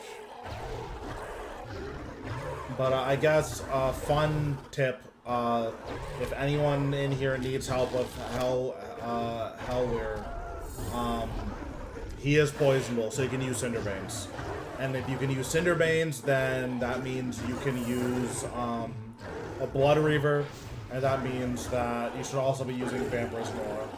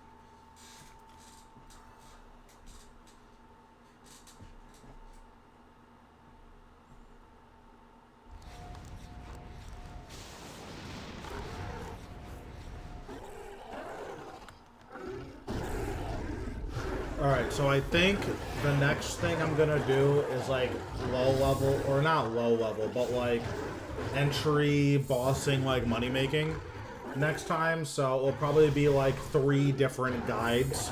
It'll be Kriara, it'll be Dagannoth Kings, and it'll be Zamrock.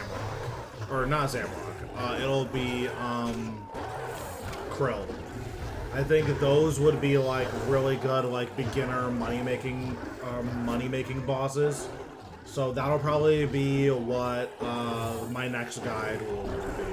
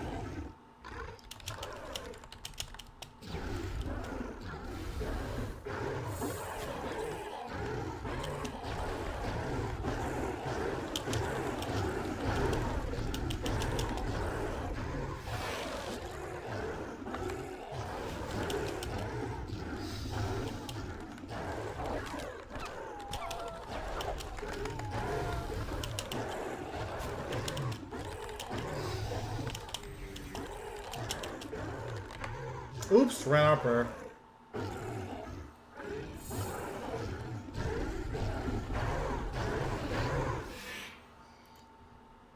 Oh, I didn't realize magic logs, like this magic log drop was good.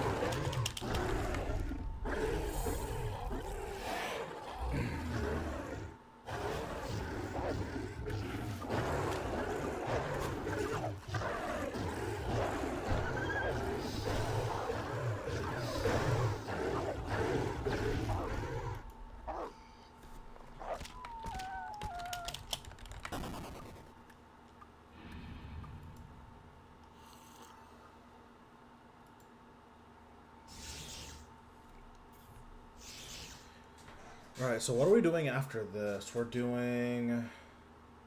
I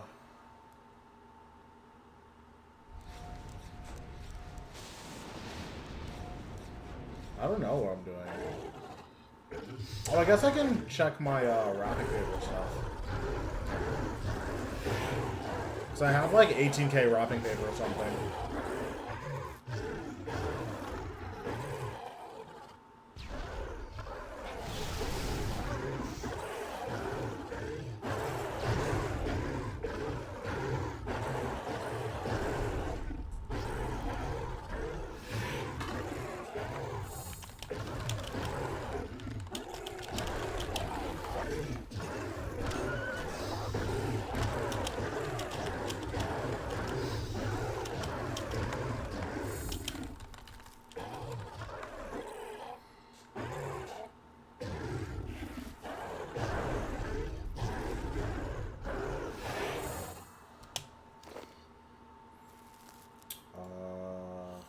Two more.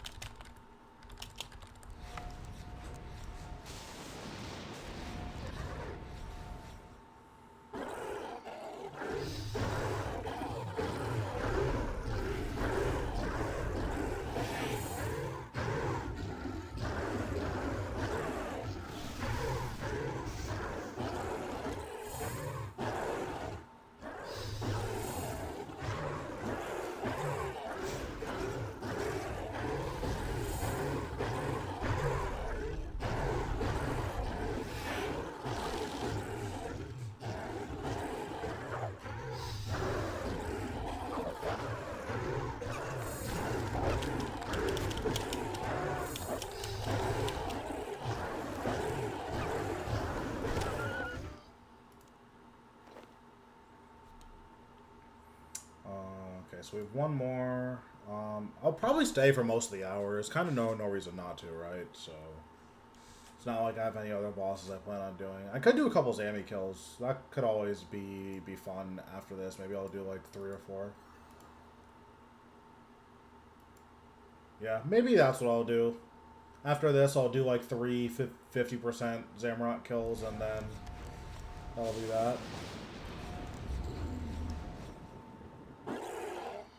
I'm like not practiced on post 100 at all. I haven't done them in like a few months, so.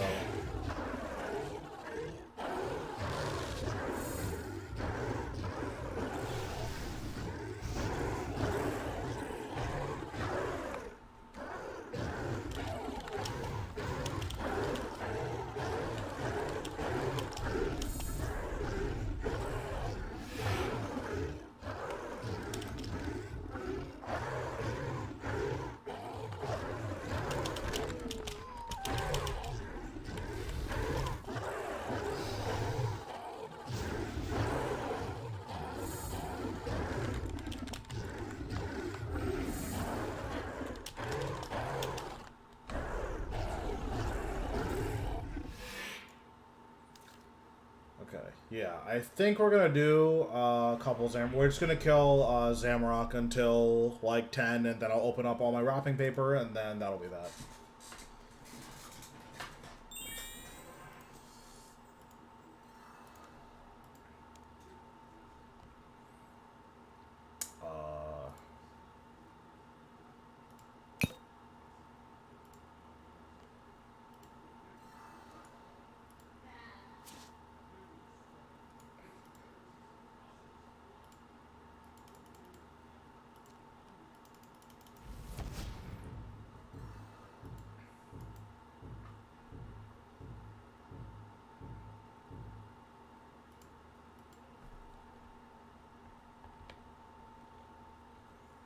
Okay, this chest still has basically nothing in it.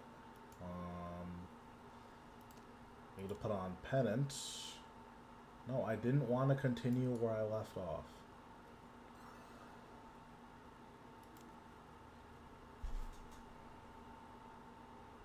We'll dismiss the Blood Reaver.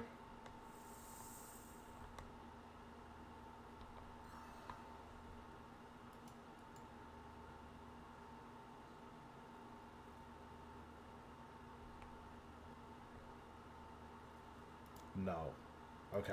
I like had a stroke. I was like looking at that for so long. Like I don't know which button I'm supposed to press.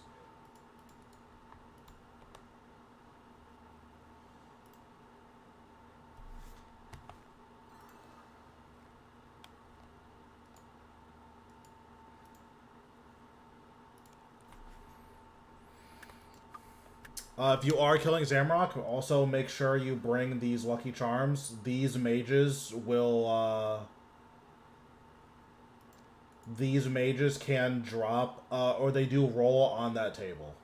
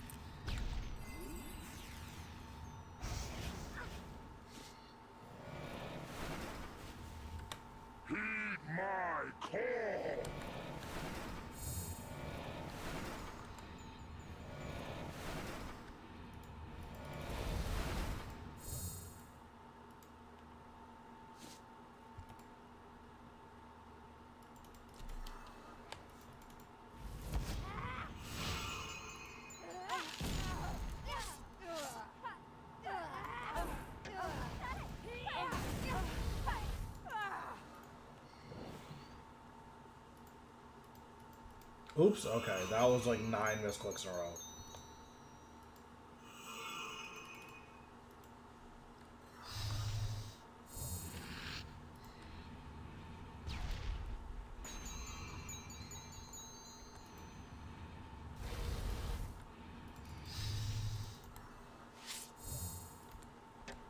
That's your plan, you dicks.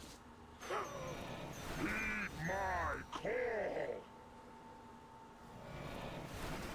They also did a really good job with Zamrock's voice acting. Like, this dude, like, is actually evil, and, like, he sounds like it.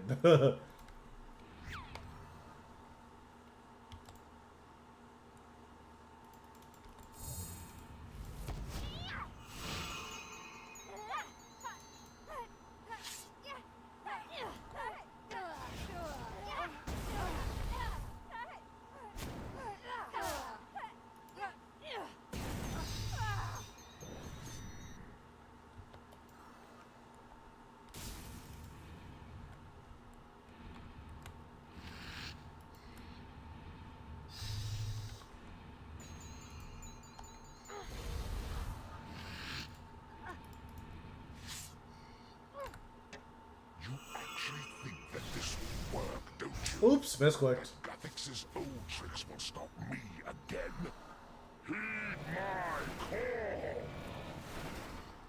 Definitely not used to equipping my weapons down here. I also think I need to just keybind them.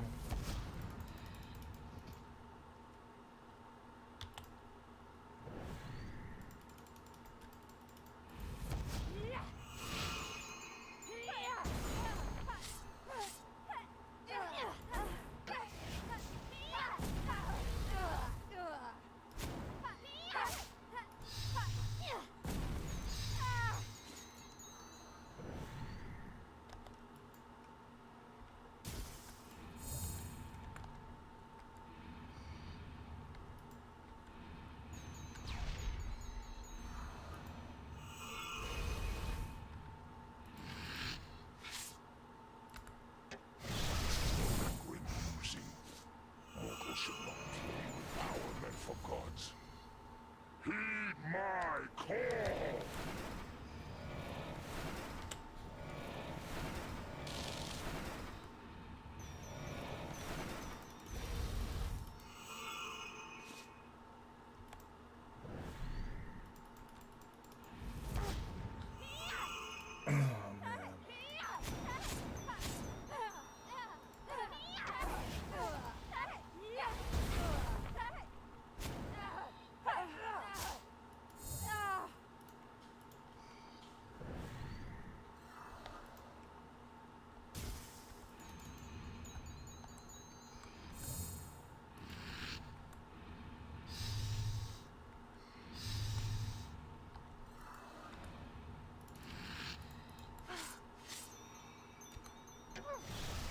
This has gone on long enough.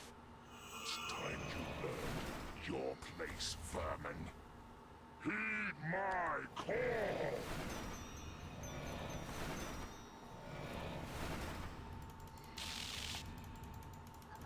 Oops, did not mean to do that.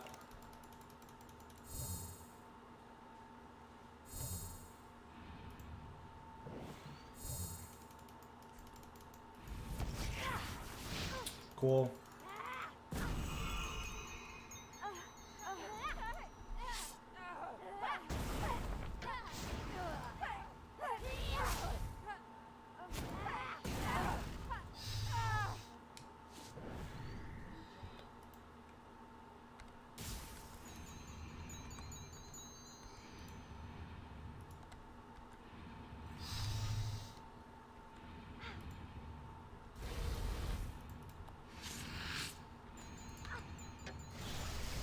Dare defy me?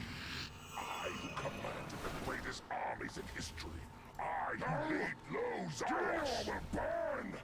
Chaos will reign! Okay, let's get a reroll dice. I probably shouldn't use these on a low enrage, but I don't really care. Okay.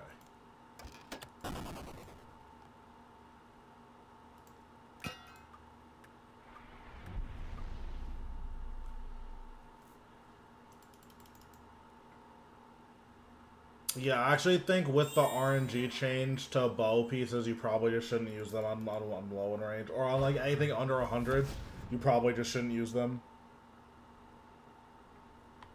That's probably what I'm gonna do.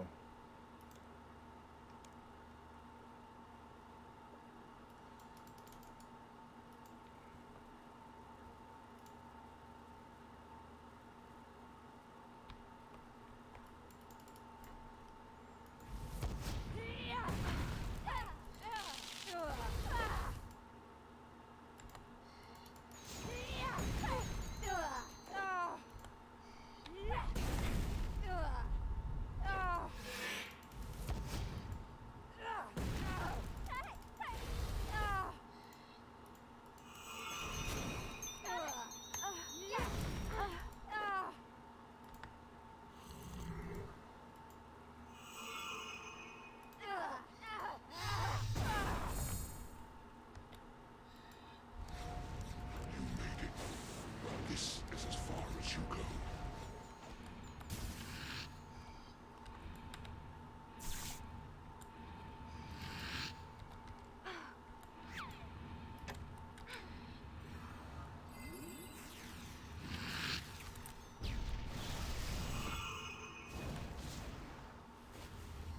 Heed my call.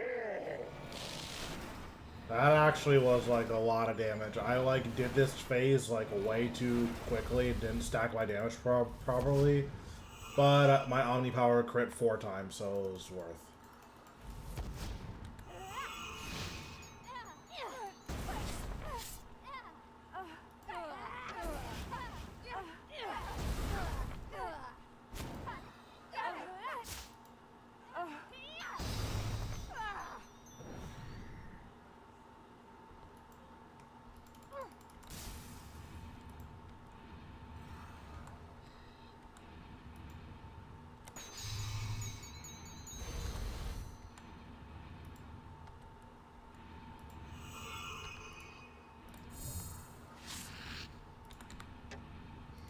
That's your plan. The edicts. Heed my call.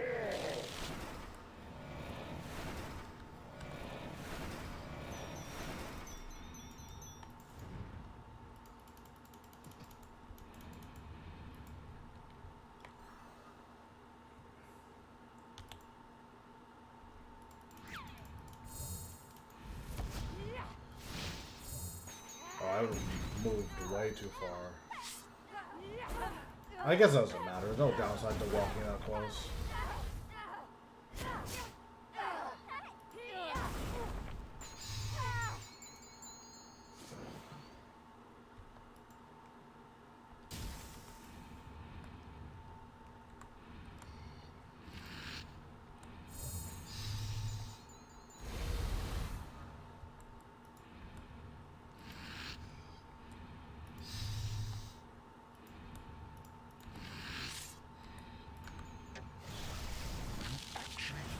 This will work, don't you?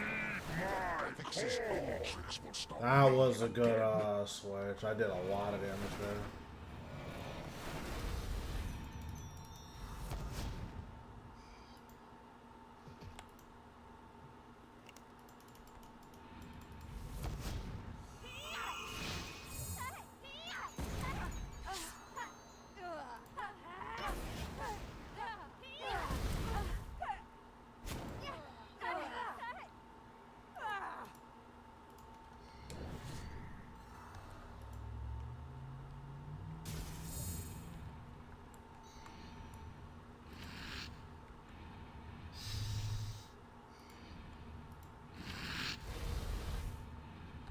This is no longer amusing.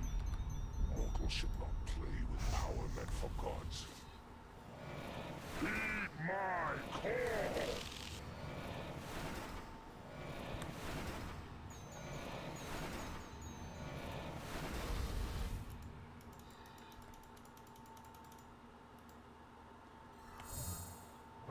I definitely shouldn't have used all those abilities, but whatever. It's probably not gonna matter.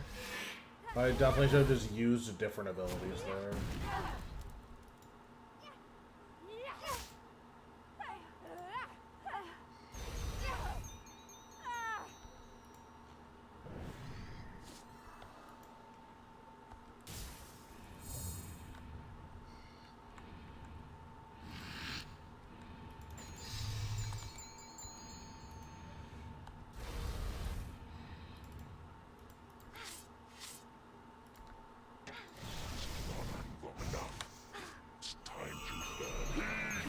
Also, definitely should be soul split flicking here, but I'm just not doing it because I'm gonna heal it.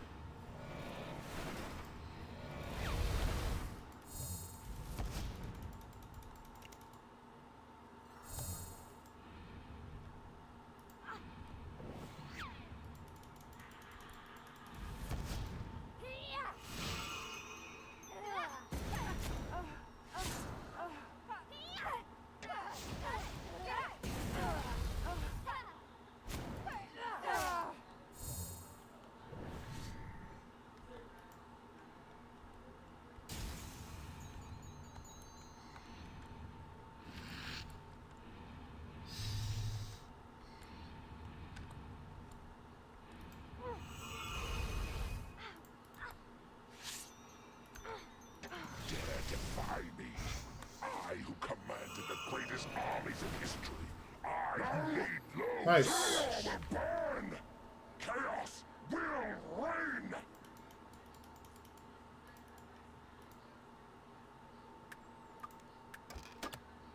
Okay, we'll bank that. I think it's better to teleport first than it is to bank first. I think if you teleport first, you like get out of combat faster. Doesn't seem to matter though, so maybe I just lied.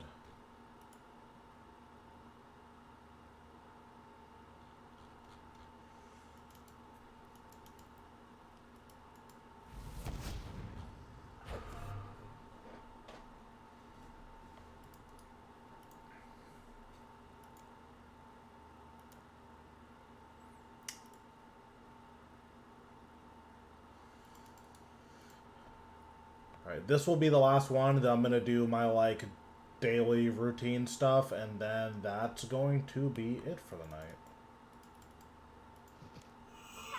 Oh wait, this is the wrong setup. Can I still kill this with this setup? I guess so.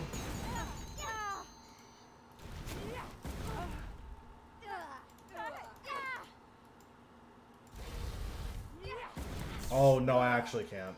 Or, I can, but it's gonna be cringe.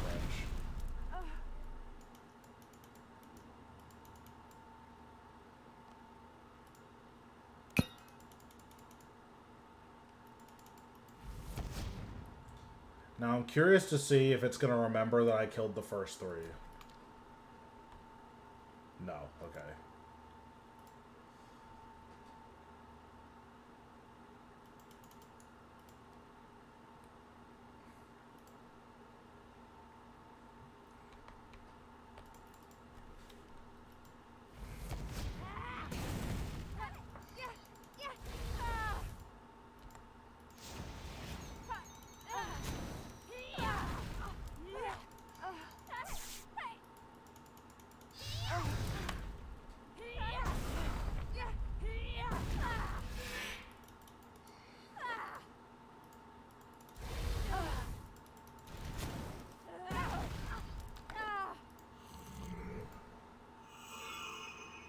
Okay, this should be the last kill. You made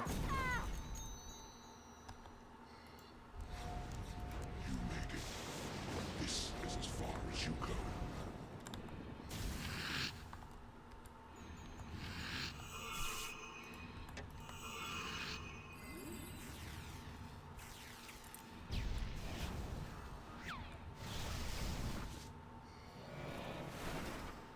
Heed my call.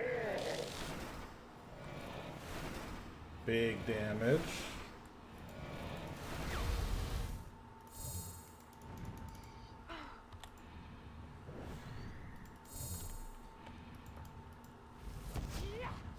Man, I can't wait to get this Zuck pet. I am so sick of this boss. Like, I'm having so much fun doing just anything that's not Zuck.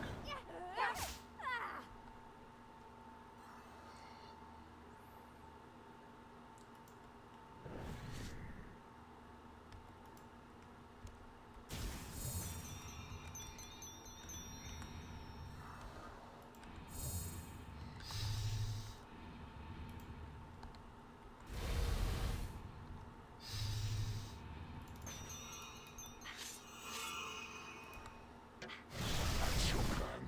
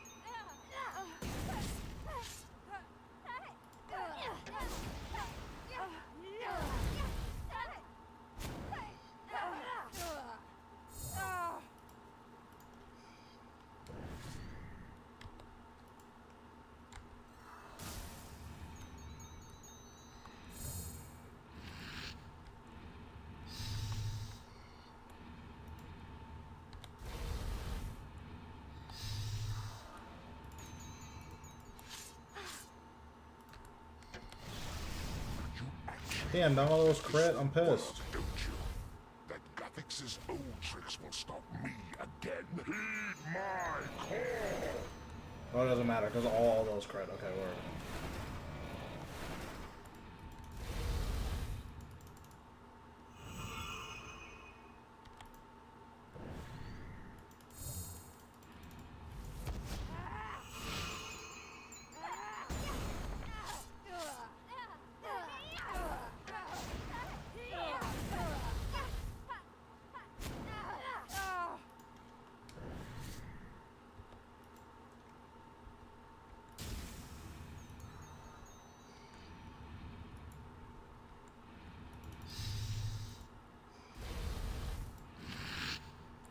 This is no longer amusing.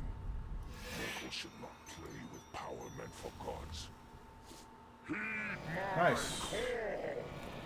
Still got it without my fracture staff spec.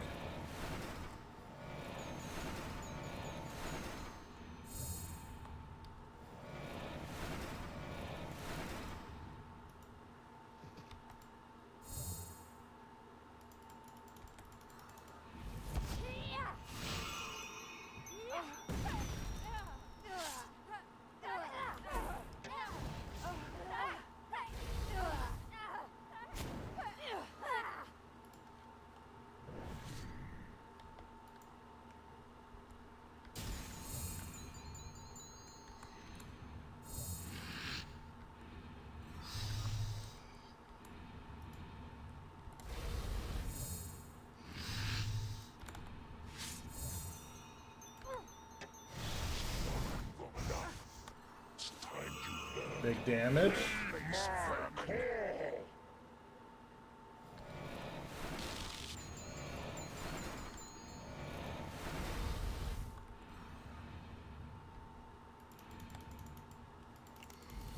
That is not where I wanted to surge.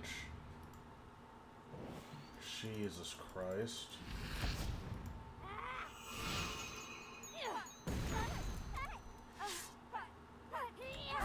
Glad this wasn't higher enraged. I probably would have just died to that.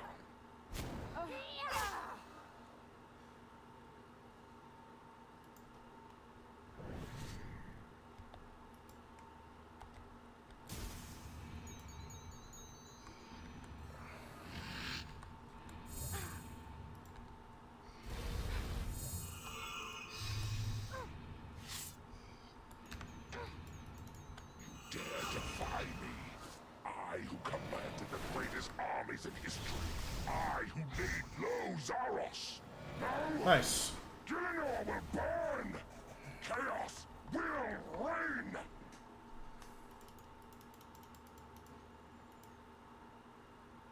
2.4 mil. I'm rerolling that. That is worthless.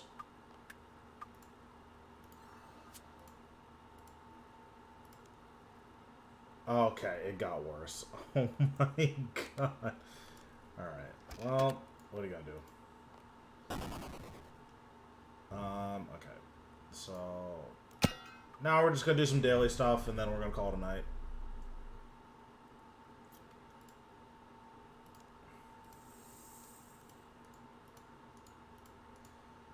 We'll draw everything from these helmets.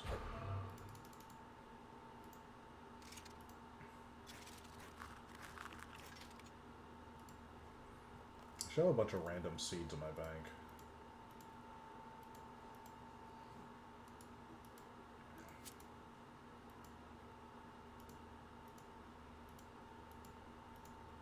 Oh, they're just all going here. Okay, word.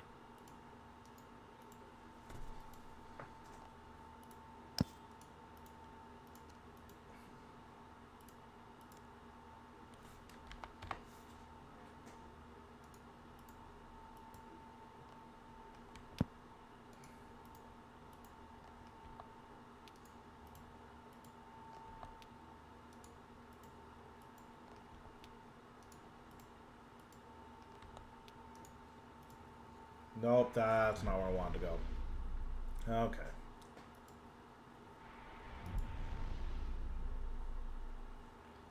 That wasn't even close to where I wanted to go.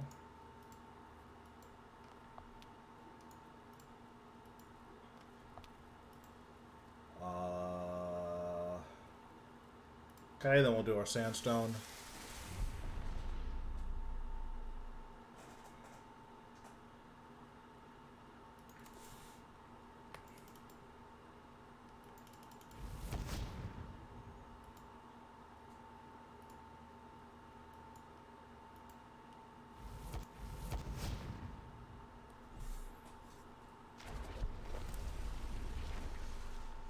I wonder how much of this paper I have. I'll have 18K, nice.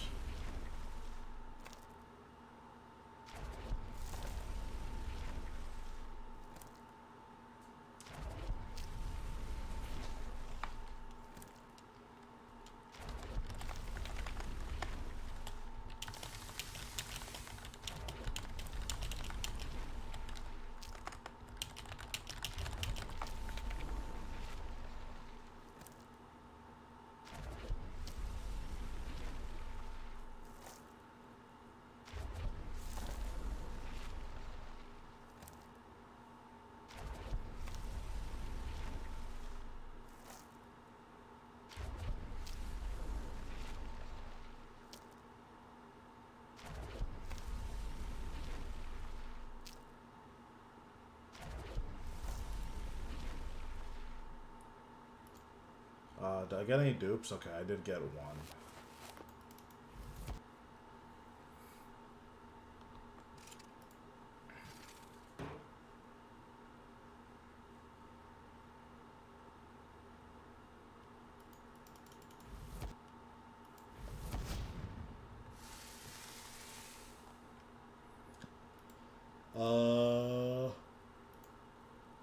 Okay.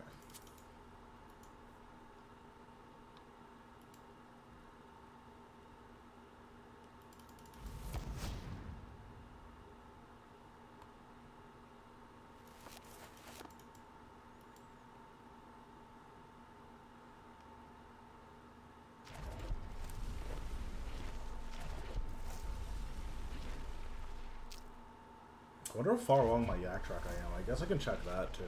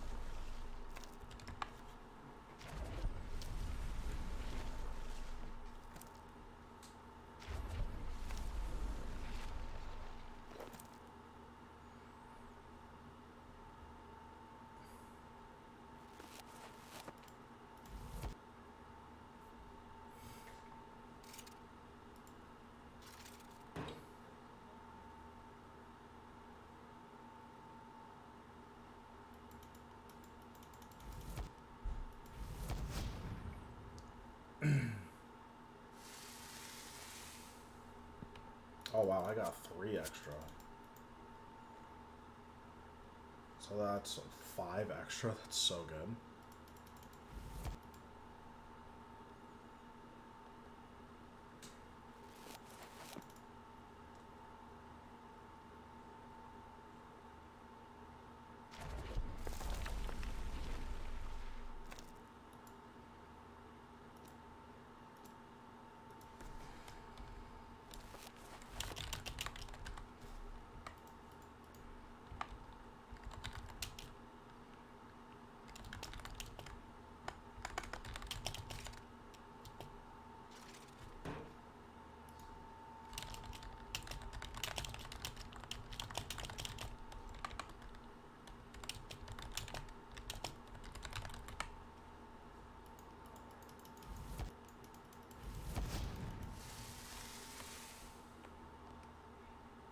Okay, so now we go to Prif.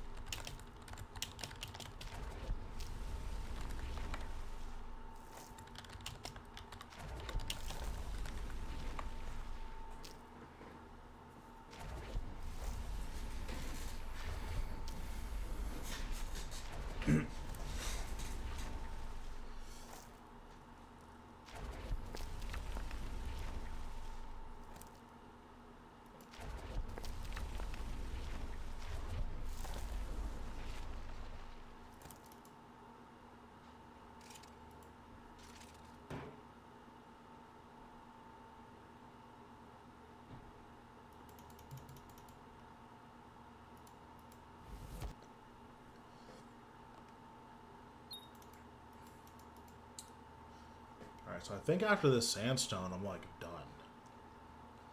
Yeah, we need to do this sandstone, we need to do Motherlode Maw, and then I'm basically done. So, cool. Oh, and then I still have to do my wrapping paper. I forgot why I was like still streaming because this shit's boring as fuck. But I forgot I was doing my wrapping paper.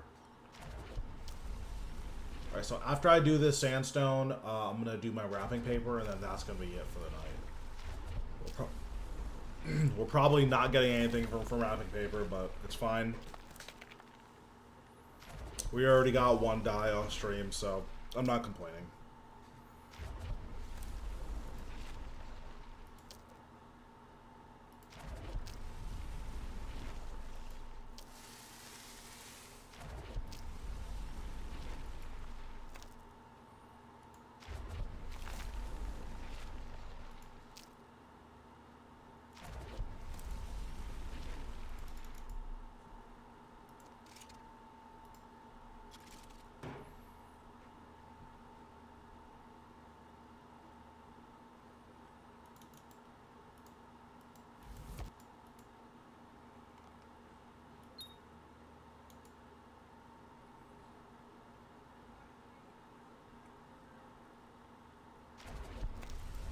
Sick.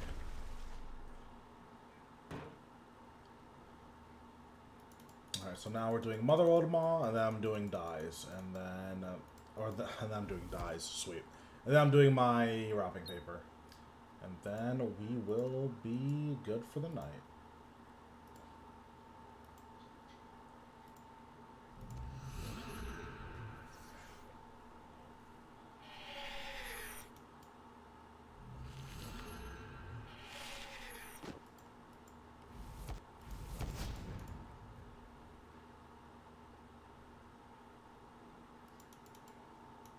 We got basically nothing. What is this? Unfocused? Yeah, I'm pretty sure this is nothing. I don't know. I've never used them. They're probably worthless.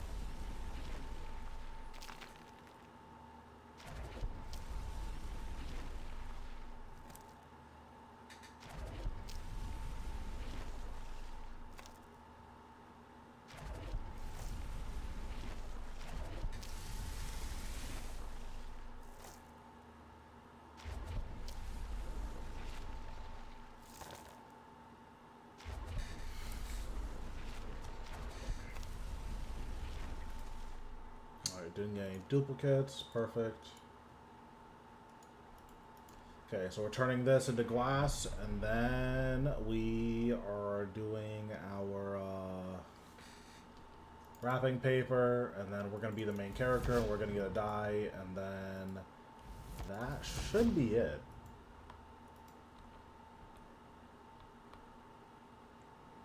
Also, how cute do these maces look?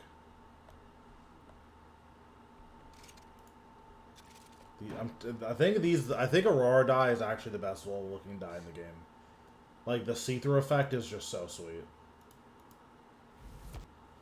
Unless they all do that, in which case I like these colors. So either way, they're still the best looking dye in the game.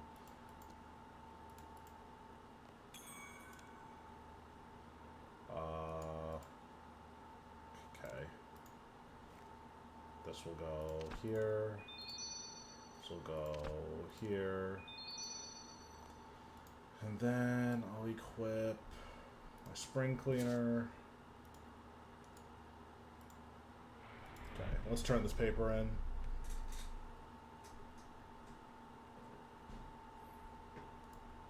Alright, daily present. A blue. Survey says. Unlucky. Bunch of purples. Alright, well, let's open them all up.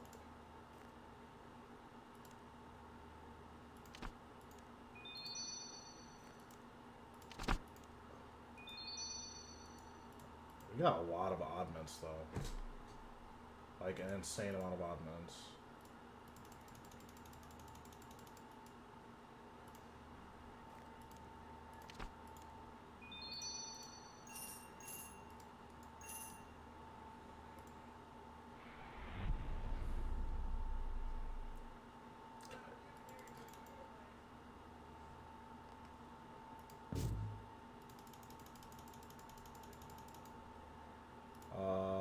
We got a lot of lamps that time. That's pretty good.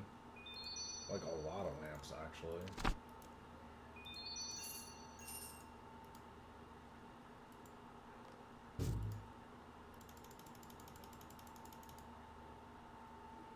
We got a lot of coal that time. Jesus.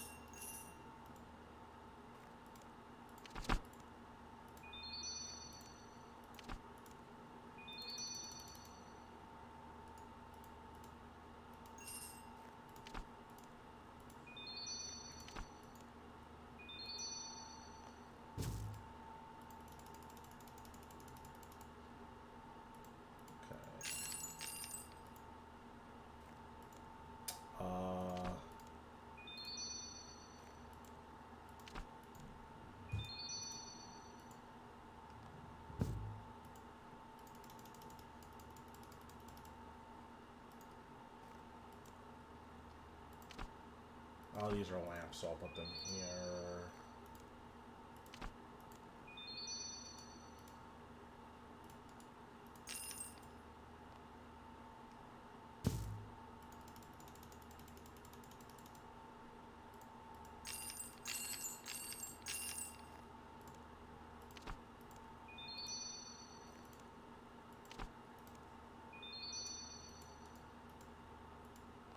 Getting a lot of these tokens. I have so many of those tokens, and they're just all worthless.